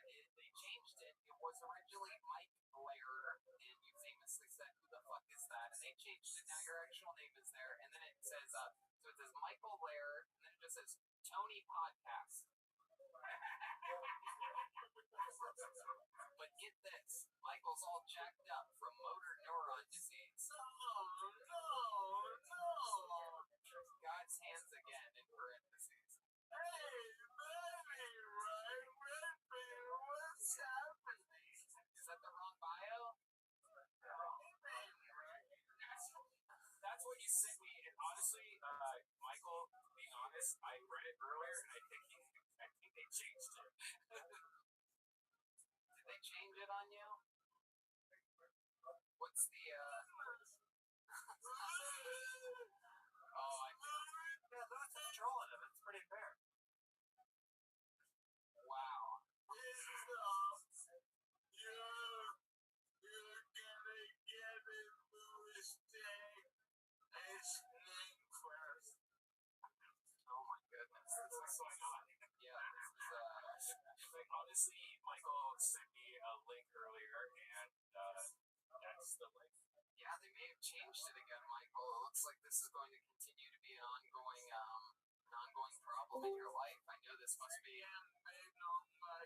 There she is. Yeah, And all I do is make money. that's true. I don't think. How you living, girl? How are you? I'm lovely, thankfully. Let's do an update on Stacy's wedding. Okay, how many days?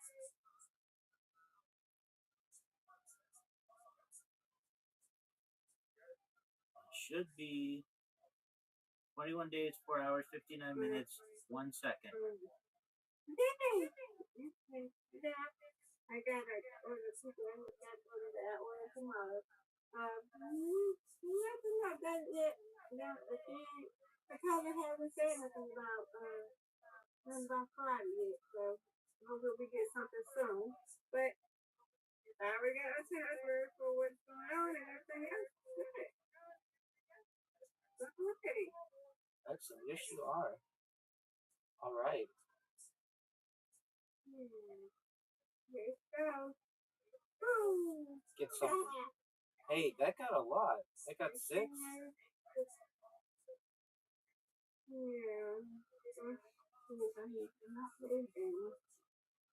Nope. Oh, it's line, but I don't know how to. Great. Go ahead, everybody. We got this. Oh, it's a goddamn name. We got it. No doubt. Give it to me. Perfect.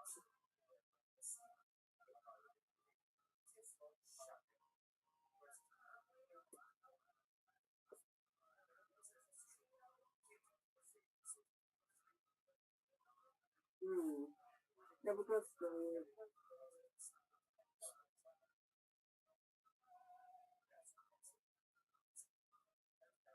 Okay.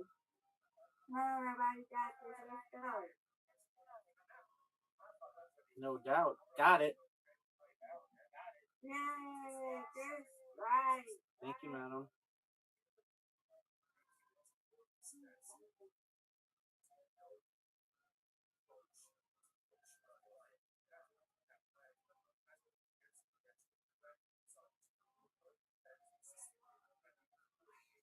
Get it. Got mine. Perfect.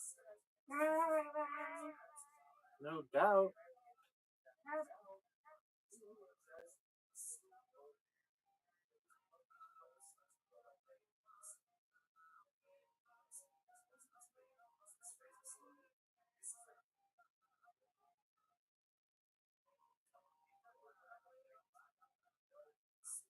Get it. There's a time.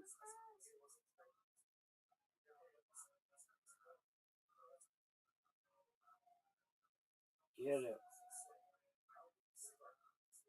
Come on, everybody. Almost. You got it. No doubt. Good, lad. Thank you, madam.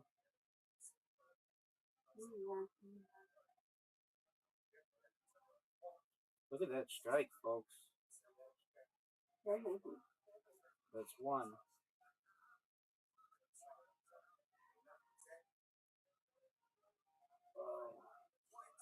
I can't match you, so it's okay. You win this one. Get it. Finish it, Rabbi. No doubt. Ooh. Almost.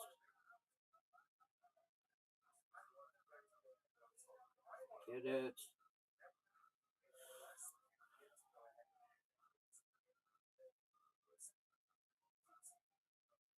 I'll take it. 90s are good. Yeah, you win, I win. You did it. Yeah, good job. Thank you, ma'am. I win, you win. You win, I win. Reload. Yeah, we know. Did it. Here we go. Here. Did it. Did it. Okay.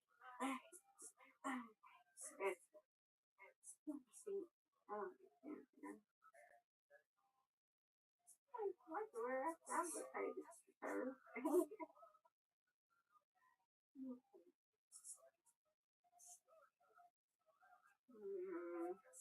Anyway.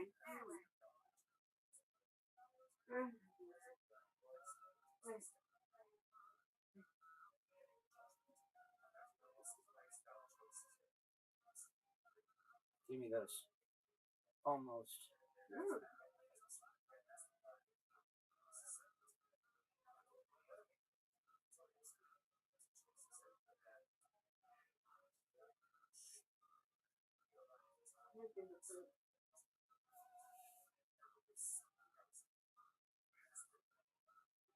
Get it.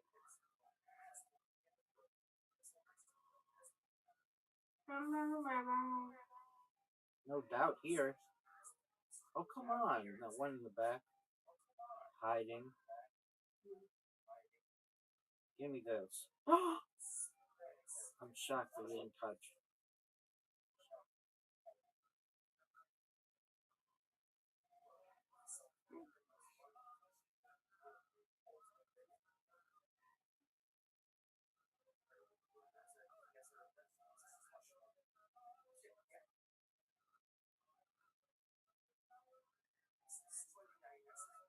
Get it.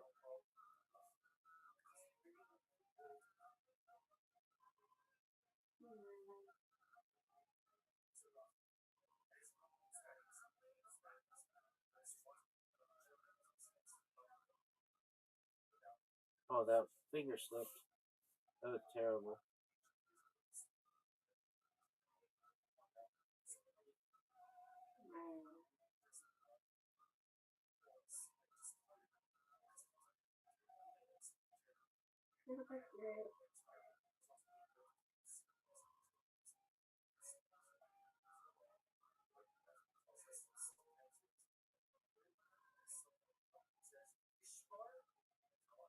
Get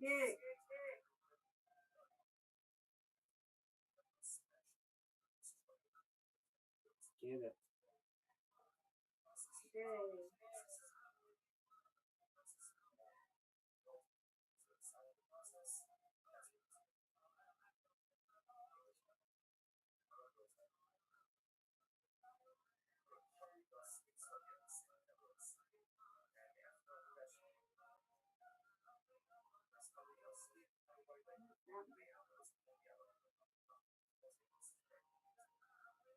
Alright, Rabbi, finish it.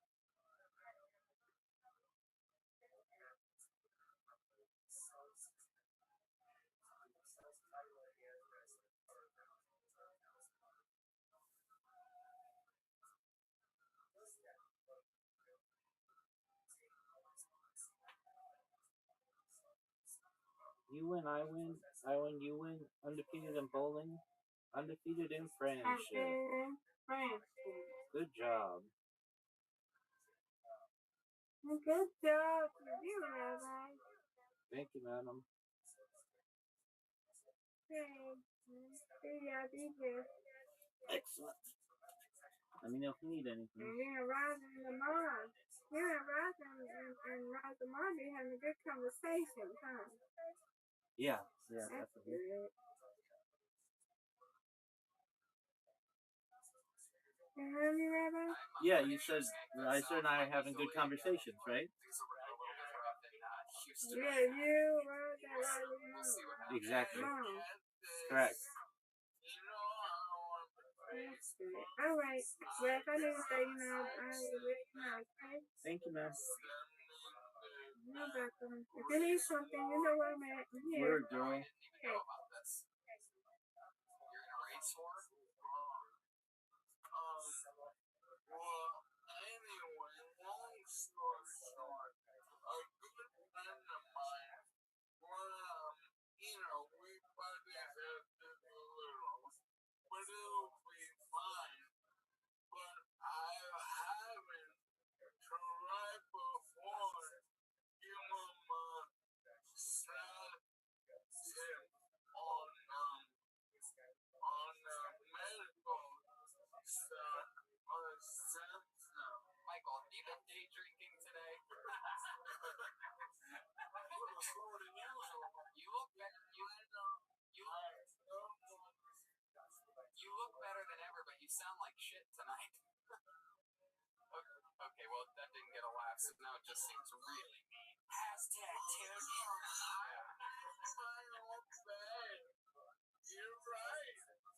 I drank. You're right. I can't imagine.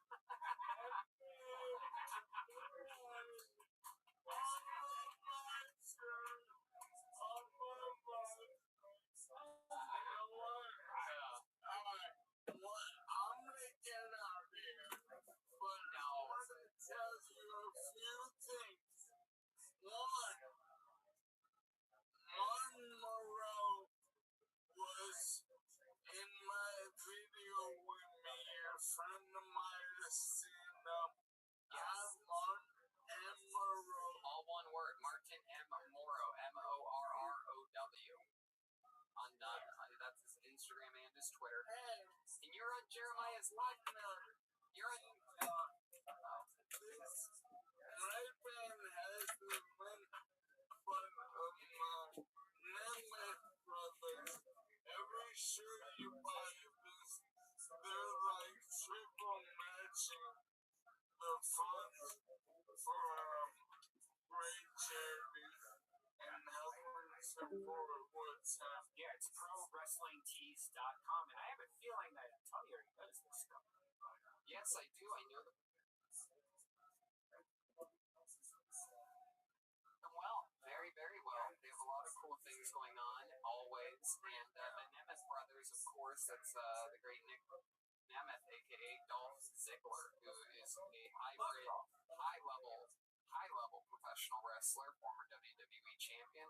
Could be a champion again any day now coming up, and also a very good stand-up comedian. Tours all around the world with the great Sarah Tiana. Look at this. You can just choose any wrestler. Like, I'm an Andre guy. Yep. Look at this shit. It's like that shitload just for Andre the Giant. They literally have all the best teachers. They have an incredible store that you can walk in Chicago, Illinois. I always go there when I'm in Chicago. And did you go with us? That's right. Yeah, I wasn't there. Oh, yeah. Very fun. And you're on Jeremiah's podcast this week. Yeah, not drunk. So, Yeah, that's gonna be good. Yeah. The Jeremiah came out.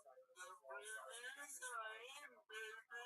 Okay. Broadway, here we come. And this is also your 1 year anniversary of doing stand up. Is that correct? Yes. Fuck yeah. Yeah, you want to hear my first note? Yes. I roll on stage, and I'm shaking, and I'm nervous, and I go, when people see me struggling to talk and struggling uncontrollably, they always have the same question.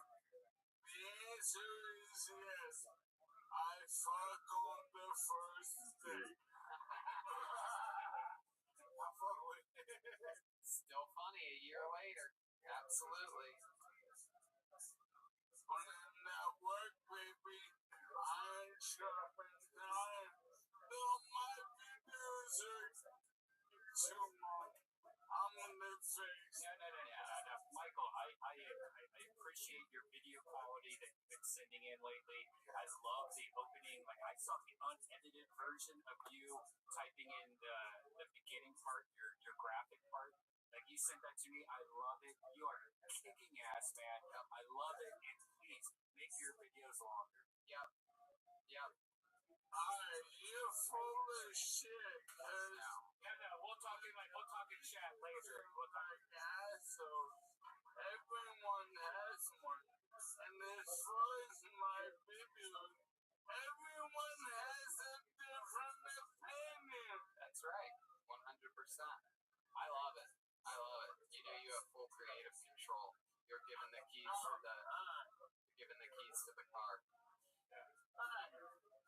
Especially since he turned me on to this lion's mane. You guys know about this? The mushroom. Yeah. Tony, Explain it for you. I'm 2 weeks in. Let me tell you something. I was talking with him. Michael and I text a lot. He's a shockingly fast texter. I don't know if he does I don't know whether he fucking uses voice activated or his nose. I don't know how he does it, but this mother no, it's not voice. yeah. Whatever you don't know, you know it's not voice. That's for sure, because that would be some tough yeah. I love that thing. I have that too. Oh wow. I have that also, Michael. It's so good. It's like you could just walk around the house and like you just have the phone floating in front of you. Now in the future, there's not going to be a thing around your neck. It's just going to be like hovering in front of your face. It's going to be amazing. Okay. Liquor is kicking in and scene number 1. All my videos like this. Love it. Red Man, that's one of those, but he uses it for a frosty for Wendy's. He just sips it all day. That's incredible. But anyway, Michael and I text a lot now, and he turned me on to this lion's mane because we were talking about how fucking unbelievable his brain is, And he gives a lot of credit to that, which helps your motor neurons and things like that. It just keeps you fucking extra sharp. And normally I'm not a big supplement guy and all that, but it's been 2 weeks. What is it? I'm looking at this website. Is this the right website? Yeah. What are you talking about? What's the best one, Michael? Yeah. It's common. Yeah. Yeah, there is a specific company. He's a Rogan friend. Yeah. He's on there all the time. Yeah, I think But his company makes them. Yeah. Yeah. Paul Stamets. Last month. He's the foremost mushroom expert in the country. And just like magic mushrooms, you know, they have so many different benefits and qualities and this and that, but I've been trying to, you know, sharpen up because I've been fucking, you know, not performing and this and that, and you don't know exactly where your brain is at in this stuff. I mean, I don't know. I'm pretty positive it's fucking working.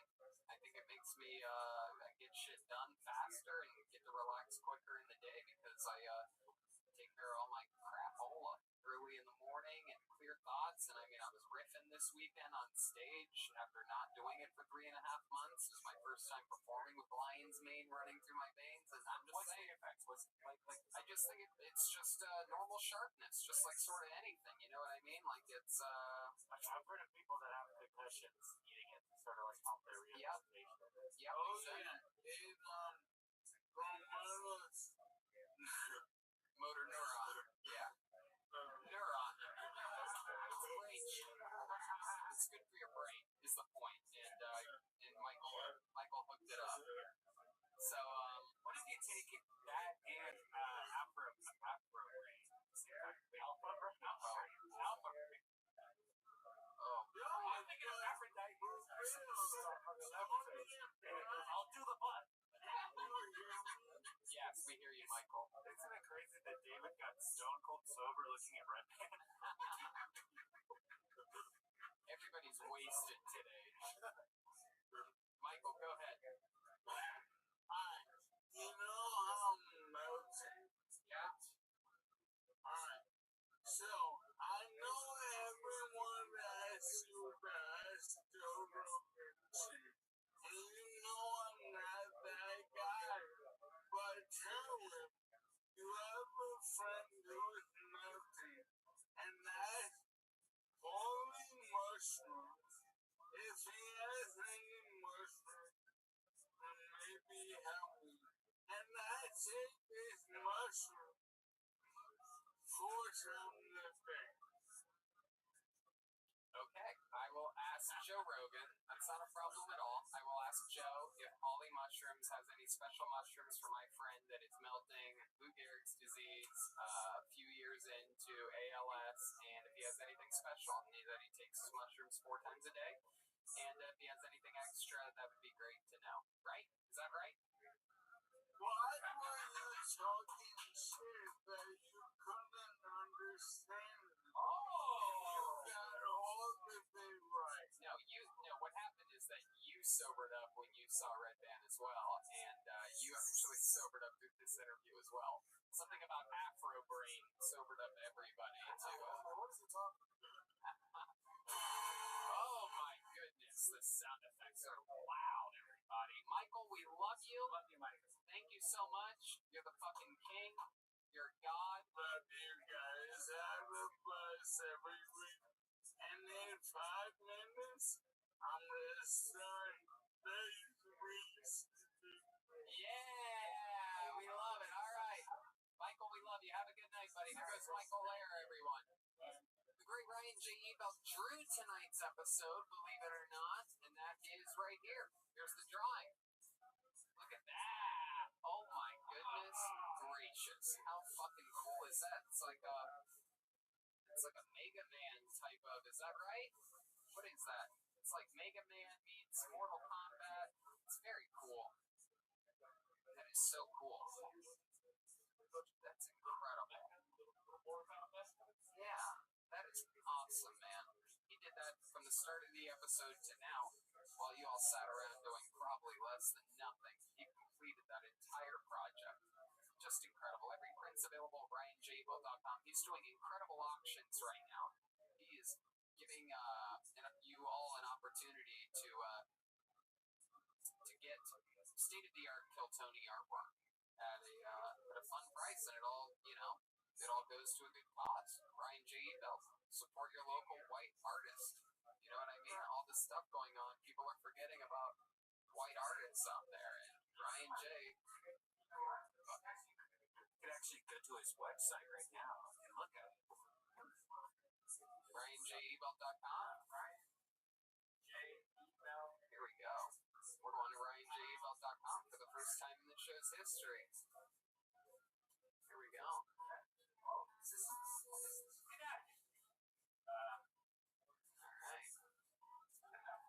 Heck yeah. Here we go. And then you're going to go to Kiltony. Oh, there it is. Easy to navigate website. Look at that. Look at all that incredible artwork. Uh-oh. Oh, look at that. An oldie but a goodie. I remember that episode. Yep. Ian Edwards. We got a bunch of good ones in here. There goes Bert Kreischer and Kirk Fox right there. I remember that one very clearly. Goes on and on. There's so many. That's Sinbad and Dan St. Germain. Indeed. Oh, it's Gerard Carmichael, not Sinbad. Sorry, Ryan. My goodness. Anyway, bunch of dates going up, things like that. Everything's happening. Just signed on today to do La Jolla, July 9th through the 12th. Unfortunately, and trust me, I fought long and hard for this, but unfortunately, we can't do a Kiltony that week. Unless we do like a hotel episode. I don't know what that means. Ow. This is, man, do I not miss the days of you drinking during Kiltony? This is exciting. This is a great reminder of the difference.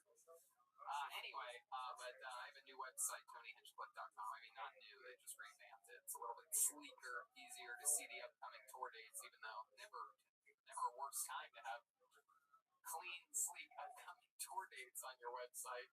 Perfect timing, Tony. Such a great businessman. But a bunch of dates are there. I mean, we're going to try our best to make it to these things. It's a nightmare. I'm booked for Miami at the end of July. Look at Tony's new website. Look at that. Look at that. Straight to the dates, baby. Look at that. Look at that. That's what I wanted. It said, fuck this shit. Give them the dates. They're like, what about your bio? What about the Kiltony? I like it too because you can like click on just the Kiltony dates. Yeah, it's very clear now. That was a thing that annoyed me forever. There's Kiltony. If you want to see me do stand-up, that's Tony Hinchcliffe. There's stuff coming up. Look at this. Oh, wait, scroll up a second. Let me just show you. Okay, Boston's there, and then Miami's above Boston, right? Yeah, it's pretty much all the highest COVID-rated cities. I turned down Phoenix last week. They're like, you want to go to Phoenix in 2 weeks? It's only on the table for a second. I'm like, no. What are we talking about? Like, do you have a life insurance policy out on me right now? Like, what's happening? Phoenix, Miami, Houston, Brazil? They tried to get me to Brazil? No, I'm kidding. Anyway, it's all Roast Master class is happening. We're having a lot of fun over there. We're at over 100 students on my new weekly show. It's a Patreon thing, so if you're poor, don't even tease yourself by going to my Patreon because it is a show of value. So don't go there and then become completely depressed. And go, oh, you can't afford it. What the fuck is this? I'll just watch reruns of Joe Rogan. Yes, you will, because you're poor. But if you're not poor, go to patreon.com/Hinchcliffe and join the new class. Get a diploma, a bumper sticker, a bunch of cool shit, a roast master class. Anyway, here's the rest of the crew. The leader of the band, ladies and gentlemen, as always, my lover, a guy who I've been all around the world with, all right? We talked earlier about Afro's butthole or vagina. This is a man that I would have sex with if he let me. Jeremiah Watkins. I don't know. I'm trying to be nice. Hey, there it is. Eddie Smack, Venmo at Jeremiah-Watkins. And Michael Lair is on Jeremiah Wonders this week. We had a great conversation and a lot of fun improv on there. And Hey, will you tell us what the fuck you were talking about earlier, though, with the Will Arnett, not Will Arnett, but okay. Ryan. And then I'll actually be at the Tempe Improv headlining a couple nights at the end of July. So see you at Tempe. And good feedback, guys. There you go. You're getting the weekends that I'm turning down. I'm just kidding. The Tempe Improv, one of the best clubs in the country. Jeremiah is a monster. He's out there doing great material and taking risks, making videos for you people, doing crowd work, a bunch of fun stuff. Jeremiah Watkins, catch him at everything. Joel Berg, Joel Jimenez was here tonight. I'm going to let you guys in on a secret. He was the ninja. He was the ninja the whole time. Joel, tell us something. You got the Mostly Sorry podcast. You're mostly sorry on social media. What else? That's it. We premiere the new episode tomorrow. We've been doing live chats on tomorrow, 5 o'clock LA time, whatever the fuck else. We love Joel. No one's had more Corona scares than this guy. I mean, it is incredible. Can I just say, dude? Yeah. When I got here, I don't know, David said something and this spit flew into my eye. This whole show, that is all I've been thinking about. I put Purell on my face. I'm freaking out. I'm going to go home, probably get tested again this week. That's good. So thanks. That's Five good. times. Motherfucker, you good. I ain't got shit. Damn right. David Lucas. At David Lucas. Funny, right? Yes, sir. Tell us more. We'll see what's up, man. Hopefully I'll be able to hold you with Tony, the things you're talking about. But other than that, I ain't got shit. I just did the American Comedy Company this past weekend in San Diego. Shout out to them boys down there. It was lovely. Thanks for everybody who came out. Thanks for all the Kill Tony fans who came. A lot of Kill Tony fans showed up and showed. You're goddamn motherfucking right. Kill Tony fans are the best comedy fans in the world. There's no doubt about it. Who would have guessed that people who watch a show where comedians talk to comedians about comedy, who would guess that they would be the best comedy fans?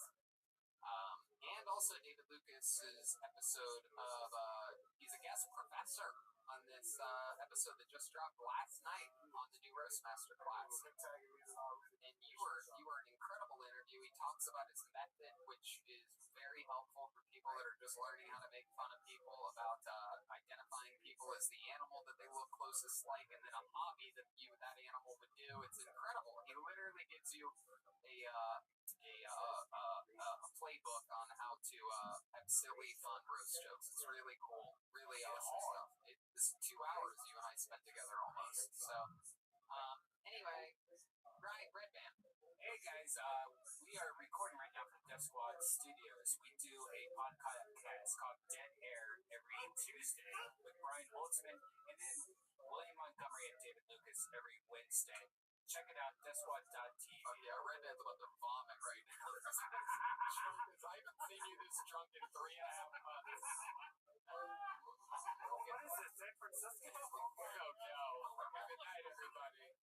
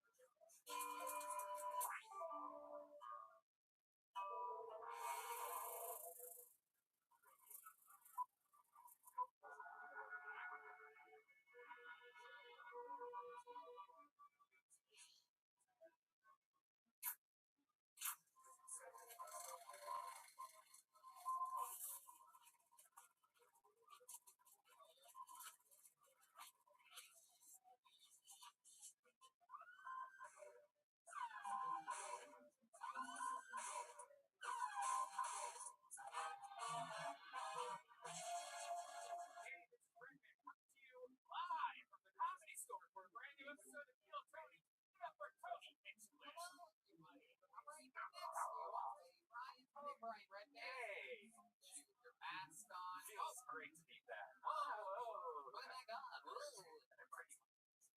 are very cool. Yes, we have new microphones and we have disinfected microphones. We're rotating in new microphones as we go. It's an exciting time. What do they call it? The new normal, right? Anyway, it's good to be here. I'm excited about this. We are back at the Comedy Store. There's a parking lot full of people that hopefully are watching the live feed of this show right now. David, you want to go check on that real quick? Instead of looking at your fucking phone, these people are unbelievable. We haven't missed a beat here at Kill Tony. It's exciting. Thank you to Betterbox. Thank you to L7 Studios.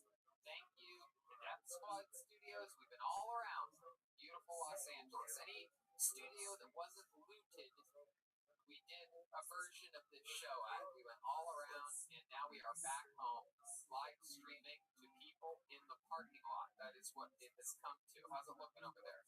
More safe. Oh, that's always good. We're back at the Comedy Store, back at the weird things that are happening. Oh, exciting stuff. Well, in any matter, it's definitely going to be on YouTube in a few days, something like that, right? I'm excited to be here, though. How's it going, David? Good? Oh, it's not streaming. Okay. We'll figure that out. Really? Who's going to figure it out? Me. That's what I'm doing with my left hand. Oh, that. Well, you can use both hands if you want. I am so excited right now that I am bonered up, dude. I have a full boner right now. And look, I know there's a lot of people that have dealt with erectile dysfunction, and you know how awkward it can be to talk about that in person. Luckily, there's a simple, convenient solution to get the treatment you need without leaving the couch. And our friends over at Roman have spent years building a digital platform that can connect you with a doctor licensed in your state, all from the comfort of home. Roman makes it convenient to get the treatment you need for erectile dysfunction right from home. Yeah, just grab your phone or computer, complete a free online visit, and you'll hear back with a U.S. licensed physician in 24 hours. And if the doctor decides the treatment is right for you, your medication will be shipped right to your door with free 2-day shipping. You also get free unlimited follow-ups with your doctor anytime you have questions or you want to adjust your treatment plan. With Roman, there's no commitments, and you can cancel anytime. Wow. So if you're struggling with ED, stay home and go to getroman.com/kill for a free online visit and free 2-day shipping. That's getroman.com/kill for a free online visit and free 2-day shipping. And since you're going to have a big boner, you don't want it to be hidden in all those pubic hairs that you got. So that's why you get Manscaped. They are the best in men's below-the-belt grooming. Manscaped offers precision-engineered tools for your family jewels. They obsess over their technology developments to provide you the best tools for your grooming experience. We've all had some accidents trimming the old pubes. You know, stuff gets wild down there. I had Michael Lair trim my pubes a couple weeks ago, and I have the same amount of testicles as Duncan Trussell now. That's why Manscaped redesigned the electric trimmer. The Manscaped engineering team spent 18 months perfecting the greatest ball hair trimmer ever created. It just released the new and improved Lawnmower 3.0. The third-generation trimmer features a cutting-edge ceramic blade to reduce manscaping accidents. Millions of balls are about to be nick-free thanks to Manscaped's advanced skin-safe technology. Hey, I just used this for my first time to 3.0. I tell you, it's creepy. I mean creepy. The battery will last up to 90 minutes. You can take the longer shave. I mean, if it's taking 90 minutes, I think you guys are in trouble already. The water-resistant technology allows you to groom in the shower. One of the coolest features is the LED light, which illuminates grooming areas for a closer and more precise trimming. They've also upgraded the motor. The motor's like insane right now. And let's not forget about the charging stand. Show your mower off loud and proud because the intelligently designed stand is convenient charging dock powered by USB technology. And if you're listening to us speak right now, I want you to experience it firsthand for yourself. Trim that junk of yours. Get 20% off plus free shipping with the code KILLTONY at manscaped.com. Your balls will thank you. Get 20% off and free shipping with the code KILLTONY at manscaped.com. That's 20% off and free shipping at manscaped.com and use the code KILLTONY. Yippee-doo-dah-day. That's done. We have no guests tonight, as with all of the more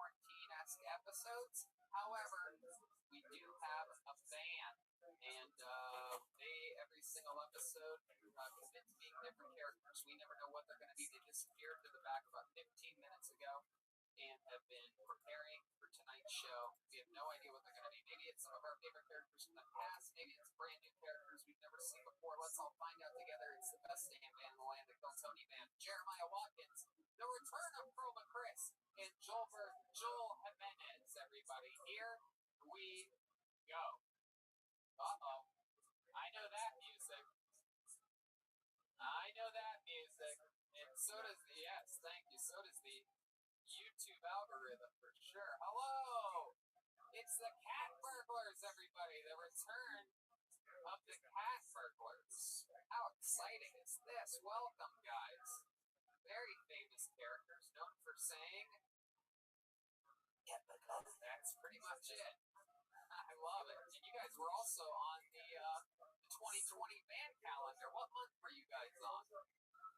Oh, you don't know? I remember you guys being on there.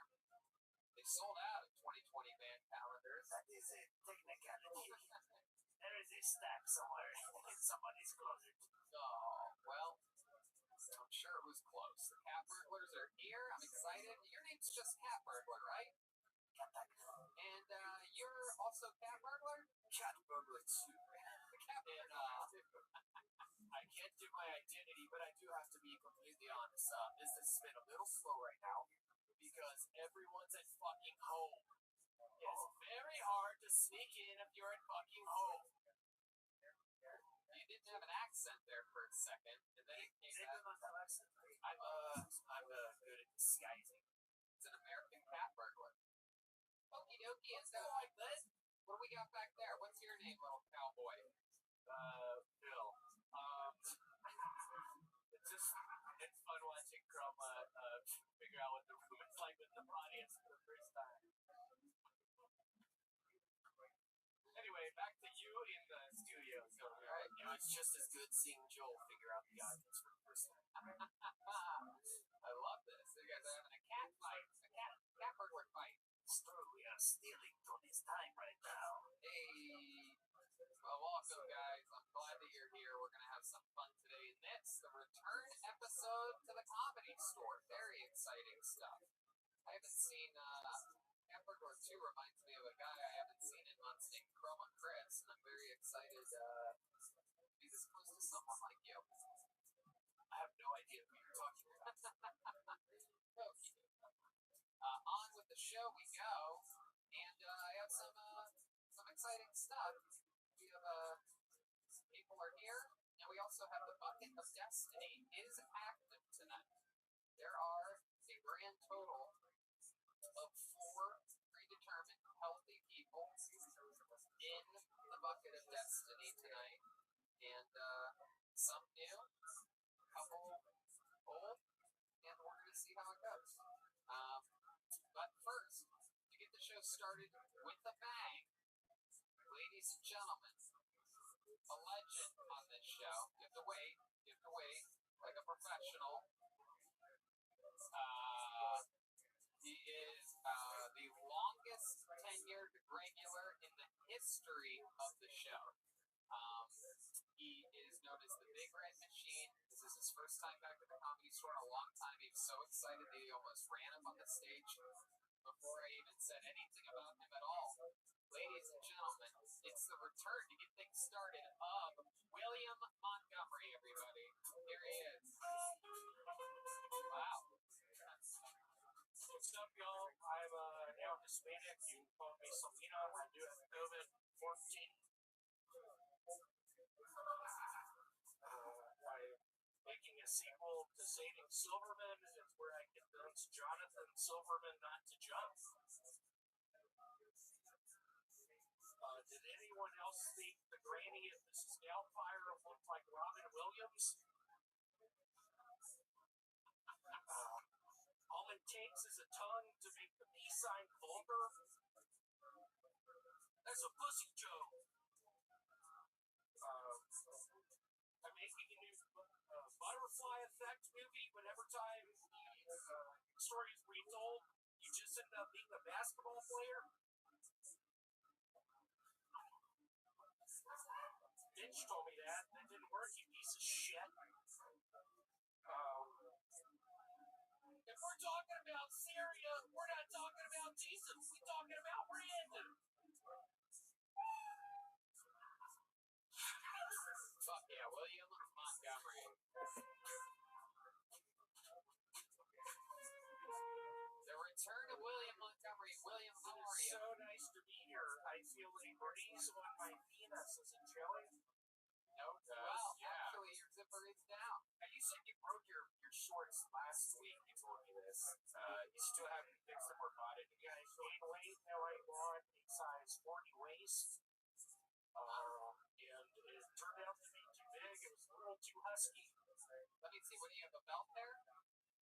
Yeah, you do. You have a little elastic belt. Oh my God! Look at your stuff. Basically, I'm still working at the storage unit place. I think I'm fired now. When I was showing someone, I don't know, to my 10, to my 15 something, telling them the amenities, and I felt a breeze on my penis. And I looked down, and my penis was poking out of my boxers. Is that true? It's true. So it was out of your boxers and out of the open hole in your pants? It was just, my penis head was just out of my boxers. How about your pubic hair? Have you been manscaping? I have never messed with my pubes, so that's a little beef I got with y'all with manscaping. Yeah. I think the women like a full bush. They do. Have you ever? But you've never even seen their reaction to anything else. Now I have. In South Korea 2 years ago, I was there. The women were like, "Oh, you have red. Oh, you have red hair." Wait, what did they say? Oh, you have red hair. You have red what? Hair. Oh, red hair. That's what. Oh, you have red hair. Oh, okay. And I showed them my pubes. Some of my pubes are longer than my penis. Oh. Yeah, you need a manscape. I'm not manscaping. What were you just saying? You said that. Effort, wait. I'm glad it wasn't you, you motherfucker. Oh, effort too. That first thing you said tonight was not good. Wow. What did he say? Well, man, what's wrong? I'm like Aunt Jemima. He didn't even say that, William. He's a racist piece of shit from Arkansas. He went to the University of Arkansas. Did you just see Mrs. Doubtfire this week for the first time? I saw that. Aliens 3. Aliens 3. What an interesting. Where do you usually watch your movies at? What library? In a library. That was pretty good. Yeah. Hey, Redman, I wish you were Jamaican like Sean Paul. Why do you wish that? I was hoping that was going to get a bunch of laughter. It took me a while to write that one. Not even people in the room. Hey, Redman, I wish you were Jamaican like Sean Paul. William, what did you do this week? Anything healthy? I got my review back from work literally after 2 years. I think I was the worst employee they've had. I didn't get a raise. I still make minimum wage after 2 fucking years. But they give you health insurance. What was that noise? I picture me being with Princess Diana, just with the drunk guy driving, just him making that noise before he hits the pole. That's actually what happened. Yeah, there it is. That's so, William, 2 years minimum wage still at this job, but they give you health insurance. Is that correct? They do. And do you ever use that health insurance? I do. What did you use it for during the pandemic? I have what people call Hammer toe. a ascending testicle. I have a testicle in my ball sack that goes up into my tummy. I had to pay. Is that what that is? That protrudes out of your tongue? I had to pay $1,500 out of pocket. Oh my goodness! Hey, Michael, shut it down, dude. This isn't working out. And I hate that mixtape with you. You know I hate her, dude. Get her the fuck out of here. Nobody's even over. Dude, Michael, you know I hate her, dude. Nobody's over there. You have a lot of anger in you this week. I do. After the bad report at work, I swear to God, Tony. What exactly did that report say?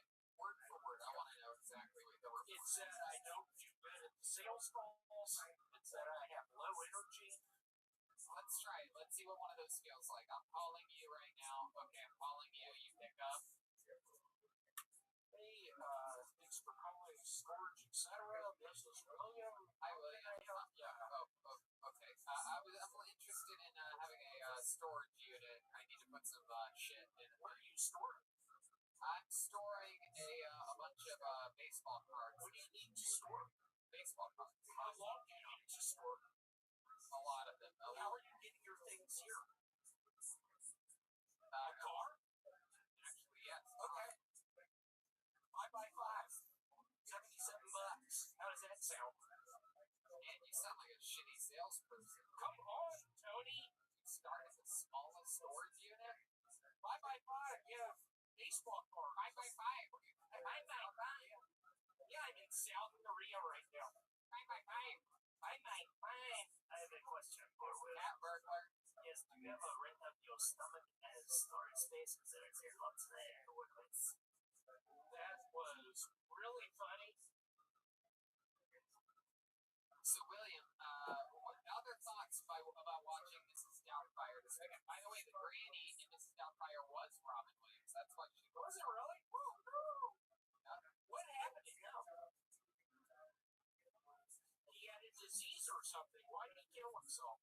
Oh, my goodness. Yeah. No, that's He mental. was funny. I loved him when he played the genie. Yeah. Aladdin? I loved Aladdin. You ain't never had a friend like me? Yeah, I was in Aladdin. Oh, you were in Aladdin. I was in Aladdin. Wow, I didn't notice you there. What character did you play in Aladdin? I played one of the street urchins with the three Marcy twins. Judith? What are y'all fucking doing here right now? William, don't acknowledge anything that you I'm kidding. I kissed one of them one time, and the two brothers. No, there's nothing going on over there. Okay. Just focus on the questions. So the bar scenes. Really? What's going on? Why'd you do that finger? What? Why'd you do that finger? What do you mean? I've been waiting. I'm about to lose my job. Yeah. Well, bring it to the stage, man. What do you mean bring it to the stage? Seriously, what do you mean? I'm sick right now. They measured my temperature. I have 101. Wow. That's a fever in my book. That's a joke for all the health department people watching live right now. Yeah, good luck to the piece of shit that talks in this thing next. Danny up in the bird says to put his mask on too. Good job, Danny, you pussy. No, don't make fun of Dickity. Oh yeah, I'm telling you. I'm kidding, Danny. I love you, man. Remember when we kissed 2 weeks ago? No, don't do that. Oh. I know, I love you. Danny, give me the peace sign. How's your relationship going? You still with that girl? We're going to Las Vegas tomorrow. Oh, that's cool. We're going to Vegas tomorrow. Are you gonna take that other comedian that she was fucking before you? I am thinking about it. The guy, it turns out, the guy is very nice. We met a couple weeks ago at a bowling alley, just in the parking lot. They're obviously closed, but we met each other. He seems super nice. He's coming along with us to the Bellagio. Yeah, I bet he is. Super excited. He doesn't have moves. I do. So it's sort of a hodgepodge. What happened to his pubes? Did they all get lost in your girlfriend's vagina when he was fucking her?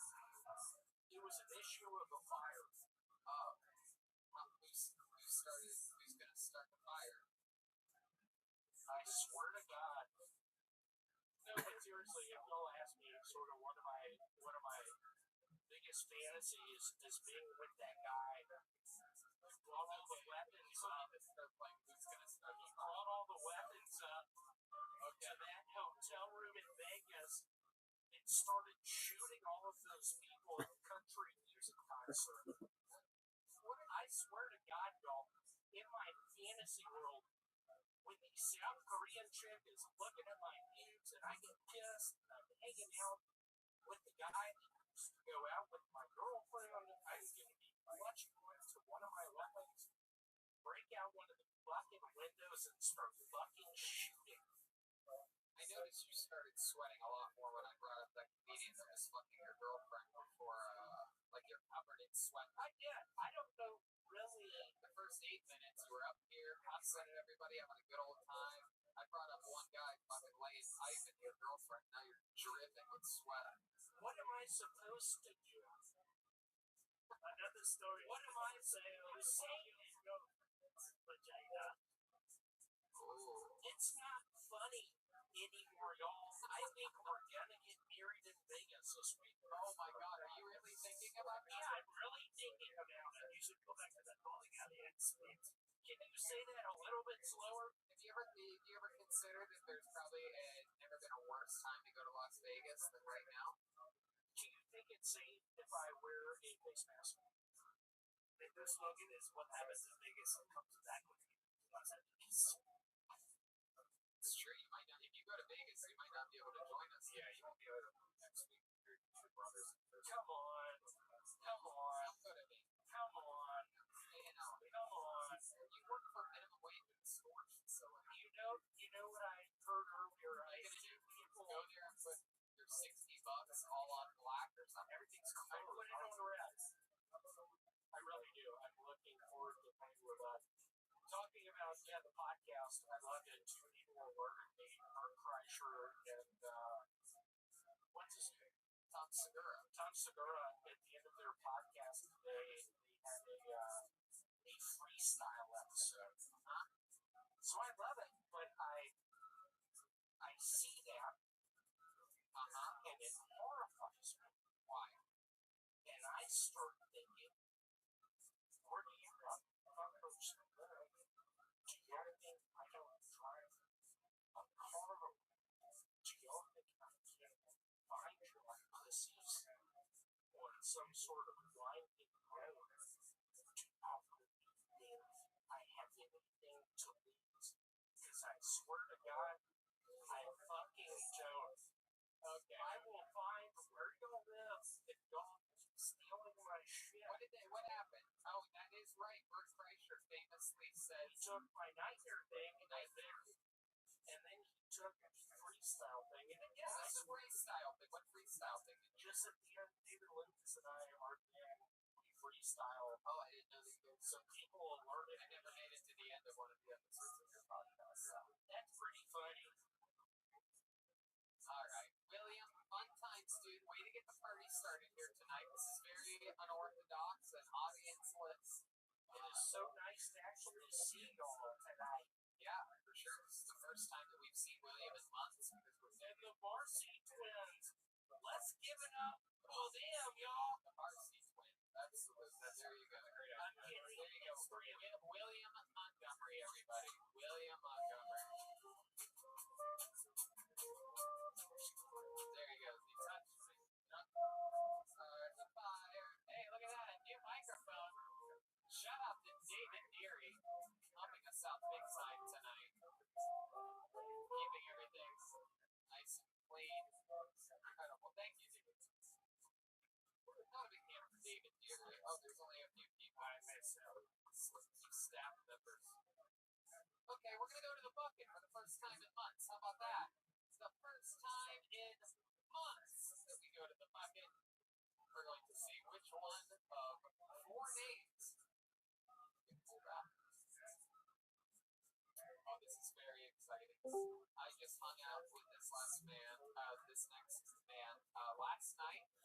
We are good friends. He is not only a great comedian, but one of the most promising employees here at the Comedy Store. A guy that hangs out late. He's part of the cool kids. Ladies and gentlemen, a good friend of mine. Ladies and gentlemen, the great Mitch Burrow, everybody. Here we go.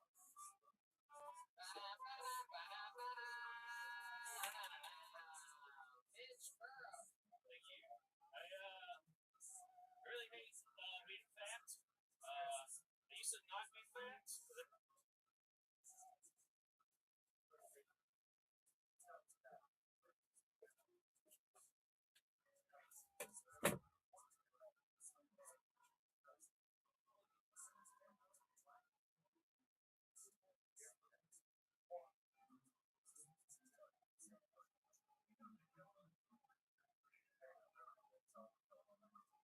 Hello.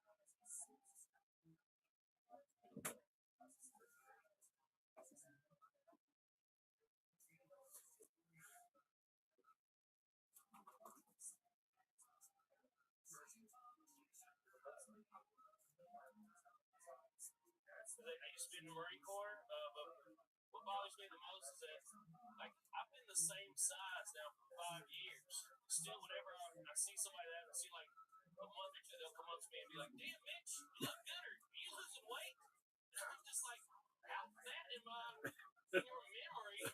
And every time you see me, you're just like, "Oh, that's not as bad as I recall." Actually, I miss not being fat because I used to fuck a lot more. Just at all, really. I used to fuck sometimes. I miss it. I actually lived in Asia for 3 years. Fucked a lot of Asian chicks when I was over there. Not one like a fetish or anything, just more of what was available at the time. One of my friends found out that I used to fuck a lot of Asian chicks and he got excited. He's like, "Dude, I love Asian chicks. I want to hook up with more Asian chicks. What's the secret?" And I was like, "Well, I moved to Asia. So I don't know how much you're willing to commit to this." That's what I have to do. Fuck yeah, Mitch Burrow. Absolutely. Mitch is a great comedian here at the Comedy Store. Very, very, very happy that you're here with us. We've been kicking it this weekend. We've been hanging out, having fun, and I was able to sweet talk you into coming on here. Yeah, I was happy to do it. Indeed. Yeah, it's been 3 months of stand-up comedy, which I think was very obvious. No, that was great. That was great. I must admit, though, you look great. You've lost a lot of weight since last night. Yeah, since last night. Yeah, exactly. Yeah, I feel like I lost some weight after last night. Yeah, we had fun last night. Mitch and I'll just come out and say it, we smoked DFT last night. Wow. Yeah. Yeah. And Mitch smoked a lot more than I went to a place, and then I looked at Tony, and I said, "Oh, you're a bad person." Wow, you saw that with your mind's eye? I saw his soul. Oh, fuck yeah. You don't even get DFT for that. That's very true. You can just do this show. It's fine. How did Tony act on DMT? Was he talking about himself still, or? No, he did say he wanted to watch more reruns of the show. But it's true. I do love watching reruns of the show. There was a certain duality to it, though, because like even though he scared me, I still like grabbed onto his shoulder. He wouldn't let go of it. And I was like, "You're my anchor, and I need you because I can't go to this place again." Yeah, I was keeping him, even though I'm a dark spirit, I was keeping him right where he wanted to be. When people smoke DMT, they see Tony just do himself.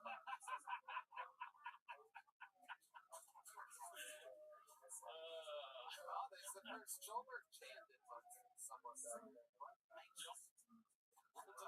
Yeah, that was fun. What did you see in the experience? Did you see anything I told you I saw that Tony is a bad person. Oh, yeah. That was it.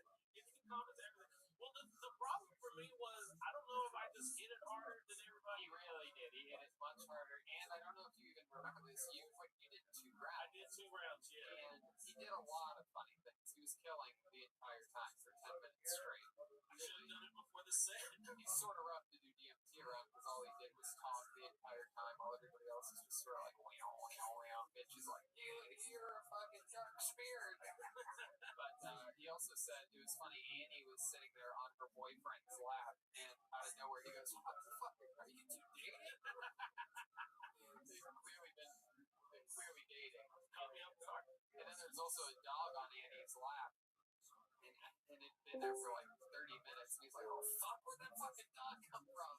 Are you dating? I don't know if anyone's ever done drugs before, but it fucks with your perception of shit. Yeah. And DMT might be the strongest one. Was that your first time doing it? No, I've done one of those pins before, but it was my first time doing it with that many people around. You know, I've done it with one person with me, so that was a little more relaxed. It was like no one got as high as me. So then I was like, am I okay? Yeah. Which is something I ask myself a lot of times anyway. Mitch not only did the DMT pen, he also did the KFC pen. He has a vape pen that is just the flavor of chicken. It's just a straw that's like gravy out. So that's fun. Mitch and I were having a lot of late nights here, playing around with the great Don Barretts. Yeah. Towards the end here, we were on a real run. Just constantly trying to get pussy. It wasn't working for me, but yes. Yeah. And then Tony would just make fun of me thinking that I could have sex. It was great. Oh, the audience. You're a very handsome guy. You're a good target. How long have you worked at the Comedy Store? I've been at the Comedy Store since Halloween of 2018. Okay. That's awesome. Halloween's a fun night to start, huh? Yeah, I just put on the costume and I decided to keep doing it. Yeah, people are like, oh, look, someone dressed up as the Michelin Man. Okay, that's... Cat burglars are here. Have you ever burglarized anything? Did you loot anything or anything like that this year? Just, houses when I was in the military in Iraq. Oh, okay. Is that a thing that a lot of American soldiers did, right? Wow, this is very no, it's like you go on to like old bases and stuff, and you're just like, oh shit, fucking AK-47. That looked cool at home. Hell yeah. Yeah. Absolutely. Did you take anything that you still have that you really like? No, I didn't transport anything that cool back. But I did have some friends that now have AK-47 stuck away somewhere. Do they like check your bags? Yeah, like PSA? So we worked on helicopters, and so we were able to like take the floorboards out of the helicopters, stick the stuff on the floorboards, and then fly back with like just smoking shit back. Children's shoes and clothing. I'm glad you had shoes to leave in that. Wow, that's even crazier. Just bring it to Leah's fans back. I shouldn't have said that. Yep, shouldn't have said that. I fucked up. Oh, it's all good. It's all good. There's no William fans here. This place is 21 and over. So. Just kidding. Just kidding, Chris. He's not watching. He might be actually. He actually might be. Nothing else. He didn't even want to do the show 6 months ago. Now he's watching. How does it feel, buddy? No, again. Anyway, just went in the bed.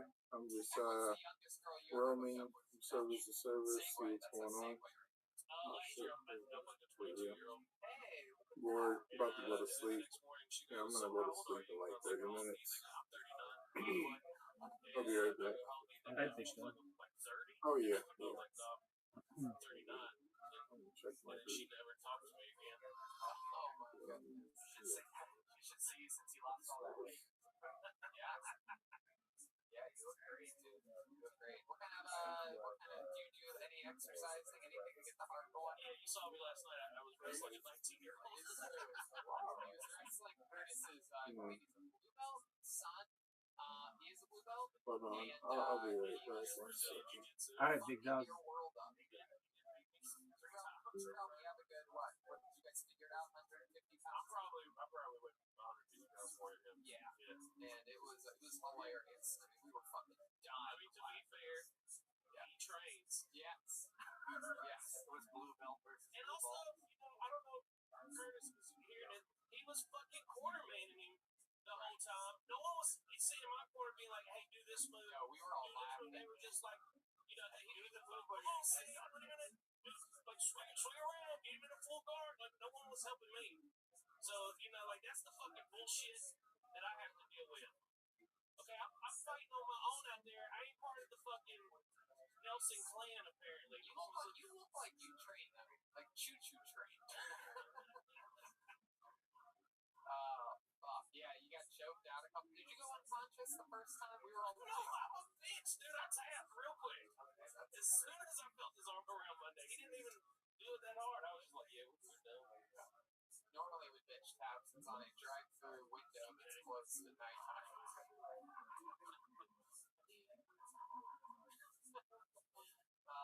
Fuck yeah. So, what have you been doing during this quarantine to fucking stay sane? I do a lot of camping, do a lot of off-road in my Jeep. Yeah, you do have an awesome Jeep. In fact, I'll tell this quick story is that one of the nights I was out, I think I was coming from one of the shows, and I drove by what I thought was Mitch's Jeep, and the guy was actually shaped like him. I got next to him, and I rolled my window down, and this is a true story. I was like, bitch! And the guy had headphones in, and he turns and he looks at me, and he goes, the fuck did you just call me? I thought I was calling him a bitch. But it wasn't you. No, he actually knew who I was. He was upset that he could get us confused. I love it, man. Very funny videos. I also, when you guys were in quarantine, you and the other door guys have been making your own series, and it kind of was fun to watch because it kind of made me feel like you guys really do act like that when you're at home, like wear your door guy shirts and like. Yeah, so we made we were missing work, and we just decided to start making videos of us checking IDs and shit. And then the first video we posted got 125,000 views. Wow. I had it pinned on my Twitter because Crystal Lee retweeted it because he included his Netflix special. Oh, so I've since unpinned it. Oh, that's a shame.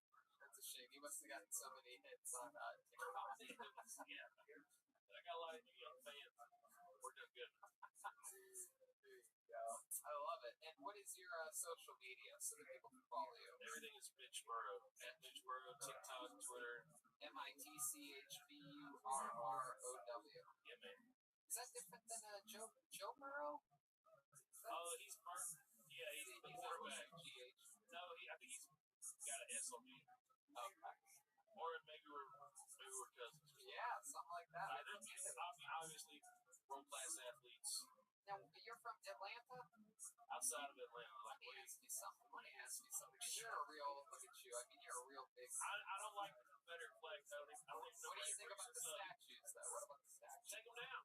Take them down? Yeah, I don't give a shit. Those aren't my fucking heroes. Right. Okay. I mean, if there was some fucking NASCAR shit that people were fucking up, I'd be upset. You love NASCAR. I love NASCAR. That's right. What do you think about the Bubba Wallace? I love it. I wish he'd win a race so I could feel better about supporting him. Yeah, it is weird.